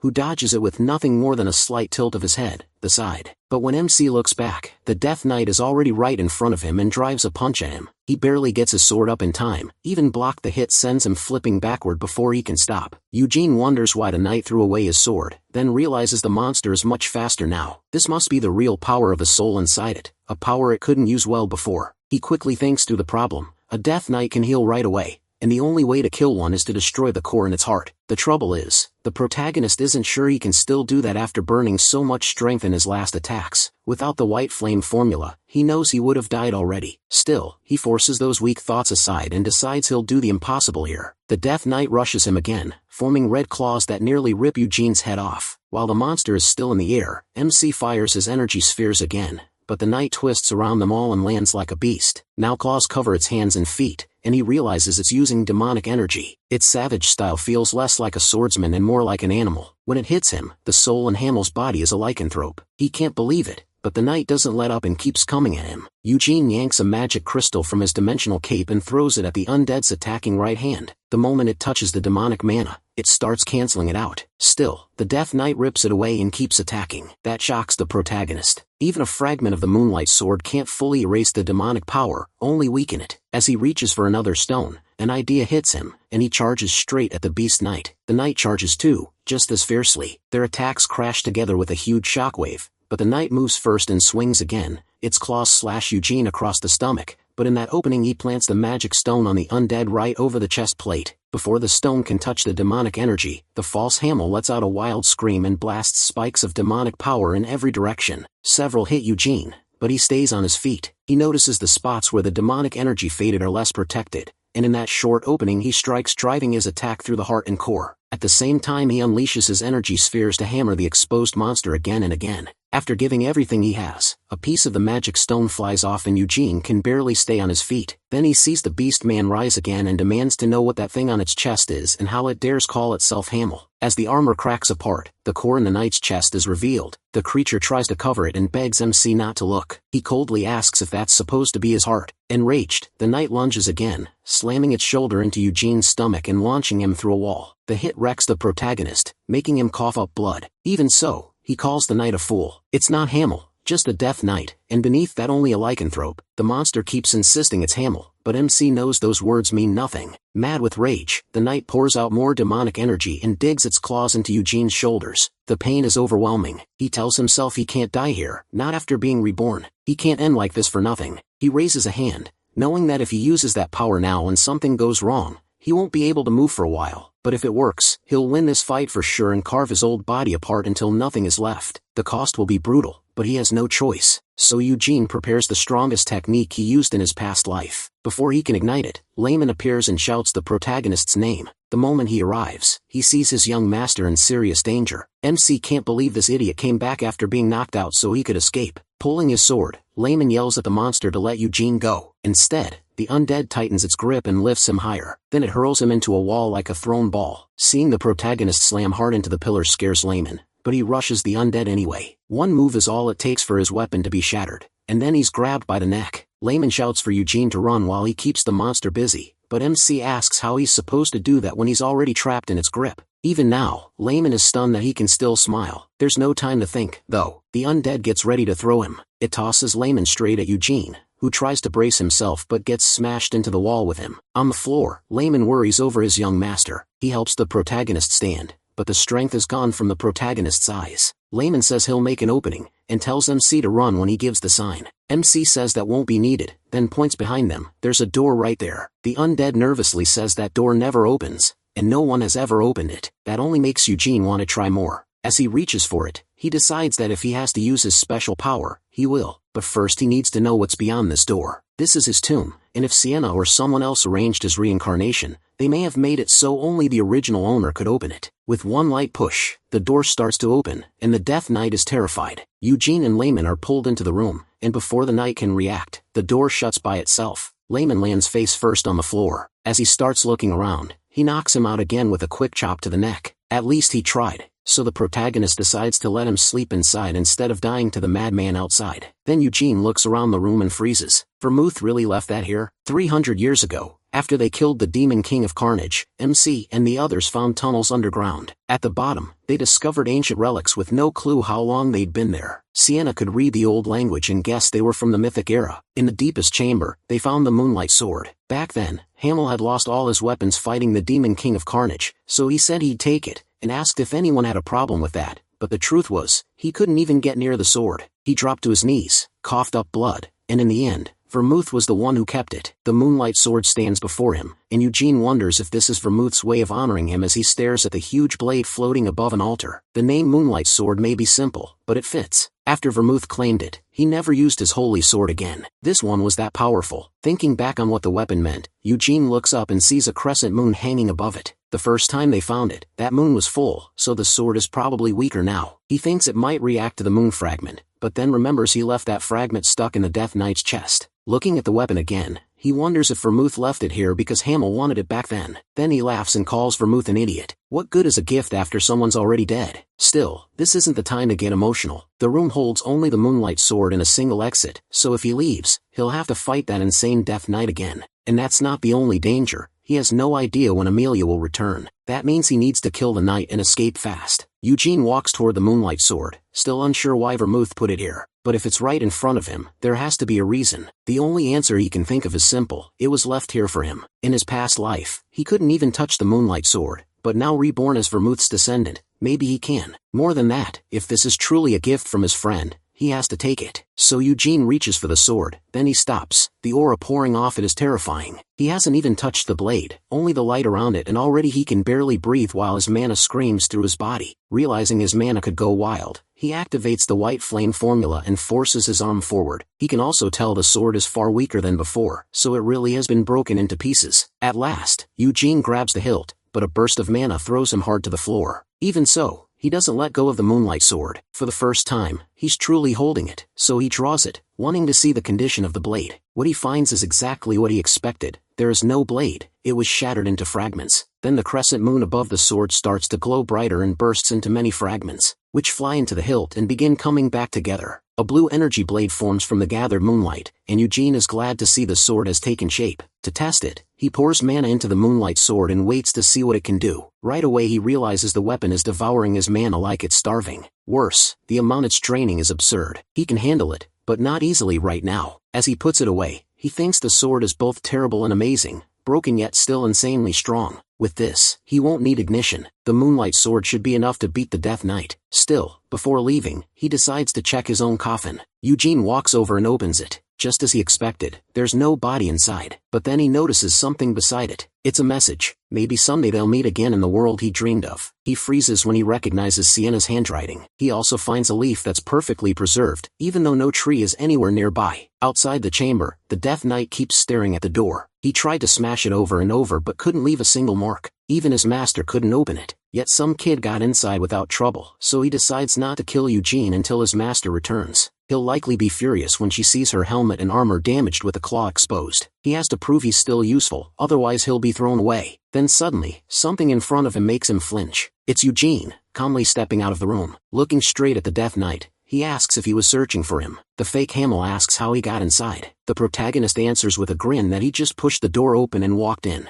Then the undead demands to know what was in there. Emma C puts a finger to his lips and calls it a secret. That only makes the zombie angrier, and he rushes in. He reaches into his coat's dimensional space, pulls out the moonlight sword, and braces for the hit. Their attacks collide, but Eugene wins the clash. His strike shatters the undead's claws. The Death Knight instantly jumps back shaken, staring at the protagonist in disbelief. His demonic claws were broken by that light, but MC doesn't get away clean either. He still can't control that power well. After one swing, his vision blurs, he can barely breathe, and the sword's light keeps eating through his mana. Even so, the power feels incredible, and though he didn't kill the knight, he did wipe out the demonic force behind that attack. Now the Death Knight glares at Eugene in fury. He starts walking forward again, this time without using demonic energy. That throws him off for a second, until he realizes the knight plans to fight barehanded. He warns that's a bad idea, then draws one ETH while still holding the moonlight sword. The zombie launches himself forward at high speed, springing around like a beast, but Eugene tracks every move,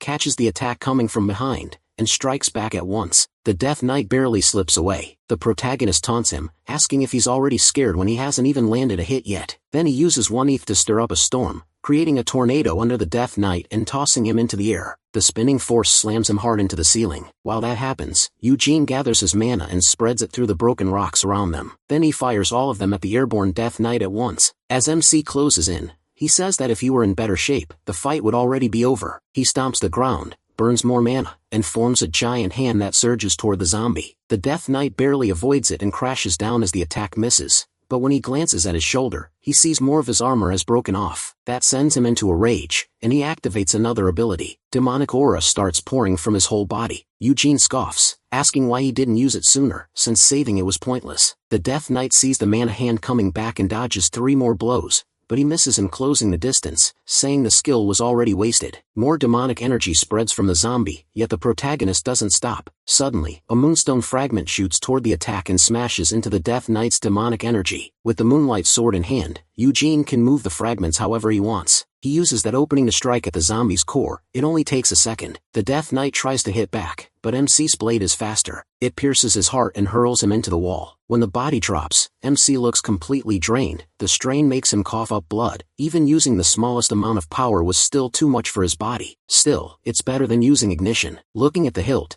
now missing its blade, he sees the light has gone out because he's out of mana. He stores the sword back in his dimensional space and walks up to his own corpse, the body he just killed again. He definitely felt the core break, so the fact that the body remains means it wasn't fully destroyed. Eugene feels disgusted, wondering how that woman dared to dig him up and use his body like this. He decides to finish it fast, grab the Arab and escape before the witch returns, but something suddenly blocks his sword. At once, he realizes how bad this is. His body locks up as if invisible chains are holding him down. He forces a smile and asks if she's finally decided to show up. The approaching figure is Amelia Merwin. Eugene can't move at all and can only speak because she's letting him. He asks if they can at least talk face to face. As she comes closer, Amelia says she's deciding what to do with him. She has plenty of ideas, but her favorite is dragging him to the surface and burying him in the burning sand. She'd leave only his head above the ground so he couldn't shut his mouth or eyes. Before long, his eyes would be torn apart and his tongue would dry up like a dead branch. After that, she'd ruin his legs, twist them like rope, and drive metal into every finger. While she says this, the protagonist's body starts moving on its own,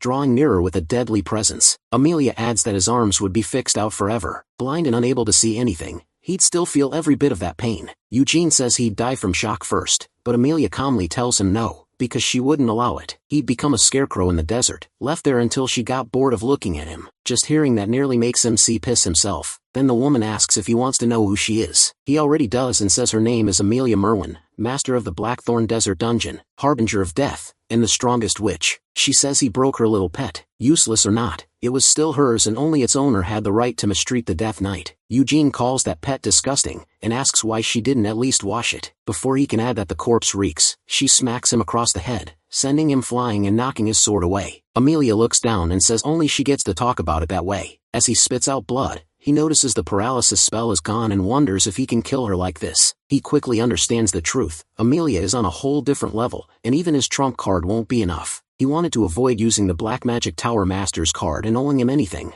but now he has no choice. Getting up, he asks if she knows Balzac. Amelia gives him a puzzled look, wondering why he'd bring up that name now. Eugene pulls a card from his pocket and says, "The master of the Black Magic Tower wrote a letter for this exact situation." Using magic, Amelia pulls the card from his hand. She keeps staring at it, still wary of him. Once she sees the seal, she knows it's real, but wonders why Balzac would write to someone like Eugene. The protagonist says Balzac told him that if he gave her this letter, she wouldn't kill him no matter what. Amelia says that's not exactly right. Some time ago Balzac helped her, and in return she agreed to grant him one favor. That promise was valuable even for the Black Magic Tower Master, but he still hasn't used it after all these years. Then she asks if MC understands what that means. Because he has the letter, he can claim that favor in Balzac's place, as long as it's something she can actually do. Eugene's face hardens as he understands the position he's in. Amelia says that if he wants to live, he can ask, but she still expects to hear why he's here and how he got in. So he makes his request. He tells her to kill herself. Amelia reminds him she said to ask for something possible. Then she gives him two options. First, stay silent and die. Second, live but open his mouth and tell her everything she wants to know. Eugene is horrified by both choices. Amelia tells him not to worry. She won't kill or torture him. She says there are plenty of other ways to make someone talk. With a chilling stare, she adds that he's very interesting, since he reached a place even the Sultan doesn't know about. She wonders if one of the sand shamans betrayed her, though that still doesn't seem likely. Eugene is stuck. If he asks her to spare him, he'll have to tell her everything. It's not like he can lie or hide anything.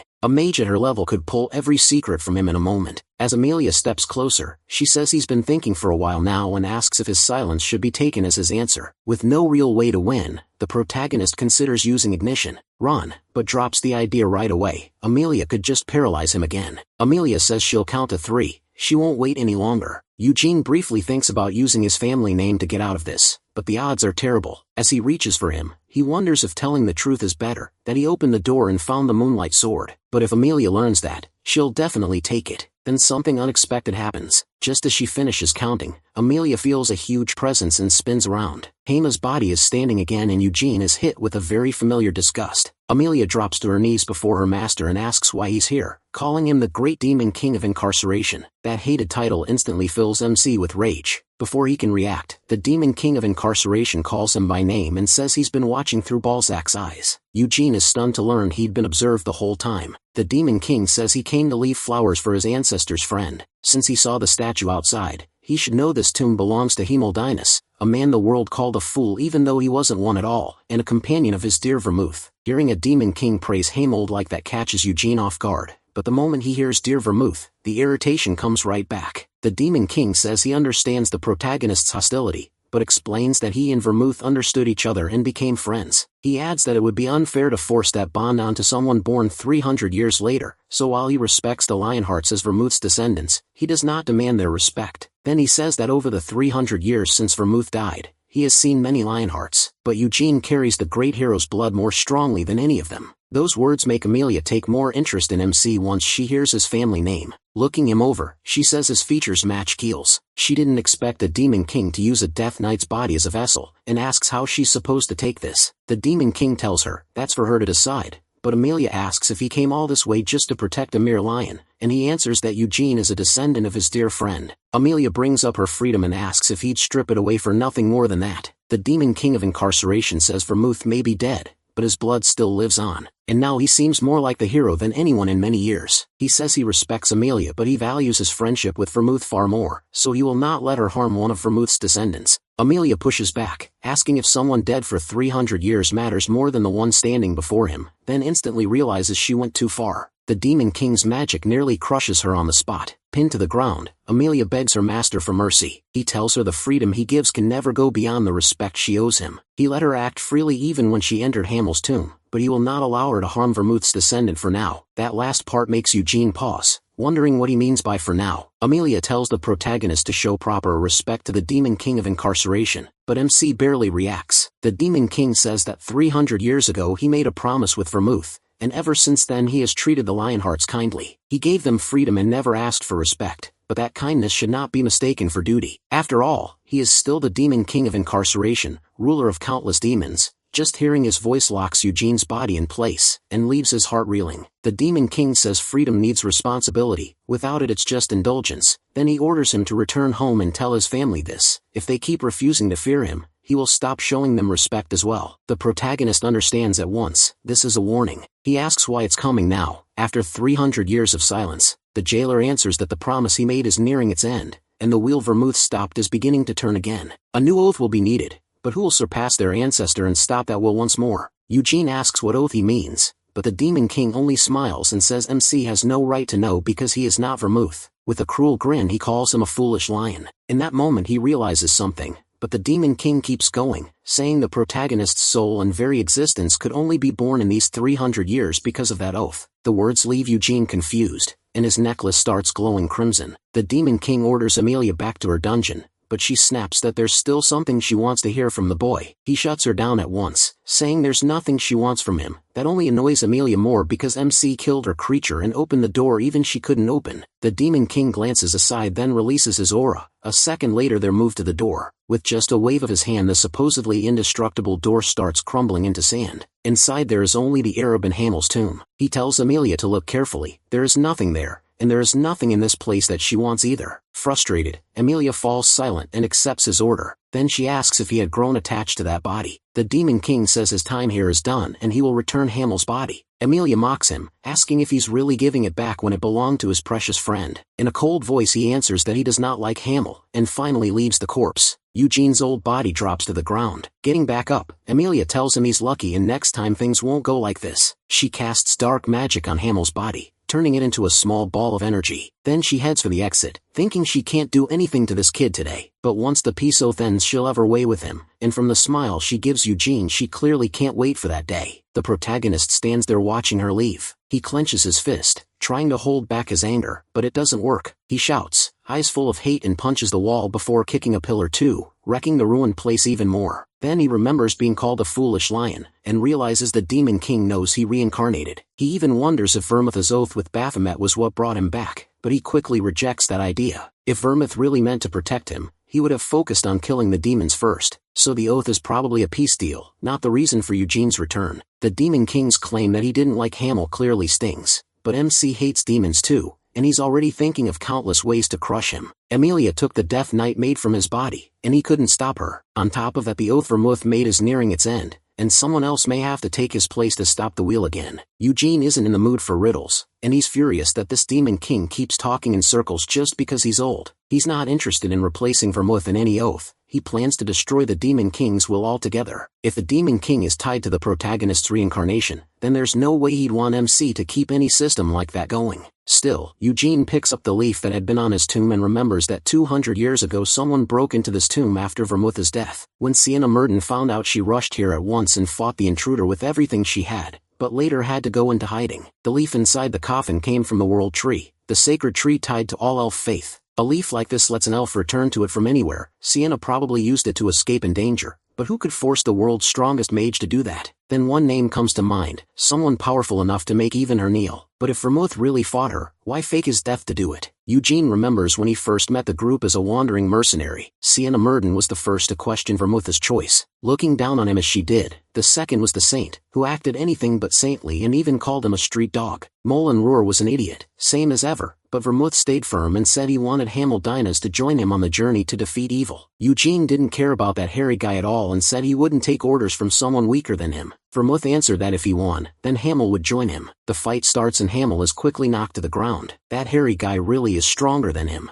Still stubborn as ever, Hamel says he only slipped and charges in again, sword in hand. The result is obvious, he loses again. Afterward, Hamel asks why Vermouth wants him so badly when he's clearly weaker. Vermouth ignores the complaint and simply says a promise is a promise, so Hamel has to come with him. Hamel points out that as the hero of light, Vermouth could recruit plenty of others. Vermouth replies that he needs Hamel's strength to kill all the Demon Kings. Then he holds out his hand and asks Hamel to join the group. Still holding the leaf, Eugene thinks that if Vermouth really caused his reincarnation, then it makes sense the necklace ended up among the Lionheart treasures. Vermouth could have put it there himself. Still jumping to that conclusion is too soon. He clearly saw Sienna Murden's image in Oroth and the message on his tomb written by her plainly pointed to his reincarnation. So Vermouth may have turned on Sienna Myrdain, but Eugene doesn't want to accept that. But sitting around won't help. If he wants the truth, he has to find his friend first. A while later, the Sultan eyes him suspiciously, saying the protagonist has been asking far too many questions. He already heard his man's report and asks if MC really thinks a king would send people to steal from him. He doesn't care why they did it. The fact is, they tried to hurt him. The Sultan insists it was for Eugene's protection, since Hamil, him, and Keel don't get along and the Emperor is wary. The Sultan doesn't trust him either. He believes the sand shamans making the desert spread are hiding there and he can't let the protagonist find them. Then he says protecting MC would look like Hamil was bowing to Keel, so he needs to know why Eugene came to that empty desert. He flatly says he didn't come to be questioned. The king agrees. Someone from the protagonist's family isn't easily interrogated, so he tried to protect him before anything went wrong. He adds that if Arab had just followed orders, they wouldn't be having this awkward talk. Then he claims his men kept their distance until MC attacked them first. That makes him chuckle. The old fox is doing everything he can to avoid talking about the sand shamans or the assassins. He also realizes the Sultan probably knows nothing about the tomb, so he says fine, it was a misunderstanding. But how is he supposed to explain that to his family? The moment the Lionhearts are mentioned,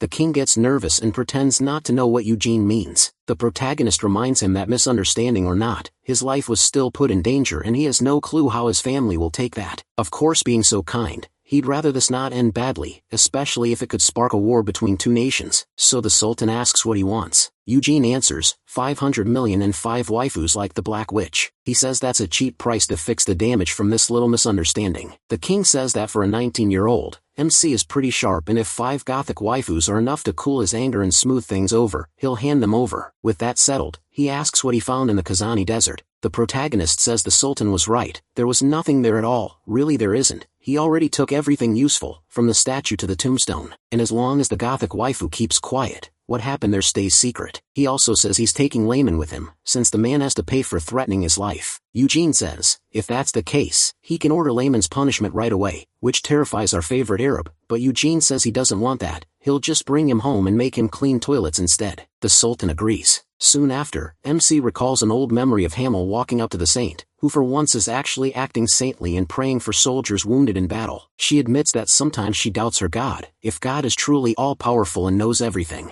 why does he let his sheep be led to slaughter? That it turns out she's only praying because she's drunk. Still, the saint keeps yelling that if he is the light that drives out darkness, then why isn't he doing it? Hamil tells her they already have vermouth. He doesn't know much about religion or the God of light, but he does know humanity has one insanely strong bastard. If God couldn't handle everything alone, maybe he made that living miracle for a reason, and that's why the Holy Sword chose him. Anise says she never expected that from Hamil. He fires back that he only said it so he wouldn't have to keep listening to her drunk rambling. Then he tells her to hand over the drink, since it's not fair to hog all the alcohol. The saint lies and says it isn't alcohol at all, it's holy water, so she can't share it with someone without faith. Hamil quickly says he just converted, but Anise says doesn't buy it. Back in the present, Eugene finally reaches the Holy Land of Light. The saint statue stands there, and he had to cross the sea by ship to get here. 200 years ago she sent a speaker before leaving on her pilgrimage to the desert. His friend probably went to visit the tomb. So Eugene figures Sienna Merdine's disappearance, and Anice's pilgrimage didn't fully happen at the same time. That means Anise probably never entered the tomb. If she had, she wouldn't have left it like that. He wonders if Ramath is tied to the saint's disappearance too, and since he found nothing in Hogani, the world tree leaf is his only clue now. Arab calls out to his young master, saying they've been here a week and asking if he's changed his mind. Eugene says no, they're going back to Keel. Meanwhile the Lionhearts wait in front of a teleport gate. His brother says he's finally coming back after 2 years, and he's curious how strong Eugene has gotten. Then his face suddenly tightens with disgust. His mother notices and calls him out, saying he doesn't seem very happy about the protagonist's return. Cyan admits it's mixed. He wants MC back, but he also doesn't, because if he aims to become patriarch, Cyan may have to give up that spot. His mother tells him Eugene won't take it, as long as Cyan refuses to step aside. Cyan asks if that's really best for the Lionhearts. Shouldn't the strongest one lead the family? She says he's not a child anymore, and whether he keeps that role or gives it to his brother is his choice alone. Reluctantly, he says that's not what he wanted to hear from his mother. Disappointed, she says maybe she raised him too harshly and doesn't want to become like Theonis, ruining her children with greed. Cyan says he's nothing like his runaway brother, and that's exactly why she wants him to choose well. If he truly believes he's doing the right thing, she'll support him. She adds that he and Eugene are brothers, even without sharing blood. Then she tells Cyan to talk to the protagonist when he arrives. The patriarch issue can wait. The spoiled boy agrees. A moment later, MC steps through the teleport gate and meets the family waiting for him. Even so, he says they didn't need to come out. He would have seen them at home anyway, but his father, after years apart, runs over and hugs him. Eugene hugs the teary old man back and says it's been a while, but he must have been training hard. He looks a lot bigger now. Even his beard has grown out, so his old man jokes that it was because of steroid. Not that kind, the kind from Garda's father. He just looks disappointed, since he told him to stay natural. Then he glances over and notices the matriarch watching him, so he quickly bows and apologizes for not greeting her first. After that, he looks around and asks where the patriarch is, and she says he's at Black Lion Castle because of the coming-of-age ritual. Eugene immediately remembers what that means. There's the blood succession ritual, which involves the whole family. But the coming-of-age ritual is different. It is only for the direct line. The last one should have been held for Uid, but after he was cast out, it never happened. Now 3 children will come of age next year, so the next ritual will likely be much grander. Eugene asks if that's what the patriarch wants, but she says the elders made that choice. Just then, another person steps out of the gate, Le Man, who freezes when he sees all those powerful people in front of him. The matriarch asks who the man behind the protagonist is. MC answers that he's just a subordinate named Le Man. He says he won't be training him, but the man is reliable and will handle some work for him. Then he calls for Nina, who looks very happy to see her young master. Eugene tells her to teach Le Man how to clean the barns, the hall, and anything else that needs muscle. Nina is confused. This man is his subordinate? He says exactly, which is why he'll do as he's told. Then he explains that this young woman is his senior, so Le Man should learn from her. Le Man briefly wonders if he really has to call someone who looks 10 years younger his senior, but he drops the thought and says he'll do his best, even in housework, to repay the life Eugene saved. And when the day comes that the protagonist truly needs him, he'll risk his life as a warrior. Then Cyan calls out, asking if MC is done and telling him they need to talk in private. The two walk through the estate until Cyan suddenly asks what he is, catching him off guard. Eugene asks what the hell he's talking about, but Cyan presses him again, asking if he's really 19 years old. The protagonist finally decides to tell the truth and says he's not, because he reincarnated. Cyan glares and tells him to shut up, which makes MC laugh. If he wasn't going to believe him, why even ask? With a firm look he turns to Cyan. He asks if Cyan was shocked by how much stronger he's gotten lately. The brat looks genuinely nervous as he faces his brother. Cyan says only 2 years have passed for both of them, but for Eugene it feels like he lived 20. He thought he was catching up while pushing himself in magic and sword training, even Eugene reaching 3 stars.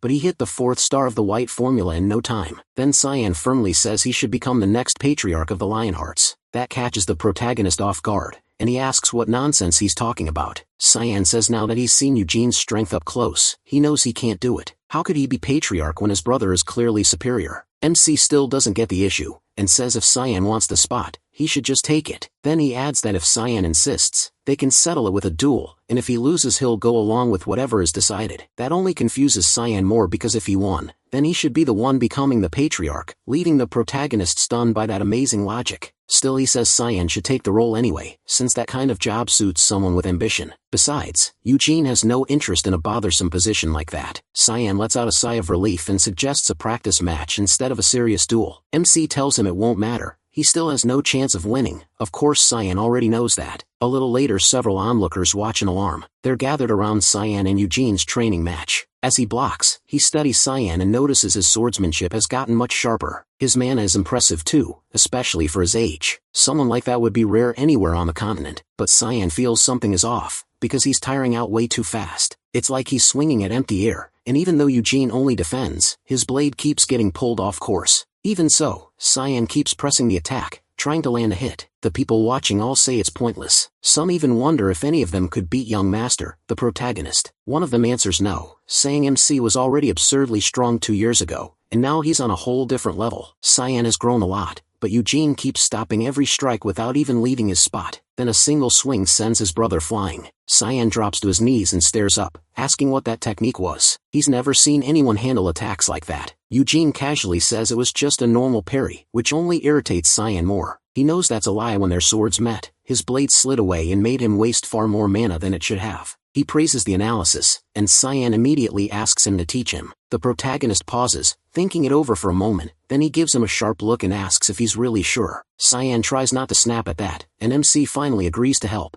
If Cyan gets strong enough, there won't even be a need to fight over who becomes patriarch. Still, too many people are watching, so Eugene drops his sword and tells Cyan to come with him. Once they're near the mansion, he says Cyan will never be as strong as him, but he doesn't need that much power to be patriarch. Cyan grudgingly accepts that. Before he can say more, the protagonist repeats that he doesn't want the patriarch's seat. That leaves Cyan wondering what he's supposed to do if Eugene keeps refusing. Since MC clearly means it, Cyan figures he'll have to take the position himself. He adds that he's talented, but he still lacks the qualities for it, and hasn't even had the proper training. As he keeps putting himself down, he kicks him in the shin. Cyan asks why, and the protagonist tells him it's because he's acting like an idiot. Then Cyan asks if Eugene is going to teach him that skill now. MC says he's busy, so he can't teach him in person, but he'll write down how to train. Cyan gets suspicious and asks if that's just an excuse to avoid becoming patriarch. The ancient mountain in the south, also called Euclid's Mountain, was once the home of the hero Vermouth, before he gave up that title and moved to the capital. Even after 300 years, the mountain still belongs to the family. The Black Lion Castle stands there, where Vermouth spent most of his life and where his remains are said to rest. Inside, the elders are gathered around a table. The patriarch reads a letter with full focus. When he finishes, he says his son has returned to the main estate. A man across from him says the timing is perfect, since only 2 months remain in the year. The patriarch says there's no need to summon him here, but the man points out that he already broke tradition by bringing a child from the collateral line into the main house. That has never happened in all of Lionheart history. Even though he's known this man since he was young, the patriarch still feels uneasy around him. It's Doin's Lionheart, the oldest in the family and head of the elders, the white lion of immortality. Doin says the boy proved his worth, but things have gotten messy. Carmen cuts in and says the patriarch wasn't the only one who saw Eugene's value. She met him in Aeroth too. And to her, his collateral bloodline doesn't matter. His potential does. The old man replies that her good opinion doesn't speak for all the Black Lions. Carmen snorts in irritation, while Doin says he'll judge for himself at the coming-of-age ceremony. Because of Eugene's unusual talent, the council allowed the patriarch to adopt him, but in 2 months he becomes an adult, and that also starts the process of choosing the Doin adds that he heard the protagonist was in Nahama,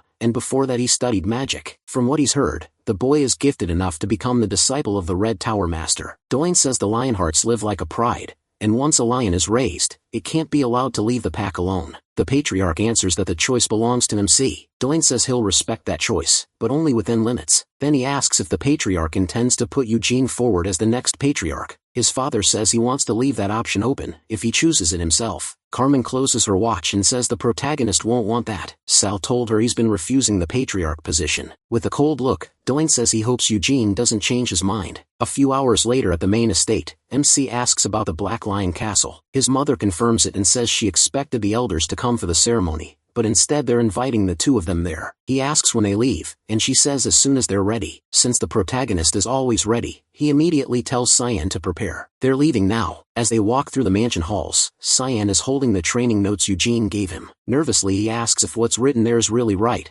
because that kind of training is insane and he'll definitely pass out. MC says it's the only method he knows. It's how he used to train his mana before. Then he turns and tells Sinan to keep going even when he feels like he can't. That's the only way he'll even get close to Eugene and become a respectable patriarch. Sinan just stares at him in silence, half stunned and half scared. Then he turns away and mutters that his brother is completely crazy. Right after that he points out this is the first time the coming-of-age ceremony won't be held at the main estate. He says that makes sense. After all the mess with his brother falling for a succubus, the Elder Council is watching them closely. To him this feels like a warning meant to put him in his place. Eugene asks what will happen to Sinan then. Sinan says, as the likely future patriarch, the elders may want to congratulate him early, or maybe even let him visit Great Vermouth's tomb. That makes the protagonist's face turn serious. Vermouth's tomb is somewhere in the mountain, but its exact location is a state secret. Even the patriarch doesn't know it. Eugene doesn't believe Vermouth died peacefully like the books claim, and he wants to see the body himself. Meanwhile Sinan keeps fantasizing that he might even receive the demonic spear or the hammer of annihilation. The spear once belonged to the demon king of cruelty, and the hammer to the demon king of carnage. Both weapons are kept in the Black Lion Castle. Right now the old man holds the spear, and his grandson has the hammer. Sinan then says the head elder should have retired ages ago, because if he had the demonic spear might have been passed down to him. Later in his room Eugene holds the moonlight sword. He starts drawing it, revealing a blade formed from mana, but he notices it drains his mana like crazy every time he uses it. The moonlight sword fragment he bought at the auction begins reacting to the blade and connects near its base. If he gathers the rest, the sword may fully recover. Still, he's not rushing. First he needs to visit Vermouth's tomb. Looking out the window he finds it strange that he's already leaving the main estate again just days after returning. He also wonders what to do with the statue hidden in his cloak, then thinks about leaving it at the mansion. But then a sneaky idea crosses his mind. A few hours later Eugene asks Sinan if he's going on a date. Sinan, all dressed up, shoots back by asking if MC's headed to a picnic. Then he gets a better look at the Cloak of Darkness, and notices how nice the design is. It even holds all kinds of magic, including space magic. Eugene tells him to stop staring. He's not lending it out. A moment later, the two brothers meet at the gate to the Black Lion Castle. He steps forward first and enters the teleport gate. Then a strong wind hits him out of nowhere, and his brother starts yelling in panic because both of them were launched high into the air. While falling through the forest, Eugene looks to the side and spots a castle. Seeing the Black Lion flag on a tower, he wonders if he should head there. Then he decides it might help, since it could lead him to his friend's tomb. On the way down he notices his brother still screaming as he falls, but figures there has to be some safety measure if the ceremony starts like this.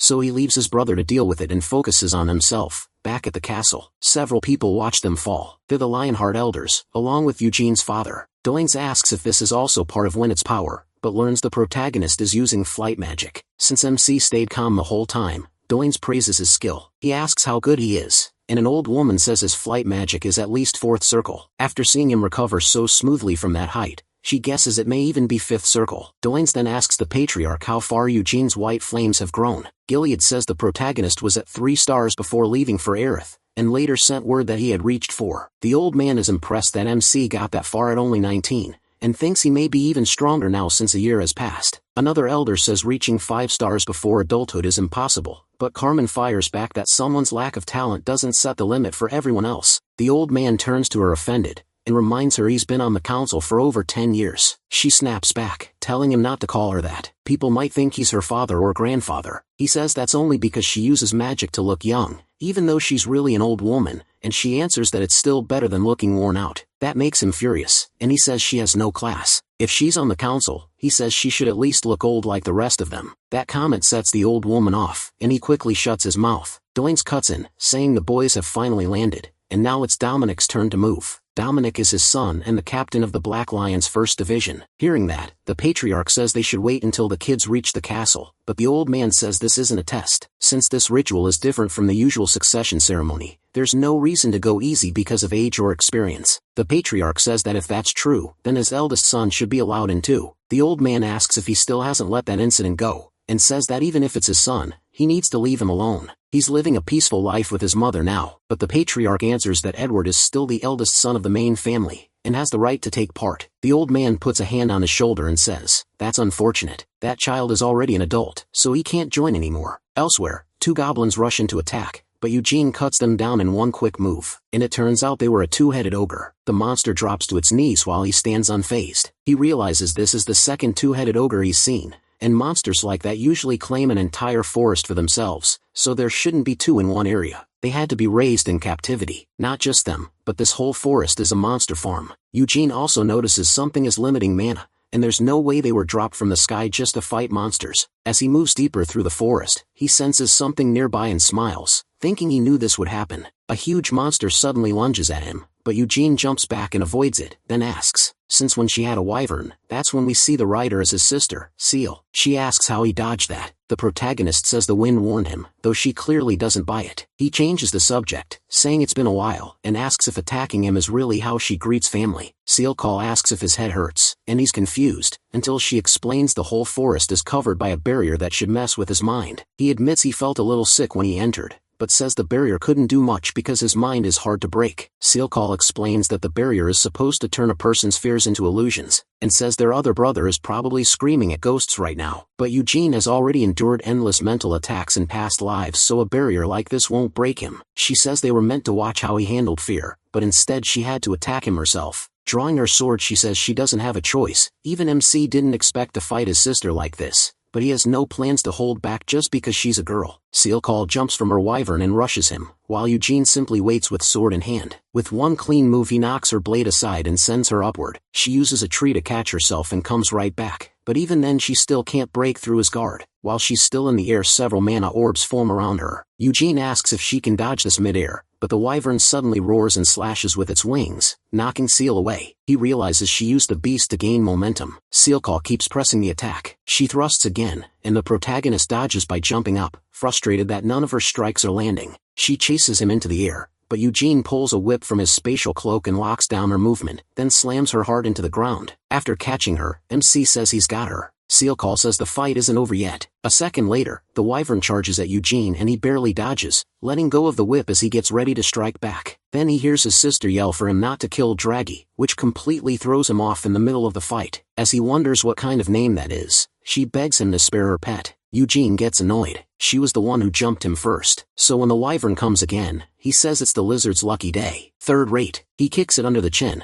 stunning it, then rises with flight magic and drives a heavy punch into it that smashes the dragonkin into the ground. Eugene lands as the wyvern crashes face first below. Seal Call finally breaks free and curses him out. She takes her stance again, pouring mana into her sword, then she charges Eugene with another fast thrust. This time, he moves to stop the blade with his bare hand, leaving her stunned and wondering if he's crazy. At the last moment, she twists the strike aside, and the protagonist uses that opening to grab her arm, pin it behind her back, and knock her sword away. He kicks behind her knee to break her balance, and throws her down, fully immobilizing her. Seal Call asks if he couldn't have been a little gentler, and Eugene tells her to promise she'll stop attacking him. She admits the fight is over and she can't beat him, so she can't test him anymore. Nadetso finally lets her go. As she stands and brushes herself off, Seal Call asks if he knew she'd changed the path of her rapier at the last second. He says it was just a 50-50 shot, which makes her mad. If she hadn't moved, her hand could have been cut. Eugene says he made that move because he was sure she could avoid it, which only annoys her more. Then he says this whole thing keeps getting weirder, and asks her to explain what's going on. Seal Call only tells him to find the Black Lion Castle. He looks annoyed and says he already knows that what he wants to know is how troublesome this whole process will be. She explains that there are 60 Black Lion Knights out here, including the captains, all spread across the mountains searching for him and his brother. Eugene asks if that's not way too much for a coming-of-age ceremony, but she says the council leader thinks very highly of him. His poor brother just got dragged into it too. After hearing the numbers, he says that's far too many people just to ambush 2 kids. Seal Call says the mountain is huge, and not all of them are hunting them. Some are guarding places the brothers aren't supposed to enter. That immediately catches Eugene's attention,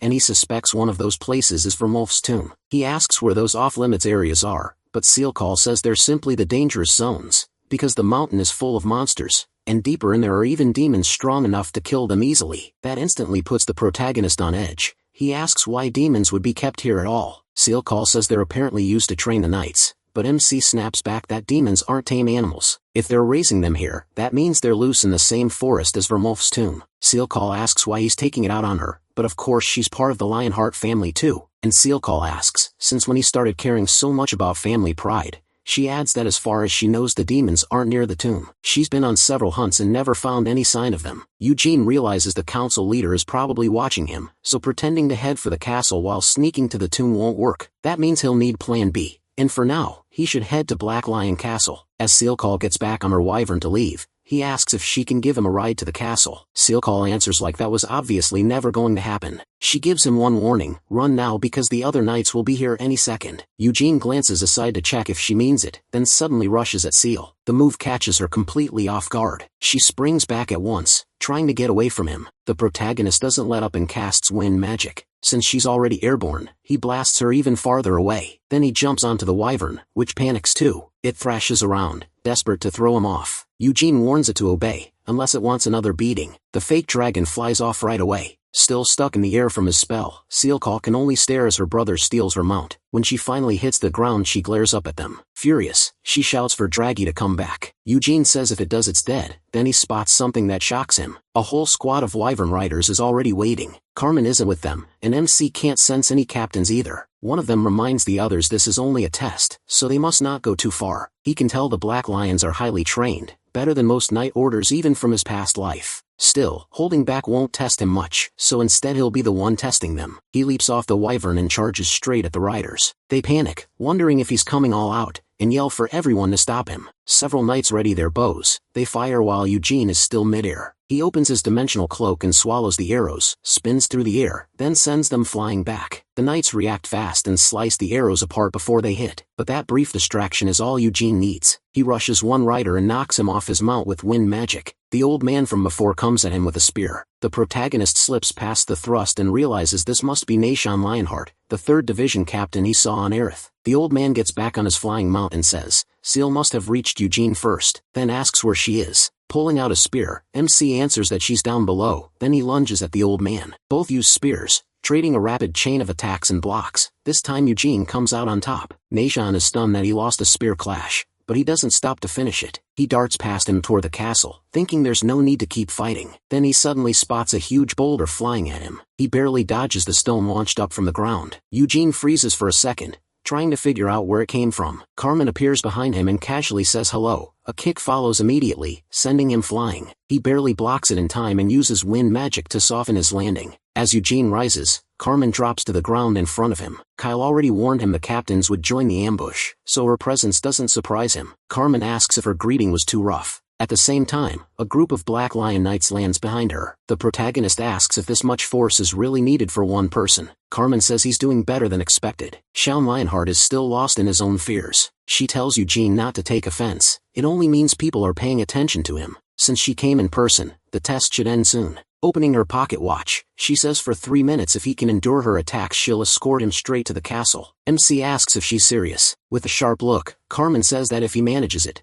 no one will have reason to test him anymore. Then she adds that if 3 minutes feels too long, they can make it 1. Eugene laughs, finally seeing why she's always been so confident. He smirks back and says he's still young, so isn't she too old to keep this up for 3 full minutes? Her watch suddenly stops. The other Black Lion members stare in shock. Carmen tosses the watch to the vice captain and says he'll get 1 minute. That should be enough for her to teach him a proper lesson. Eugene shows no fear and draws his sword. Carmen rushes in and he blocks her kick with his arm. He tries to slash back through the opening, but she catches the blade with her bare arms and follows with a punch that blasts him away. Even while skidding across the ground, Eugene stays upright and Carmen is impressed. Now she notices he's carrying 2 swords. She had meant to break at least 1 bone, but his reactions were better than expected, so she decides to get more serious and charges again. This time he knocks her punch aside with the sword in his left hand and goes for a thrust. While she seems open, Carmen blocks it and throws another punch at once. Eugene barely manages to stop it and the clash sends out a heavy shockwave. She doesn't let him breathe before unleashing another barrage of attacks. The protagonist is amazed by her skill and thinks she'd be famous even 300 years ago. By aura alone she might be on the same level as Amelia. Still, he can't be sure. Amelia fought to kill and he regrets not being able to face her at full power. Even with ignition, he knows he still can't beat Carmen right now. Carmen slams a punch into his blade and Eugene barely takes the impact. His sword shatters completely and he says the 3 minutes are up. He tosses the broken sword aside and declares the test over. Carmen stares at him, realizing the full time really has passed and she never landed a decisive blow. She held back, sure, but failing to beat a kid like this still stings. She asks if there was still a minute left and Eugene says he'd been counting. That makes her snap. Was he tracking time while fighting her? He says it wasn't hard since she was going easy on him. Just then someone walks in clapping. He says the whole fight was incredible. When Eugene looks over, he notices a demonic weapon beside the man. He recognizes it as the pulverizer hammer, once used by the Demon of Carnage. So this must be its new owner. It's Dominic Lionheart, captain of the 1st Division of the Black Lion Knights. Dominic praises MC for fighting like that at only 19. He says he'd heard a lot of stories about his talent and assumed they were overblown, but the truth was the other way around. Eugene bows and thanks him for the praise. Dominic then asks Carmen if she still thinks more testing is needed. Looking a little down,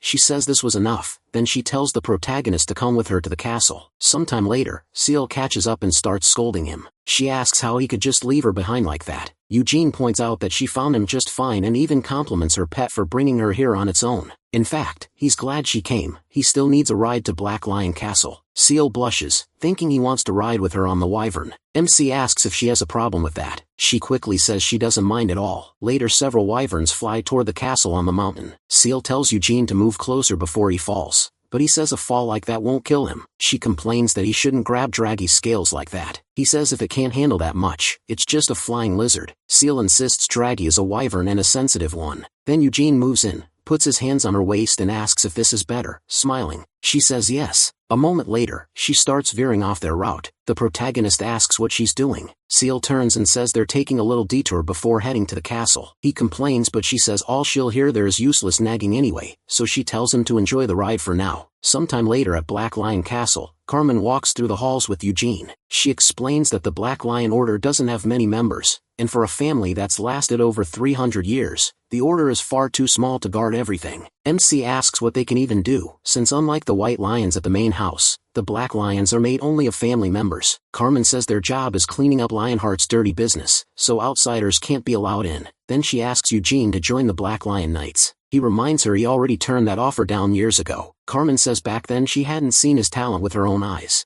but now she has, and he's worthy to become the 2nd Division captain's disciple. He asks what kind of person goes 2 years without taking a student, and she says that's just because of his personality. Still, his skills remind her of that captain so much that she wouldn't be surprised if the man had trained him himself. Eugene says he's never even met the 2nd Division captain, but Carmen insists becoming his disciple would help him, and the Black Lions bring great honor to the family. The protagonist says he'd rather protect his own honor first. Carmen then explains that the elders are being careful around him, especially because what happened in Manhwa seems suspicious. MC's expression hardens, and he asks if she thinks he was planning something with those people. Carmen says it's probably nothing, but they still can't ignore it. Something like this has happened in the family before. She adds that Eugene is in a strong spot right now. People are offering him all kinds of deals, and someone may have even promised to help him become the patriarch. He quickly says he has no interest in that. Carmen tells him to look at it another way. With his talent, everyone wants him on their side, and the Sultan could have tempted him with fame and money. The protagonist asks if this is an interrogation, and she admits that it is. So he says he's done answering questions, because the people behind the door will just ask the same ones. When Carmen opens it, Eugene is stunned by who's inside. The elders are all there with the patriarch, and at the center sits Doyne's Lionheart, watching him with a doubtful smile. MC bows,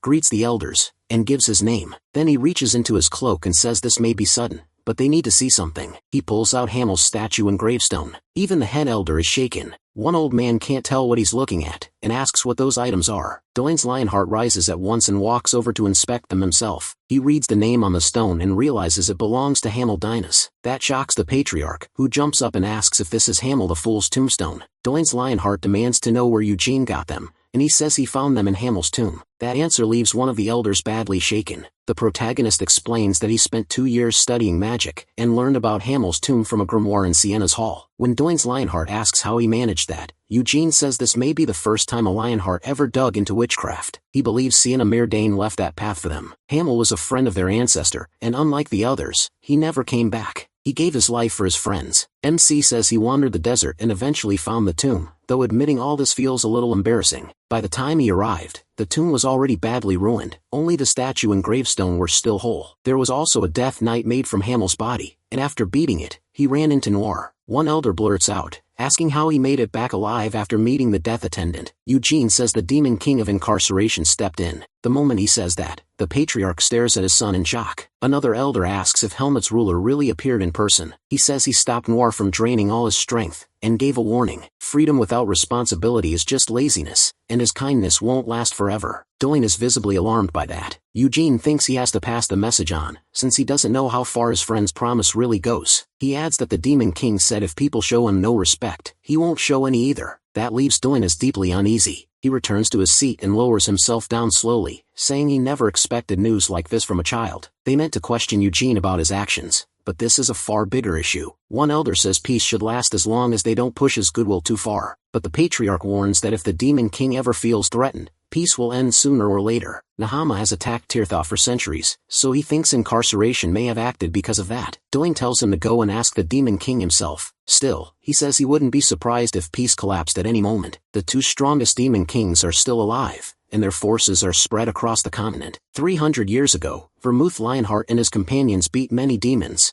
but incarceration and destruction were never brought down, so he asks who in this age could defeat either one. Not him, not his grandson, and not even the patriarch. The family head says this isn't just a threat to the Lionheart family, but to the whole world. Even so, the old man reminds them that they are the great hero's descendants. If war starts again, they will be forced to stand at the front. Then he asks the patriarch if the family is truly ready for that. Another elder says, neither Keel nor the Lionhearts are the ones insulting the Demon King. It's the Empire and the alliance against the Demon Kings. They hate Helmut's rulers so much that the moment they hear this warning, they'll want to invade with everything they have. Doyne's Lionheart dismisses that as showmanship, saying they'll run the second things become real. Eugene listens to the old men argue and thinks they're painfully slow. He doubts war will break out soon, and either way his goal hasn't changed. He still plans to kill the Demon Kings. Then Doyne calls on the protagonist and asks what he plans to do with the items. Eugene says he wants to place them near his ancestors' resting place. He asks Doyne to read the gravestone. The elder starts with the insults, but MC tells him to keep going. Soon he reaches the part honoring a brave friend who gave his life for his companions. He says his ancestor mourned Hamel's death, so it's only right for Hamel's stone to rest near him. He adds that he didn't study under Senemarison herself, but under Levelian Sophos, who inherited her teachings. That means Eugene stands in Senna Marison's line. He's also a descendant of the great hero and the only one who actually went to honor Hamel, so he believes he should be the one to return the statue and gravestone to his ancestor's tomb. Doins already understands what the boy is aiming for, but as he points out, they can't let just anyone go there. Still, after hearing him object, the patriarch speaks up and says he also thinks Helmut's gravestone should be placed beside Vermutha's. Carmen adds that Eugene was the one who brought back both the statue and the stone, so it only makes sense for him to deliver them himself. After hearing that, Doins Lionheart says they'll clear the path to the tomb. The protagonist is thrilled. Now he won't have to hunt for it on his own. But even if he can't open the coffin, he can at least learn the location and come back later. Doins says they'll need time to prepare the way, and asks to hold on to the items for now. Eugene agrees, while wondering if the tomb is sealed by magic. Then the elder orders Genos Lionheart to escort MC to his room. He also tells the patriarch to postpone speaking with his son, since they still have much to discuss. Sometime later in the halls of the mansion, Eugene follows the huge Genos and learns that he's the captain of the 2nd Division. The same man Carmen said had such a rough personality that his disciples keep running away. Genos suddenly stops and tells him to show him the statue and gravestone. He says that's easy enough, but asks why. With tears in his eyes, the captain says he wants to pay his respects. The protagonist has no idea why this man is suddenly crying. Genos claims something just got in his eye, that's all. Eugene can't make sense of this lunatic at all. Later flowers are set before Hamel's statue, and Genos kneels in front of it in respect. Watching him cry and offer flowers to his statue, MC starts wondering if the guy is some kind of descendant. He briefly considers that one of Hamel's descendants might have married into Vermithif, but throws that idea out. He never had children, so Eugene asks Genos directly if he has any tie to Hamel. Still kneeling, the old man pauses, then turns and says he is Hamel Dinas' disciple. That leaves him stunned because the claim makes no sense to him. He never taught anyone in his past life. But the old man quickly explains he wasn't taught directly. Like the other branch families, his line split from the main house and his distant ancestor was Vermut's second son. The eldest son became patriarch, so the younger brothers left the main estate and formed the branch lines. His ancestor didn't inherit the title, but he did inherit something else. Not the white flame formula, but Hamel's techniques. Eugene is shocked to hear his swordsmanship was passed down. Then Genos asks if the secret manual was found with the tomb because during the protagonist's fight with Carmen, the way he turned aside her blows stood out to him. That move was one of Sir Hamel's techniques, passed down through Genos' family. It's not something you can copy without great battle sense and mana control. Still, if Eugene found the manual, then it would make sense. MC is still stuck on the fact that his old friend passed his techniques to his descendants, so he asks why Vermoth Lionheart taught them to his second son. Genos explains that after the eldest became patriarch and the family grew, troublemakers in the branch families were bound to appear, so his ancestor became the first Black Lion. Eugene realizes Vermouth raised his second son like a watchdog to keep both the main line and the branches under control. It also means Vermouth believed Hamel's techniques were strong enough to stand beside the white flame formula. At that point, Genos asks for the secret manual. He stops him and says they need to sort out their ranks first. By all rights he's Hamel's direct disciple, which puts him above someone who only inherited the style. Genos is left confused as Eugene goes on, saying that makes him the senior and Genos the junior, so if Genos wants to call himself Hamel's disciple, he should act like it. Genos asks if there really was a manual in the tomb. The protagonist says he memorized it and burned it, then explains that happened after the Death Knight attacked him. He adds that if Genos treats him like a senior, he'll teach him the techniques he never learned. Genos is stunned to hear a kid say that to his face. Then he asks if Eugene really memorized every technique. Mimsy notices the old man keeps switching into overly formal speech and tells him to pick one way of talking, so Genos humbly asks if he has to call him senior in front of other people too. He says no, that would be awkward for both of them. When they're alone, respect is enough. Genos accepts and lowers his head.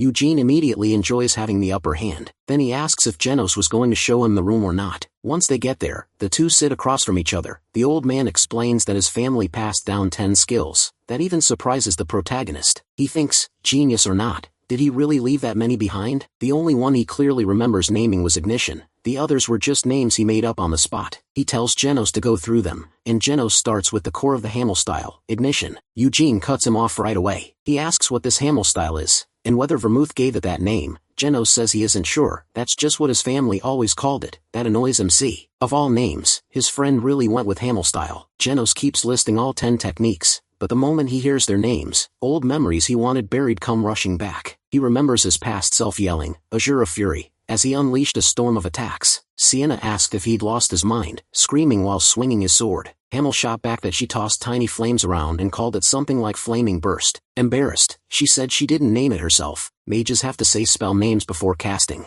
Then Hamel pointed at Anise, saying the saint just flashed some light and shouted something like divine cross. She fired back that at least her light actually formed a cross, then asked if yelling Azure of Fury really made him stronger. He proudly said yes, shouting made him feel stronger. Molan agreed at once and said it sounded awesome. To him, when Hamel used it, he really did look like Azura. Now Eugene can only cringe at that phase of his life. He says he used that name for just a few years, then forced himself to forget it. But Vermouth remembered and passed those names down to his kids. He recalls shouting Thousand Thunders, while Vermouth watched. After hearing it once, Vermouth memorized the technique's name, and because of that, those names survived for 300 years. Just picturing generations of Lionhearts training while yelling Eternal Purgatory makes Eugene's head throb. He's so mad he almost wishes he hadn't been reincarnated. He wishes he'd gone back instead, just to punch his younger self. Before he can stew any longer, Genos asks if those names were written in the secret text. The protagonist says the books had none of that nonsense. He explains those names must have come from when Hamel was still young and dumb. Genos is stunned by that. A moment later, he warns Eugene not to look down on those techniques.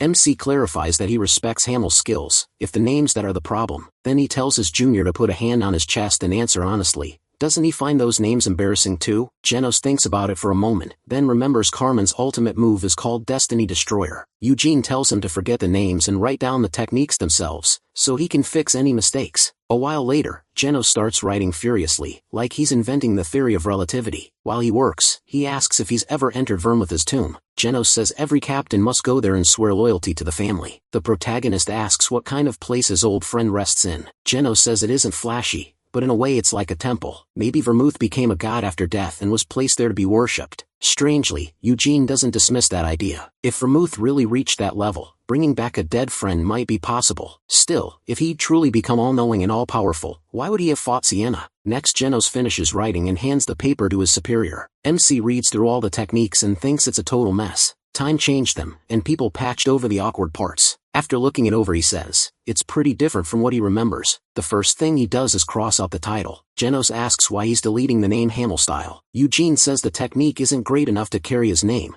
and if he chains himself to it, he'll never go beyond his own limits. As he rewrites nearly everything, he says true mastery means thinking beyond the old frame. Eugene asks whether he has completely mastered the technique and says he wants proof of how deeply he understands the Hamel Style. Eugene rises to his feet. Drawing his sword he tells Genos to watch carefully, then he activates the white flame formula. A small vortex forms at the tip of his sword and quickly swells larger and larger. At the end it bursts into white light. Genos is shaken, it's infinite purgatory. Eugene asks if that answered his question, but Genos asks to see Poltergeist Aegis too. The protagonist refuses, tells him not to push his luck, and orders him to take the paper and leave. Before Genos goes, MC adds one more thing. If Carmen or anyone else asks to become his disciple, he must refuse on the spot. Genos asks if that is really necessary. For a second Eugene thinks his junior is trying to challenge him, but Genos says that's not it. He starts threatening to take the technique back, and the old man quickly agrees to reject anyone. A few hours later the protagonist is having lunch with his sister. He's piling on meat to recover his strength while Seal watches him with a bright smile. She asks what he talked about with the second commander all day, and whether he decided to join the Knights. Eugene says no, he only taught him a few things. Seal brings up the prince, guessing MC may have already attended one of his banquets, or met that young mage. He asks if he really looks that social, and Seal says Shaun will be very busy next year. Some princesses have already applied to be his partner, and he might be the first of the 3 siblings to marry. Eugene realizes one of them is from the Ruhr Kingdom, tied to Milan, and just imagining a woman like his old friend makes him shiver. He calls that a nightmare, and right then Shaun walks in. His clothes are ripped and he's covered in dirt. The protagonist says he came back sooner than expected. He thought Shaun would spend days lost out there, maybe chatting with ghosts in the forest. Shaun complains that he'd been fighting illusion monsters and knights all day, yet his rotten brother got back to the castle less than an hour after being thrown into the forest. Right then,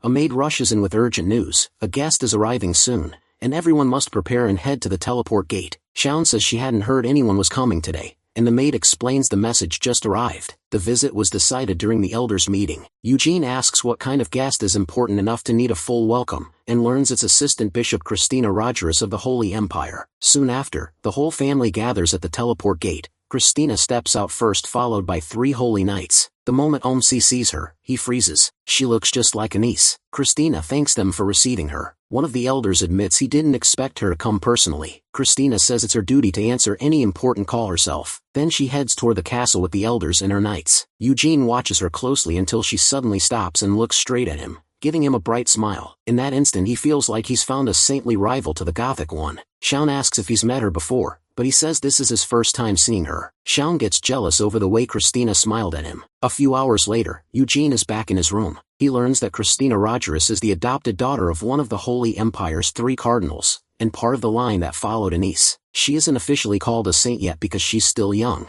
but since she's the only natural candidate she'll get the title in a few years. Just then, someone calls for Eugene. The maid says a visitor wants to see him, Assistant Bishop Christina Rogerus. The saintly girl introduces herself to the protagonist. He asks why she came alone without guards, and she says she received a revelation from the God of Light, but she can't share it with him since he isn't a believer. MC asks why bring it up at all if she won't explain, and she says she only wanted him to know this meeting was guided by God. The elders' meeting has ended, and the Senate decided to open the tomb. She'll be the one to guide him there. That's why she came in person. Later, while they walk through the halls, Eugene decides to ask her something. He heard she's the only saint candidate of her generation, so he asks if sainthood passes through blood. Christina asks why he thinks that. He says he saw pictures of Anise in the library, and Christina looks a lot like the first saint. Christina gives him a sly smile and thanks him for comparing her to someone so noble. Eugene quickly notices she isn't surprised and figures the priests already know what Anise looked like. Christina says that for him to see even a trace of the saint in someone as lowly as her is a miracle, then asks how much else he knows. The protagonist says he knows she's the Empire's only saint candidate and the Cardinal's adopted daughter. Christina replies that her parents abandoned her as a baby, so she knows nothing about where she came from, but maybe she really is descended from Anise. That catches Eugene off guard,